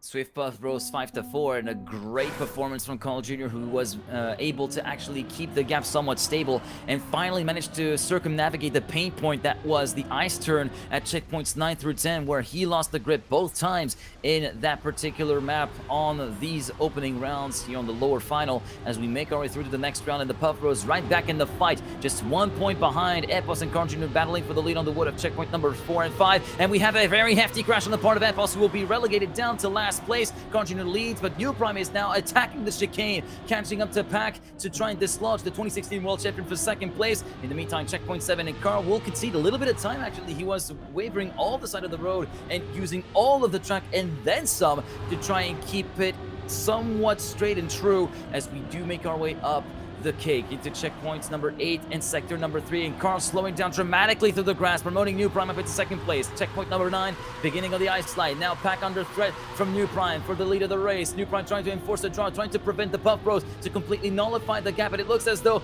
that gap nullification will be pronounced in favor of the Puff Bros, with Pack winning with a 106.601, New Prime second, Carl Jr. in third, and Epos finishes down in last with 3.3 seconds of a deficit due to that unfortunate clobbering the ball at the exit of the wood from checkpoint number 4. 6-6 at the end of this round, and it's still everything all to play for. No trend to be picked so far in the World Final. Yeah, just this is one of those awkward situations. Feels like you're just 1 point away from getting into finalist mode on cup mode, for example. Just 1 point away from actually being able to win a map. It's just not a good feeling. Let's see, though, if Swift is able to survive the wood this time around. First time around, it was Epos having some issues. Second time, it was New Prime. Sorry, the other way around, in fact. This time, no such issues are occurring. Epos and New Prime alive and kicking, ready to try and push down the Puff Bros a little bit more. But Carl Jr. is there at the front once more. Pack trailing behind just a little bit more, trying to link up with his teammate. Does find it on the sausage, getting past New Prime. We'll see if the Ascension part will keep that in, though, as Carl Jr. actually goes a little bit wider at allowing Epos and New Prime to get by. Pack having issues with every one of these blocks, somehow finding his wheel to clip over them every single time. Carl Jr. beautiful exit out of the boss plate does mean that he stays in first place, because New Prime is going to have to settle for second and third, and a draw it is. A draw it is going to be, a 7-7 the score line, and we will have a somewhat double finalist, just to finish up that analogy I made earlier on. 7-7 track point, any ace will do the trick. Yeah, and I gotta say, I was paying attention to the times that were being driven. 106.482, the winning round time, courtesy of Carl Jr. Yeah, that was going pretty quick towards the end there, and both New Prime and Epos kind of like going from one side to the other of the track at the exit of the ice slide of checkpoint number 10, and promoting Carl Jr. up into the lead with the beautifully executed double apex at the double left-hander following that ice part, as we now make our way on to the first map point attempt for both teams here on Ascension, as we do see Pack unfortunately falling by the wayside and having a very big crash a little bit further up the field, thus dropping down to almost a second. 1.5 seconds actually the gap between Carl Jr. and Pack at the moment, but Carl Jr. having his hands full, battling with Epos in the lead of the field. New Prime catching up with his teammate, trying to tandem this together, calling a little bit of backup as it were for Epos. And now checkpoint number 9, huge slowdown from New Prime on the way into the ice slide, and actually doesn't get the slide initiated correctly, so he will be losing a lot of time and allowing Pack to catch back up to move up into third place potentially. Meanwhile, Carl and Epos are going to be staying as is, and Carl clocking in yet another great time of a .501, with Pack able to get the better of New Prime in those final few corners, and thus the Puff Bros retake the lead 9-8, and the Puff Bros cannot afford to lose the round, otherwise it will be overtime. Yeah, it's going to be draw victory, or you know what, an ace obviously is something nice to hear, but Swift need a victory at least. It's very much possible in the way that these rounds have been unfolding, the way they have been going. For Epos and New Prime, the main issue in these last couple of rounds has been on the bobsleigh sector at the end, right? That slide is not going necessarily the way that they would like to. Pack, though, at the same time, able to keep things alive. We'll see how the transition will go for him this time around. Carl Jr. finding himself in third place. Epos is in the lead, and everybody makes their way across. Not too much speed being lost across the board. Still, it is Swift in the lead and currently in position, perhaps get that victory, but a slide out in the crowd, just messing up on the sector there is not the way that Epos wanted things to go. And New Prime now as well, having to deal with Carl Jr. and Pack in front of him. I mean, even with the overtake, that is not going to be enough. It needs to be a major crash on the side of Puff Bros, and not just that New Prime to overtake, but there is not enough track remaining. There is not enough room for the Puff Bros to make a mistake, and they will make it across. They will pick up Ascension. Their second map pick is going to be 8-12 to conclude map number 3, and with that, not a single counter pick has been happening thus far. And the question is, after going as high as we have, can we go as low as we need to go for Limbo?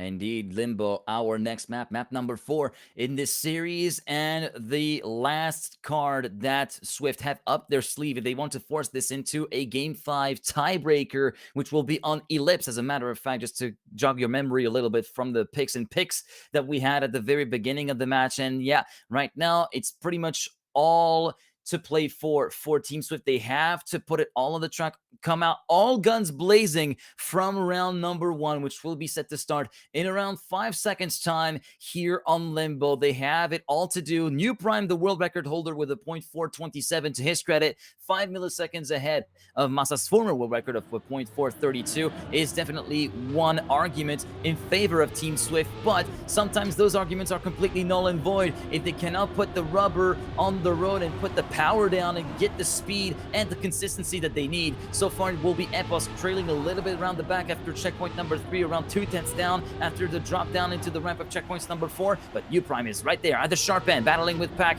for the lead. And the sector number 1, 24.905. The first plate in favor of Pack, but Pack after the second bounce gets the lead back to New Prime. Now onto the snail corner of checkpoint 6 through to 7, taking a little bit of two-wheel time for both New Prime and Pack, who are still walking wheels head to head as we make our way through to checkpoint number 8, 41.732. The split looking still pretty good, and now the best reactor boost trigger comes on the way of New Prime. And look at the battle for second place. Epos making the junction to Pack and Carl Jr., but the Proud Bros leaving Epos in the dust, and Epos completely checking out after clubbering the wall before checkpoint 11. But New Prime will be able to anchor the fort and enforce the draw for Team Swift as he goes over the bar. Does that cost him first place? It does! By 4 milliseconds, Carl Jr. snipes away the lead from New Prime and allows the Puff Bros to take the lead 2-1 at the end of round 1. It was a mix of indecision and risks not quite going the way that they wanted to for Swift right there. Very, very unfortunate for New Prime, like going for the safe way, but simply being beaten to the line, that's going to cost you, right? At this point in time, you can't expect to just be able to walk it in just like that. At the same time, Epos on his end, he was doing a phenomenal job getting into the bobsleigh, but once he hit that bobsleigh, he was already in a bit of an awkward position, barely missing multiple walls. And I think it just came to a head once he exited the bobsleigh that he just wasn't able to keep his, well, the saving of the line up. This time around, though, he will find himself in the first, second place. He has another try, another shot at glory. It's still a deficit on the side of Swift, looking to get a point in their favor, or perhaps even draw things out. Current positions, everybody side by side. Pack has the lead. Epos in second place. New Prime in third. Carl Jr. in fourth place. And Carl Jr. still trailing behind just a little bit. We'll see how much risk will be taken across the bridge. See all of the players similarly side by side coming down to the water. Let's get limboing. Down we go. Up we go. Carl Jr. No! Not again, and Pack will pick up first place. So it is going to be a draw. But once again, bring out the lifeguard. We got another car hitting the edge. Not the first time that Carl Jr. found his car being completely ejected to the other side of the pool for going too low on that final bounce, but he had no choice but go all the way low due to the fact that there was potentially a victory that could have been waiting in the wings following the incredibly close race that they had throughout the round with Team Swift, but it wasn't meant to be. Swift enforced the draw, thus keeping themselves in the fight with just a 1-point deficit to make up, and now it will be Pack's turn to fall by the wayside and fall a little bit further away from the field, around a 10.5 away from the leading duo of New Prime and Carl Jr. Epos also leaving a bit of time on the table at the end of sector number 1, thus allowing his fellow countrymen to have a little bit of room to play with and have someone to accompany him in the depths of the scoreboard. Not feeling too lonely here on this round for now, as we currently see Carl Jr. making his way ahead of New Prime, 41.722. New Prime is not taking this one lying down, but Eclipse on the way to the reactor does get the reactor with the very edge of the tire on the left rear, and look at the speed he was able to accumulate through the checkpoints 9 and 10. He's back in the fight versus Carl Jr., and now Pack is also in the mix, potentially trying to put New Prime under pressure,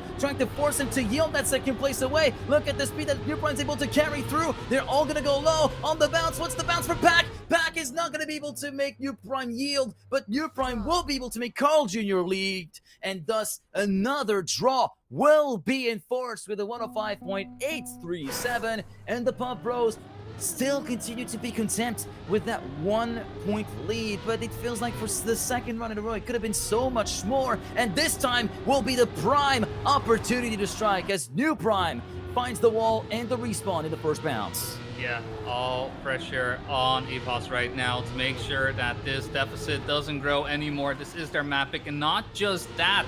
This is map and match point for Puff Bros. If they're able to take it right here, right now, finding themselves in ace formation right now, they'll still have to deal with the pressure from Epos right behind, trailing by about 1/10 of a second. So it is still everything to play for. And bobsleigh sector has been the part where we have seen most of these players falter. It's where things tend to go wrong. We'll see how the turnaround goes. Make our way around. Epos barely hits the booster right there, but just in the nick of time, allowing him to get close to the pack. Pack, though, gets away from Carl Jr., and with Epos going too low, the risk, unfortunately, didn't quite pay off. Carl Jr. Pack, hopefully recognizing the situation, and with that, Carl Jr. goes a bit safe. Pack goes nice and high, and an ace for the Puff Bros means that Swift is 3 points away from elimination, and the Puff Bros set up for a rematch versus Bokeh, who are most likely anticipating, waiting, and looking at what is happening on the screen right now.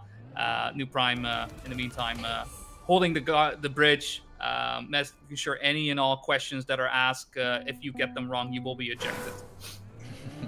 As we make our way for the first match point and grand final point attempt from the Puff Bros here on Limbo. 7-3 in favor of Carl and Pack versus Epos and New Prime, but Epos getting a solid start from that opening bounce, and New Prime also joining with them, but Prince face first into the flagpole and the breeze block alongside it, leaving Epos all on his own to try and stem the flow of points going the way of the Puff Bros as he leads into Sector 1 with a 25.014 split at checkpoint 5. Right now being caught up by his fellow countryman Pack, and we also do see Carl Jr. trying to make himself a force to be reckoned with, making it a three-way fight for the lead, but Epos continues to resist as much as he can, goes a bit wide on the entry into checkpoint number 8, 41.748 at the end of Sector 2, and it's going to be a huge clubbering of the side of the block before the reactor from Pack, forcing him to respawn. New Prime doesn't take advantage of this, though. He's way too far behind. Epos still very much in a comfortable position with a quarter of a second, I believe, as Carl goes so close to hitting the wall on the outside of that bridge. Epos, Carl, Pack, and New Prime will be staying as is, or will they? No, they will not! And for the second time on Limbo, when someone goes high, Carl Jr. goes low, low, low, and snipes away the leader by less than a tenth. 62 milliseconds of a gap between Carl and Epos. New Prime doesn't even bother finishing the round, and it will be a 9-4 scoreline in favor of the Puff Bros, and the writing is on the wall this time for Swift, and it will not go away. It is the bad omen, Boney, a bad omen. Very, very much so. This is one of those situations where it feels just impossible to make it happen. And I mean, this, if there is ever an impossible task, I would say get 2 aces in a row versus Pack and Carl Jr. I'm gonna put that one on the impossible section of my task list, but it is exactly what New Prime and Epos have been faced with, what they're faced with right now. It's such a shame that both New Prime and Epos making the same, well, I would call it mistake, going high instead of low. Carl Jr. getting that low line down every single time, except when it doesn't.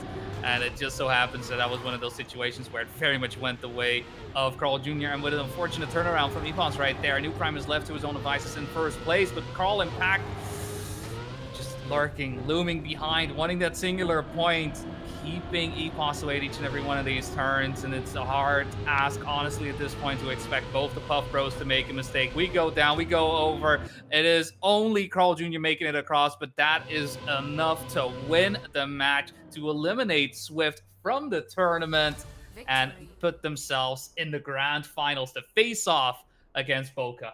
Indeed, but I think New Prime made sure to go out with the bang in that particular respect with the time that he's driven, a .611 at the very end of that final round, which proves that, yes, they might be going out in P3 in the global playoffs, but they came out fighting Swift, and they tried all the best they could, but it just didn't click when it needed to click for both Epos and New Prime, who thus come away with 800 World Tour points and 1,000 euros of prize pool to divvy up between the two, of course, and that means it's time for a rematch from the winner bracket and time for a World Cup 24 rematch if we're taking out the player lineup.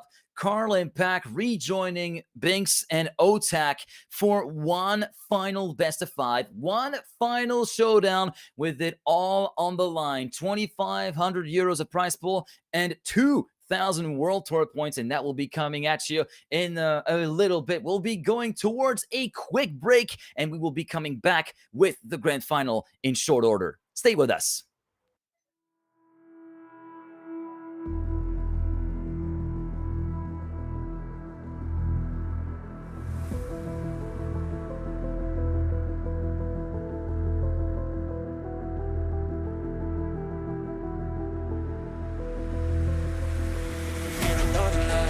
life.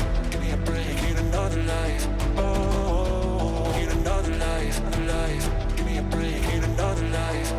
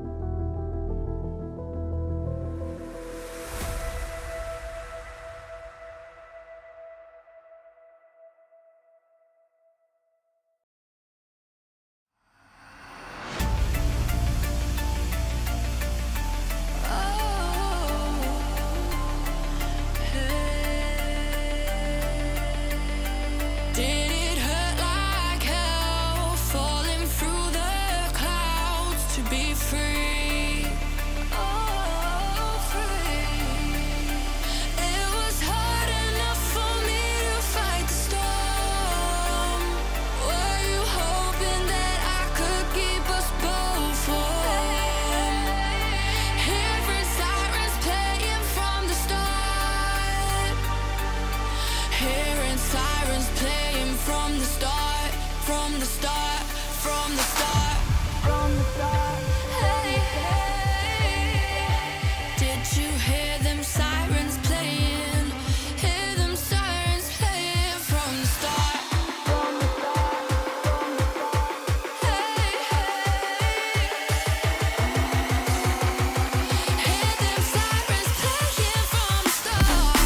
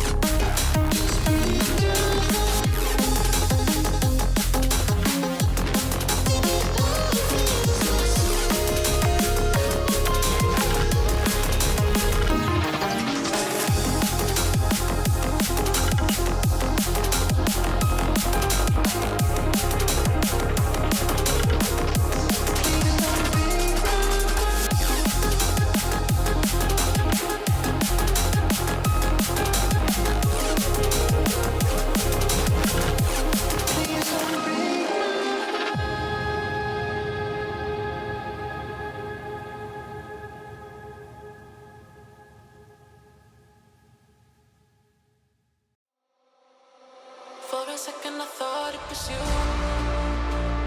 Thought it was you. Thought it was you. Thought it was you. For a second I thought it was you. Thought it was you.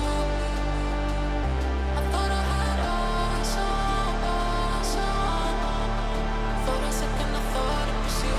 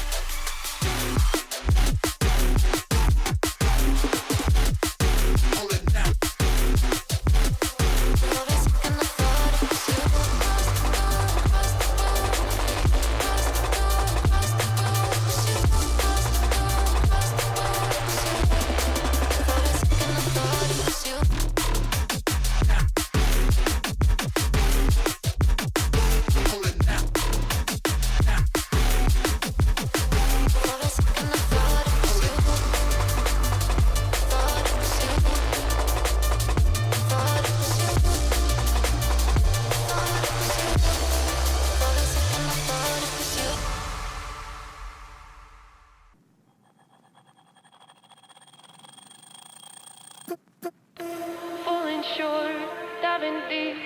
Where is the water taking me? Trying hard, bittersweet. Cabin fever's pulling me. I want to hold on to something greater. I feel the waves come crashing in. I'm drowning, drowning, drowning. Drowning, drowning, drowning.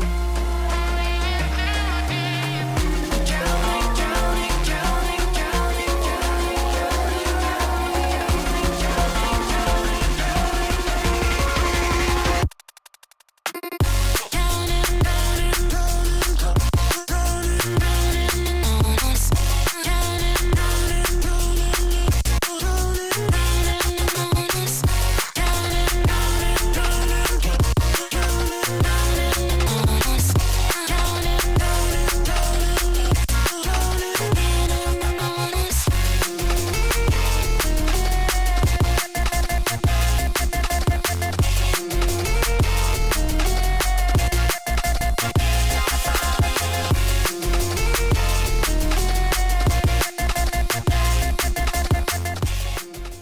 Welcome back, everyone, to the Trackmania World Tour Global Playoffs #1. I'm Boney, joined here by GGeek, and this is the culmination of this weekend of these playoffs. We had 16 teams set up to try and gain glory. Only 2 are able to make this happen.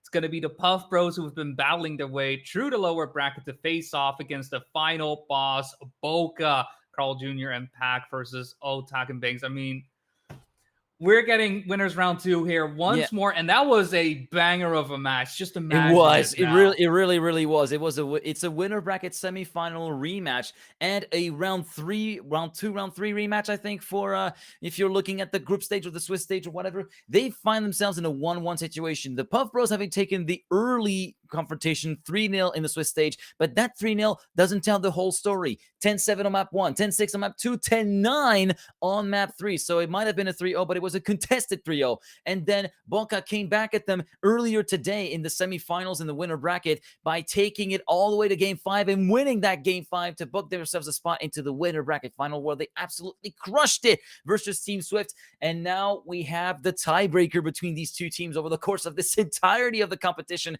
In fact, I think we should get a look at the bracket right now to show you how everything has been going on over the course of this 6 hours of competition that are about to take a conclusion. Here you can see the rundown of the matches as they have been happening. The Puff Bros winning 3-0 versus Swifty before losing 2-3 versus Bokeh. Bokeh then moving on to win 3-0 versus Swift. And of course, the Puff Bros having to fight all the way back through the lower bracket, taking an easy 3-0 victory versus Team Nemesis, and then taking a 3-0 win versus a big team that doesn't seem to have had really it clicking all the way throughout that match. And then in the lower bracket final, Swift did manage to get one map off Carl and Pack, but in the end, it's always the 6-time and 1-time world champion that came on top with a 3-1 scoreline. And now it's back to Bokeh versus the Puff Bros.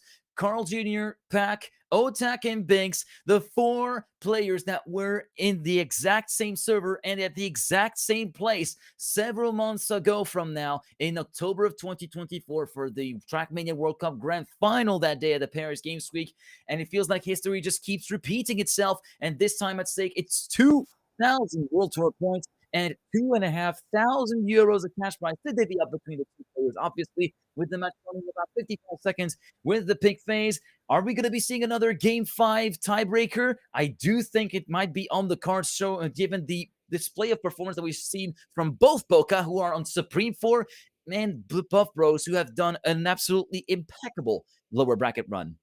Yeah, as we're slowly but surely getting to the picks and picks phase of it all, if there is a map that I am looking forward to seeing these two teams play on as this day has been unfolding, Reunion to me seems like such a battleground. I mean, we have seen both Bokeh and Puff Bros put absolute scorchers of times on there.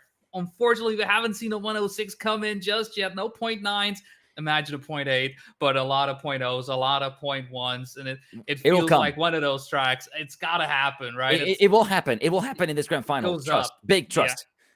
Yeah. I hope so. I'm going to trust you on that, but what I'm also going to trust is the picks and picks coming in. Otak for Bokeh, picking up map number 1. The burn is set up. It's going to be sunny, and there is that Reunion after it's all said and done. Ascension coming in as a second pick. Puff Bros staying with the same picks that they have been for these last couple of matches. They're very sure, very comfortable in picking those. Limbo coming in number 4. We've seen how the Puff Bros are on that, but Bokeh also feeling that. And Eclipse to close things out. Link's map left a little bit by the wayside. The Sunburn pick, though, from Bokeh does feel like a reaction to what we saw on the previous match. Yeah, it could definitely be a reaction to what we saw in the previous match with all the picks said and done. This match set to start in around 1 minute to 1 minute and 30 seconds time. And I want to go into predictions, and I want to go out on a limb and bet against the Puff Bros because I do feel like after so much frustration, so many close calls, it is finally time for Bokeh to actually get an event win in the World Tour for Stage 1. And it feels like the momentum is with them. And even the Puff Bros tasted the bite of Bokeh's sword as they have been slain on a 3-2 scoreline, mind you, in the winner bracket semifinals. And I feel like Otak and Binks are saying, yeah, we've done it and we can do it again. So I'm betting a 3-2 win going the way of Bokeh. I mean, it's always a tough one. I am still a little bit on the fence. While I do see your treat too, there's this little saying that goes around when 4 players enter into a server, it's Carl Jr. who wins at the end. It's been time and time again when everything seems up and right for his opponents. Carl seems to always find a way. Even saying that though, Bokeh looking on top of their game. I Indeed. am on you with the 3 and 2, but honestly, to me, it's too close to call. If it comes to history, I'll give it to the Puff Bros, but I also would love to see Binks and Otak picking up a win right here, right now. Either way, it's all to play for those 2,000 points to be picked up for the season, along with that €2,500 prize pool. I mean, there's a lot on stakes, but not just that. If there is anything that I know these players care about, it's about the glory, the honor of being called the winner, the champion, the best of these 16 teams that came in here for the Trackmania World Tour Global Playoffs #1.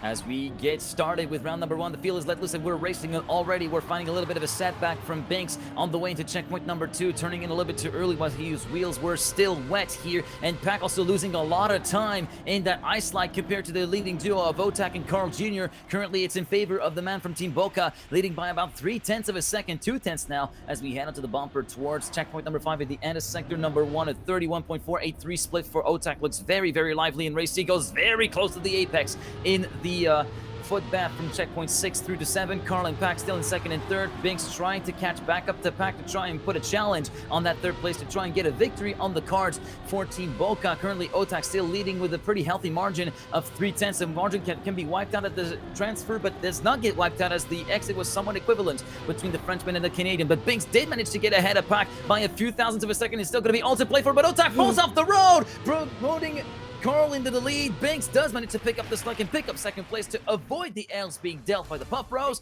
So Bokeh does get on the board, but so did the Puff Bros, who take the lead 2-1. Carl clocking in at 106.380. It was looking so good. I'm thinking we could have been seeing a 0.0 from Otak at the pace that he was running out. Such a shame that he fell off the road at the final corner.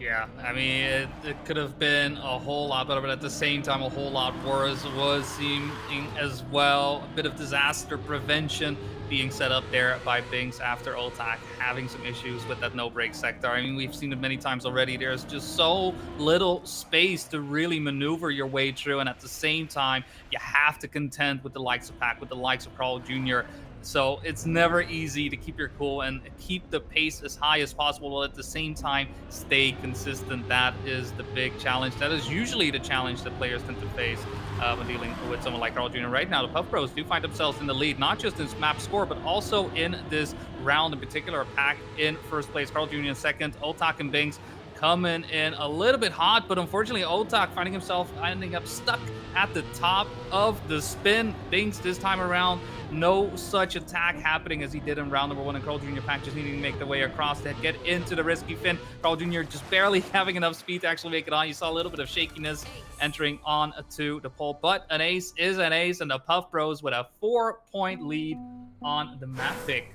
Unfortunately for that round, Bokeh were not able to really find any answers at the pace that was being laid down by both Pack and Carl Jr. Pack jipping below the 66-second mark with a 105.985 to the credit of the Englishman, the 2016 world champion, very much looking to be back on song after a bit of a hop moment throughout the match in the lower bracket final versus Swift. As we make our way through round number 3, everybody's still very nice and grouped within a tenth of each other as we attack the reverse part. Nobody clipping at the top of the barrier on the inside. Carl leading the Pack ahead of Otak, Binks, and Pack currently at the tail end of the field with a 31.498 split. Binks will be taking the lead of the split. Oh, and that's a huge pinch from Carl Jr. clipping the wall at the exit of the footpath on the way towards turn 7, and it will be Pack taking the lead, and Binks clipping the top of the checkpoint at checkpoint 8. Pack thus promoted into a pretty sizable gap between himself and Otak at 0.2 of a second. Can Otak pass the spin? Not quite. He actually clips with the right front wheel at the exit, and thus Pack will be enjoying a quite sizable lead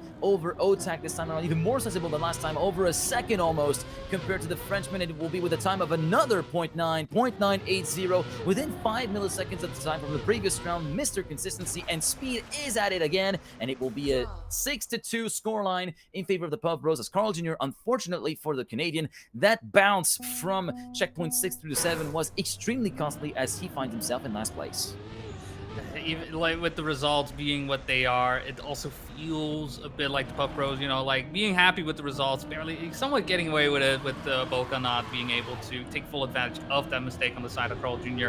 And we'll see if this round will be a bit of a difference, as it is not Carl Jr. with the mistake this time around. It is Pack, who is a little bit trailing behind. Otak as well, in a nice mix in favor of the Puff Bros right now. First and third going their way would be enough to bring the score up to 8-3, but we're not quite done just yet, just halfway through, and still everything to play for. Otak's deficit at the moment, 0.4 of a second. Binks and Carl Jr. though in a rough fight between the two, and at the moment victory seeming to go the way of Carl, but we are going on the ice. We've seen how fast Binks is on the turnaround. Doesn't quite get past Carl Jr. just yet, both matching each other, and Pack actually looming behind. Binks needs to make sure that he keeps his composure through this no-break sector, keeps the wheels on the ground, gets his way in second place, and with Pack coming in third, that is going to be a victory for Puff Bros. 8-3, gap of 5 points. Puff Bros looking to start this match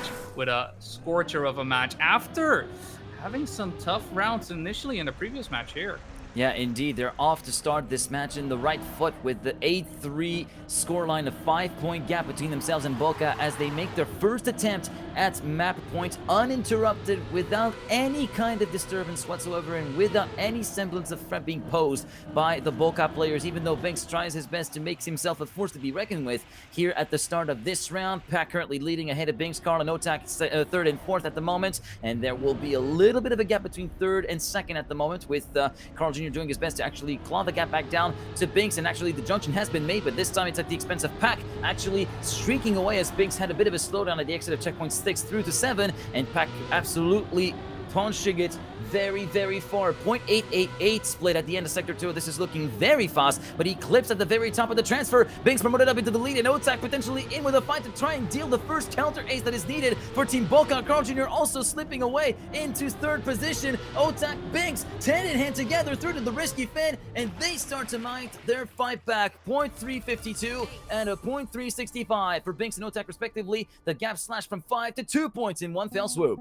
What a round, what a round. This is just such a close one, and Bokeh waking up, it seems. They've had a bit of a rest, not having to play 2 matches in a row, and instead, you know, perhaps that adrenaline, the pace that was in their fingers, somewhat diminishing in those first couple of rounds, but that round in particular, they did what they needed to do. The ice slide that they have, that second one, they are phenomenal on that. Every single time, if there's ever a moment that there's a player just slightly ahead, that is usually the spot where they find the advantage. With Pack having some issues on the backward section, he does find himself falling down a little bit, but you know what? You can follow behind even further with a line from Binks right there, unable to make it work on the water, and with that, all pressure on Otak to make sure that Puff Bros doesn't just win this round outright. First and third is enough for them to take it here with a 10-7, though Pack wants to get a little bit more, tries to get past Otak with the turnaround. Otak retakes second place though, and Carl Jr. still in first.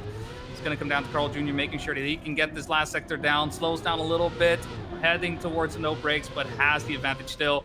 And with his nose down into the water, it is going to be the Puff Bros picking up map number 1, 10-7, countering the pick from Bokeh.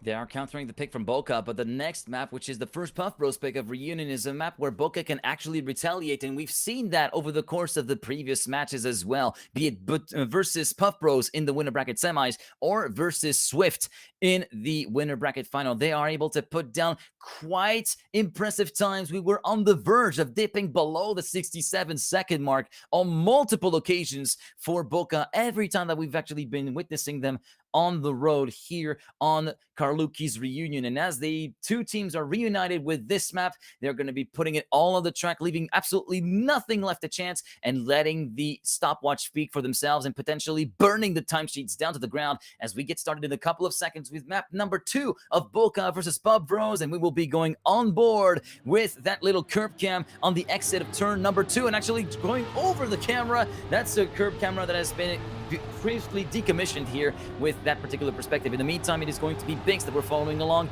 he's going to be shadowed by his teammate Otak, and both are chasing down Pack and Carlin. Pack makes the first mistake, barely clipping the wall in that little pinch in the road before the wood of checkpoint number 3. Carl Jr. left alone in the lead of the race, but Binks and Otak are very much piling on the pressure. A bit more speed through the ice part of the exit of checkpoint number 4 into sector 1. 29.792 split from Carl Jr., about a 10th away from Brent's split from the world record, but Binks is piling on the pressure and now moving into an attacking position versus the sextuple world champion from Team Solary, as Otak watches the proceedings a bit further behind in third. He cannot really keep up with the rhythm that is being impressed by the two lead players up ahead as we go on to the bobsleigh. Who goes a little bit higher? Both going relatively same height, but a bit of a weirder exit from Binks with a bit of a bounce from the front axle, which is definitely going to be sealing the deal for Carl Jr. when it comes to the leading positions. Otak backs up his teammate, and that will be the draw, the end of the very first round here on Reunion. Carl Jr. clocking in a .162, starting off pretty strong, it must be said. Although, if you want to talk strong start, talk to Binks, who posted a 107.0 in one of the previous matches where Reunion was played. So, honestly, I feel like this is only just the beginning, and we're going to be turning up the heat little by little. Yeah, there's still plenty left in the tank. Unfortunately, though, Carl Jr. not going to be able to replicate that time that he posted just now. An early mistake on his end, slight touch, does mean that he is going to be in P4 for the opening parts of this round. Pack in the lead, Binks and Otak trailing right behind, looking for any and all space to get by, doing a phenomenal job of sticking together, staying together when there's just one player left. You want to make sure that any and all risks, are there to pressure Pack. Carl Jr., though, still relatively behind. Otak starting to fall behind a little bit. We saw Carl quickly pop up, and once again, there he showed up. It's that ghost in the corner of the room. Better make sure, keep those windows and doors locked up. You don't want Carl Jr. to just be invading into that third place spot, but he's right here, right now, making up that space. Pack and as well, getting over Binks right now, and positions in terms of victory is what the Puff Bros are looking for. Binks, though, attacking on the plastic, trying to get the inside line, is more on the side of Pack. Pack very close to the edge, but losing a lot of speed towards the end. Otak now with the overtake as well. It's going to be an ace to close things out on that round after such a back and forth. Positions going in favor of both teams. It's all what matters is at the end of the line. It's the positions that you find yourself in then, and Bokeh found themselves in the most optimal positions. First and second place, great attack, great overtakes, and 3 points going their way. We weren't lying to you when we said that the heat would be cranked up little by little, and it looks as though we cranked up the heat a lot towards the end of that round, with a very, very good ending from Otak, moving from 4th to 2nd place in one fell swoop, allowing himself to validate the ace that Binks was trying to actually get for Team Bokeh, as Carl Jr. leads heading into checkpoint number 5, the end of sector number 1. Binks in 2nd, and Pack and Otak regroup together for 3rd and 4th position. And look at the rift between top 2 and bottom 2, almost 2/10 between 1st, 2nd, and 3rd, 4th, as we make our way through to the glider, and we move into a barrel roll for Binks, who was trying to move into the skies a little bit further on, but unfortunately for him, he will be forced to respawn, and for his teammate, it's exactly the worst situation to be in, effectively completely voiding any chance of any points going the way of Bokeh, as he also clipped the inside of the double left of checkpoint number 9. And now Carl Jr. and Pack can breathe a little bit of a sigh of relief, knowing that they will be able to completely nullify the gap that Bokeh have been able to take in the previous round, clocking in a .272. Carl Jr. takes the win, 2/10 clear of Pack, and thus they have it all to do again, Binks and Otak, as they make their way through to round number 4. It's got to feel bad, right? You've put in the work, you got the ace for your trouble, so close, and then the round after, things just go wrong, right? Just not finding the lineups, not finding the ways to keep the Puff Bros away, and with that lead diminished, this is nulled and void, and 4-4 is the scoreline to deal with. And not just that, Binks with a bit of a slower start this time around does mean that the numbers are in favor of the Puff Bros. It is Pack in the lead. Carl Jr. for a little bit of time exchanging that first place with his teammate, and Otak having to look onward, seeing these Puff Bros just exchanging the flag side by side. We'll see how things go. Maybe any barrel rolls will come our way. No such thing will be the case. Carl Jr. with a great turnaround will make sure that he gets the lead a bit firmer. Pack following suit, about a 1/10 of a second behind. Otak 2/10 of a second. We'll see how the lineup is going into the bobsleigh. Pack and Carl Jr. both looking pretty good. Otak getting a little bit more speed. Will it be enough, though, to overtake Pack? so far. A bit more of an inside line initially, but then going a bit wider, allowing Pac to get back into second place. But what does this pressure mean? Maybe Pac will feel it. Otak tries to go for the attack, tries to get to the inside line, but no luck thus far. It is Carl Jr. and Pac with the exact same time, giving themselves an ace despite the pressure Otak was putting on the two players. What a way to get an ace.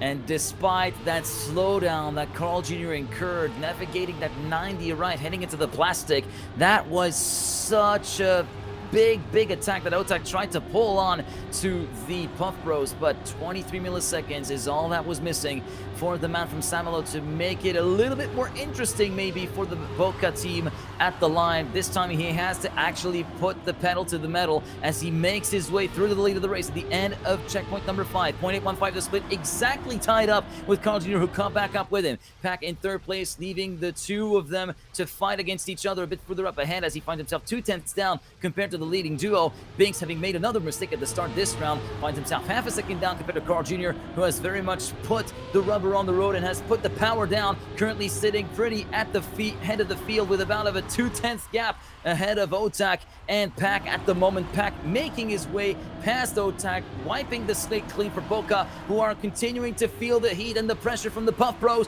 who make it 2-0 for themselves. 107.202 and a .325 for Pac. 10-4 for the Puff Bros, who lead this best-of-5 series quite convincingly and now have 2 free passes virtually for the overall win in the global playoffs. And they have a big mountain to climb because, as I like to say in Trackmania, if anything can happen, and it usually does, so we have to be very wary on how they actually ascend the map upcoming.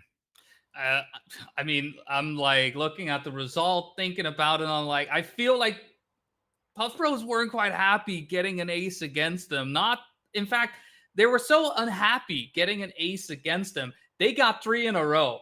They were like, sure, you get the 3 points. We'll do the 3 times 3, right? Just make sure we square that. And they squared it away, make it 2-0 in their favor. Honestly, Puff Bros coming to play. And it feels like the amount of time that the Puff Bros have been able to play in matches have been allowing them to grow in the tournament. It's one of those things that you see quite a bit. Players who play a lot of matches that initially may not look as strong, but as the tournament evolves, as it goes on, they grow to that 100% power that they have.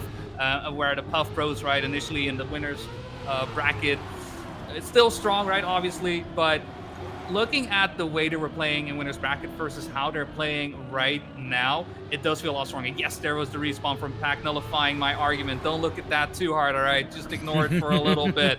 The point stands. If you look at how Bokeh was versus Puff Bros initially and how they're playing up against each other right now, Puff Bros is just looking like the stronger team when just a couple of hours ago, Bokeh was the one on atop. Carl Jr. doesn't slide out on the bobsleigh. It's been one of the Achilles heel. If you have looked at the splits, Carl Jr. is very much on the way to a potential new world record. What will the stopwatch say? It will be a 106.291, falling close off the mark from Stubbs. I was patiently looking at the splits. It was a .658 after checkpoint 5 and a .580 after checkpoint number 8. It was within a tenth ahead of Stubbs' world record. That's why I was trying to get your attention, and sorry for interrupting at that particular point, but we were on the verge of seeing history being made here with the potential new record on Ascension. It wasn't meant to be for a few hundredths of a second, but the time has well and truly been acknowledged by the opposing side, saying nice time, and I think you guys can also say nice time in the chat, because that was some going from Carl Jr. that we've just witnessed as we make our way through to round number 2 now. Packing Otak head to head into the first sector. 40.742 for Pac, leading by 3 milliseconds at the line versus Binks in third place. And then we also have Carl in P4, Otak in second place. Of course, Binks down to third. We have seen Pac fall down a little bit after a little bit of a heavy set landing on the way towards checkpoint number 7 in that ramp transfer. And we have now a .745 split from Otak, who has taken the lead of the race, with Carl Jr. is trying to get back into the running, trying to make the junction with the leader trying to sprint away. A 10th and a half as we move onto the ice line. One of the pain points of Carl Jr. in the previous rounds of matches, but this time it goes through clean. Otak finding himself a little bit slow on the exit, allowing Pack to move up into the lead. Can Carl Jr. make it an ace? The answer is a no, as Otak tried his best to retake the lead at the very end. 9 milliseconds was the only margin separating Pack from Otak. Carl Jr. in third secures the victory for the Puff Bros, allowing the Canadian and the Englishman to take the lead 3-2. Another great set of times, not as fast as we saw in that one round from Carl Jr. right so close. This time around it was a 0.4. Still amazing considering that we had 3 players within earshot of each other, just a 10th of a second separating the 3. That is very impressive. The Puff Bros, they keep winning, they keep staying on top. That prediction that we had initially right now is being just put away so hard. Bokeh needing to reinvigorate, need to reinvent themselves, it feels like at this point. Again, that growth into the tournament very much benefiting the Puff Bros. They're coming off of such a high. They have been decimating the lower bracket. Each and every team that they have faced right there has felt the wrath of Pack and Carl Jr. right now. Otak has been doing some great defense. Binks, on the other hand, though, where in the first match, he was able to get, what was it, a 65, 68% first place. This time around, he's on 15. He's not on the game that he's usually on. And with a clip out as well on the bobsleigh, the Bokeh team can be very fortunate to know that Carl Jr. made a bigger mistake earlier on. They will still be able to pick up the round win, but it feels like Bokeh isn't playing the way that they are. Again, it's just such a far 50% difference in first places. It's massive.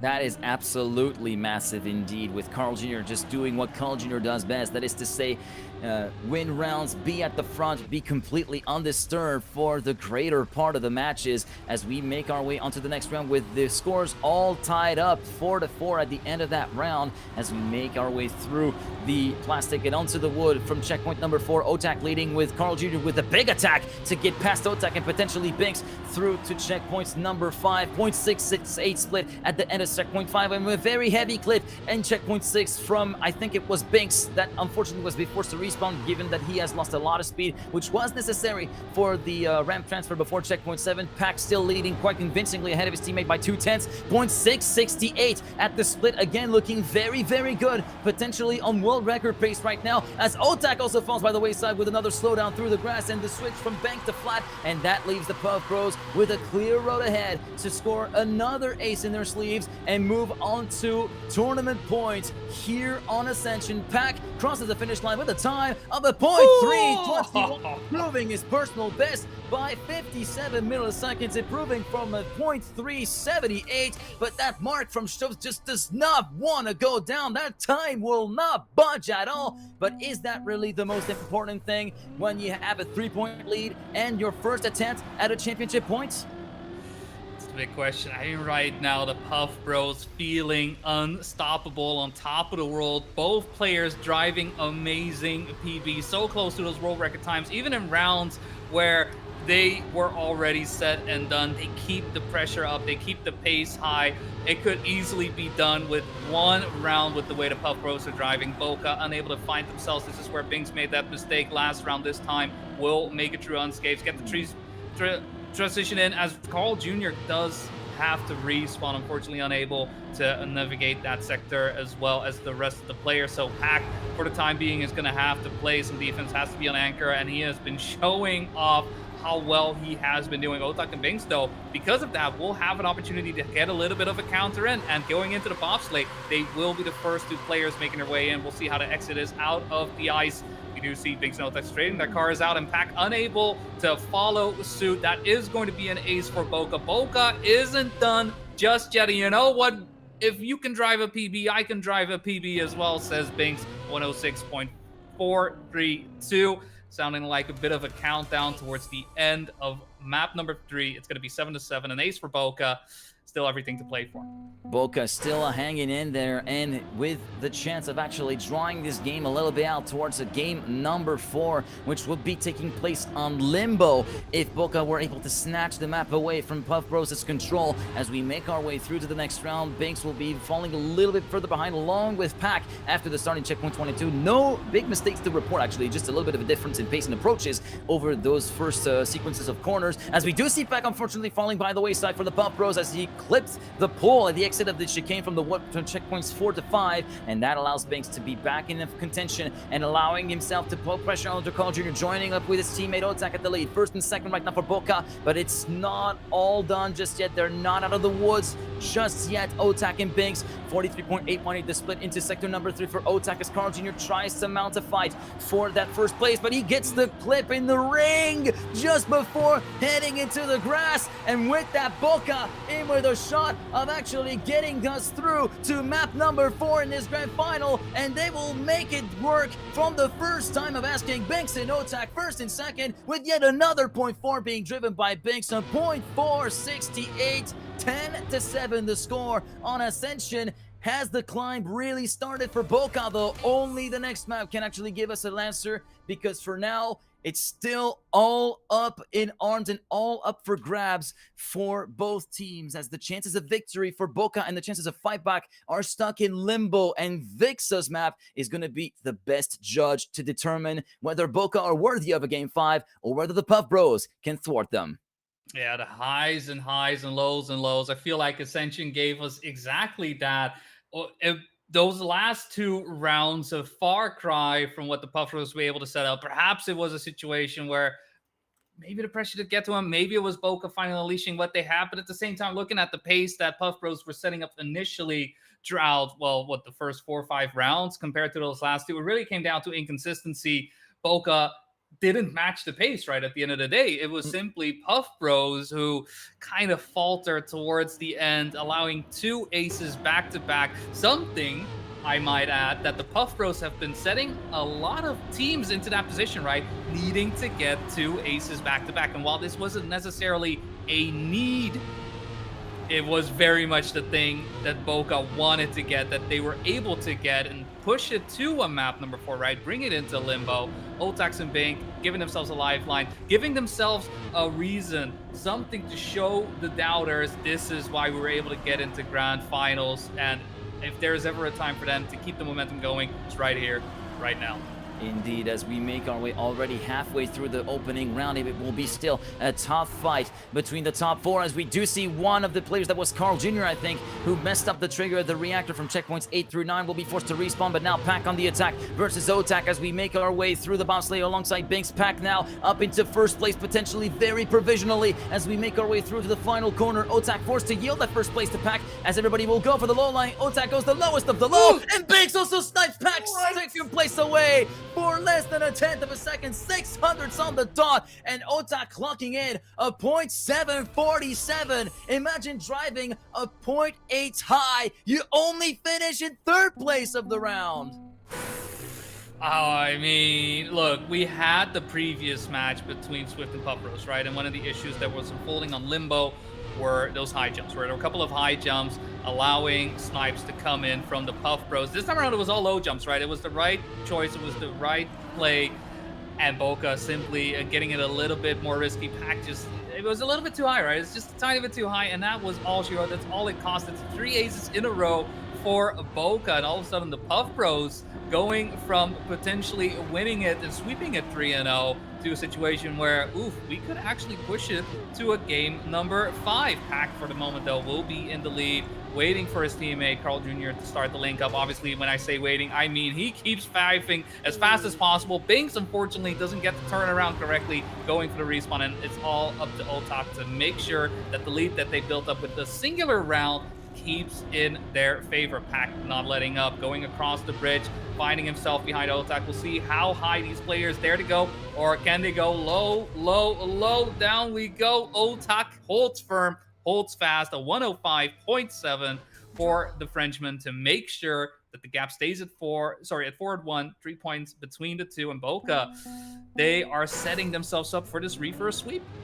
Yeah, never backing down at the present moment, and Otak able to stand his ground all the way through to the final part of the round, and actually in very convincing fashion. If you look at the gaps that were actually being set in that second round, Otak very convincingly leading and winning that round individually, allowing himself to pick up the slack from Binks, who unfortunately had a bit of a blunder through to sector number 3. Right now, moving on to our third round here on map 4, and it will be 25.025 for Pack, leading just ahead of Otak and Carl in hot pursuit. Binks a little bit further behind, around a 10.5 to 2 tenths down compared to the leading trio. As we make our way through to checkpoint number 7, we did lose a bit of speed through that corner from Carl Jr., and Otak takes advantage of that situation to move up into second place. Pack still firmly in the lead, 41.735. Who gets the best reactor trigger? It will be actually Carl Jr. continuing to make the junction with Otak and Pack. Binks, having lost a lot of time here in that particular sector, still finds himself half a second behind the leader and around a quarter of a second behind Carl Jr. That gap continuing to widen as time goes on. Pack still holds on and holds off all the attacks from Otak, who has no choice but to go low, but Pack also goes low and clocks in a 0.624, improving his own personal best by 28 milliseconds, allowing the Puff Bros to start their fight back 5-3, still in favor of Bokeh, but the Puff Bros are not done just yet. Last couple of rounds, putting a lot of pressure on Otak. First time around, getting that first place to make sure to get it tied. This time around, falling down into second. Look, I am not one to start a trend, but this feels to be one. It's gonna be up to Binks really to start to make a bit more of an impact, right? Obviously, they did get the ace, but other than that, the way he was playing initially, just to reiterate and repeat myself on that, during the winner semifinal is not quite the pace that he has been able to show off as consistently, at least throughout these last couple of rounds. Carl Jr. and Pack, they'll keep mounting the pressure, keep the attack up. They realize they are behind, but unfortunately, sometimes that means taking a risk, and risks don't always pay off. Carl Jr. having to go for the respawn and leaving a Pack to his own devices. Will Pack be able to keep this onslaught going, making sure that Bokeh doesn't get too far away? They're already able to get 1 point back. Over the bridge we go. Pack with a bit more speed, overtaking Binks once again, but Otak staying in front. Pack with the crash. Otak and Binks given the ace just like that. Oh, very close for Otak there at the end, still making it across the edge. No help needed so far in that sense. In fact, we're going to have to call an ambulance, not for Bokeh though. Puff Bros on live support in this map. It's 8-3.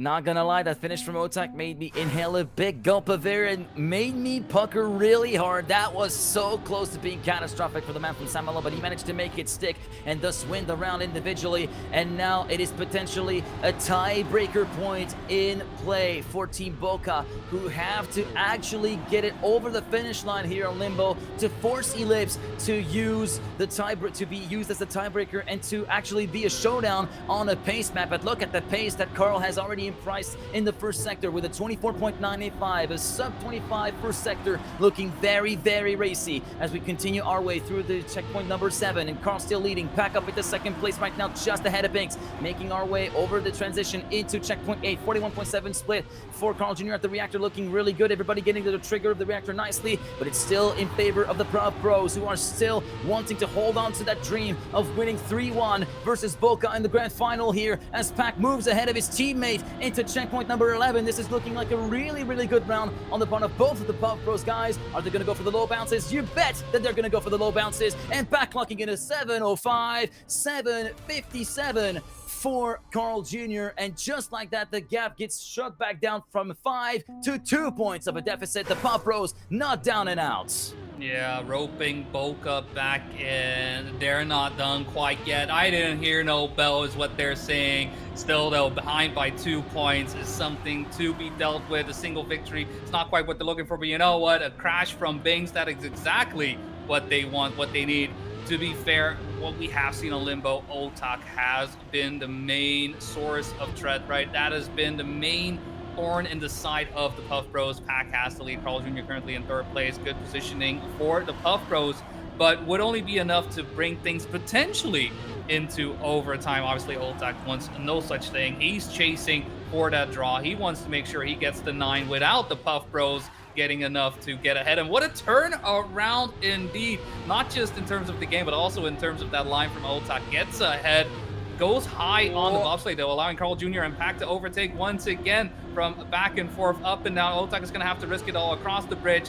trying to match Carl Jr.'s pace, but Carl Jr. actually starting to get ahead, starting to say, you know what, you're not getting any points from this point anymore. This is the second ace for the Puff Bros, and from a situation where it could be overtime because the Puff Bros get the victory, it's like, you know what, Bokeh, you do that. You get the victory, and we'll see if we want to take it to a map 5, because right now the Puff Bros, they are coming back for the second win. They are coming back to try and take a 3-1 after Bokeh had a lead of 5 points. The Puff Bros counters so hard. A mad case of deja vu starting to set in for Bokeh, who more than likely know the score if they do not wake up and actually get the retaliatory ace to try and force this into ellipses as a game 5 as we make our way through to the first 3 checkpoints. Paco attack, Carl and Binks regroup within each other within 30 milliseconds, making our way through to the end of sector number 1. Let's take a look at the splits here on Limbo. It will be a 25.060 with Binks taking the lead at the end of that 5th checkpoint, marking the end of sector 1. Now moving on to the snail of checkpoint 6 through to 7. Carl Jr. taking the lead. Pack as well. This is looking like a very dangerous situation right now for Team Bokeh, who absolutely need to catch back up to the English and Canadian drivers at the moment. Maybe the reactor. No, it will be not in favor of Team Bokeh as we do get a bounce from Pack, who gets a bad landing, but it will not matter at all. As you may all know the saying, Trackmania is a racing game developed by Ubisoft Nadeo, which has been kicking around since 2003 and for the stadium environment's been since 2006, and at the very end of every single match, Carl Jr. always wins, clocking in a .537 to 106, mind you. Pack clocks in just 2/10 behind, and it will be on a 12-8 score that the Puff Bros take the 3rd map that they needed. And just like that, Carl and Pack are your global playoffs champion for stage number 1. And oh my goodness, for Bokeh, it feels like history keeps repeating itself. Event after event. It was versus Dawn in event number 1, versus Swift in both events 3 and 4. And here in global playoffs number 1, it's against the Puff Bros after beating them in the winner bracket semis that they ultimately fall flat on their face. Sums up their season, doesn't it? It's a way to do it. It was such a touch and go on Limbo with the points going back and forth, side by side. Honestly, we should have called the map swing instead of Limbo with the way this was going. Bokeh had the opportunity, had such a great chance at it. Puff Bros messing up a couple of those rounds, allowing Bokeh to put themselves in such a beautiful position. They were 8-3. The match ended, well, the map, I should say, 8-12. That's how much Bokeh was unable to close things out. And sometimes, look, A, B, C, always be closing. And unfortunately, Bokeh just unable to make that happen, unable to make the reverse sweep of reality. And the Puff Bros, because of that, because of their amazing times being put in, their amazing run through the lower bracket at that sense as well, deservedly winning the grand finals here for global playoffs. With that, they will be walking away with a nice chunk of change, €2,500 going away, and 2,000 points as well for their rankings. I mean, these are the types of steps you want to take, you want to make sure that at the end of the season, you may be able to pick up that throne. And who knows, we could get 2 World Cup, get 2 World Tours given to 2 players who are, I don't know, one of them I think is kind of used to getting it, right? Yeah, one of them's kind of used to. The other one's been trying to chase that for almost 9 years after picking up his first world title.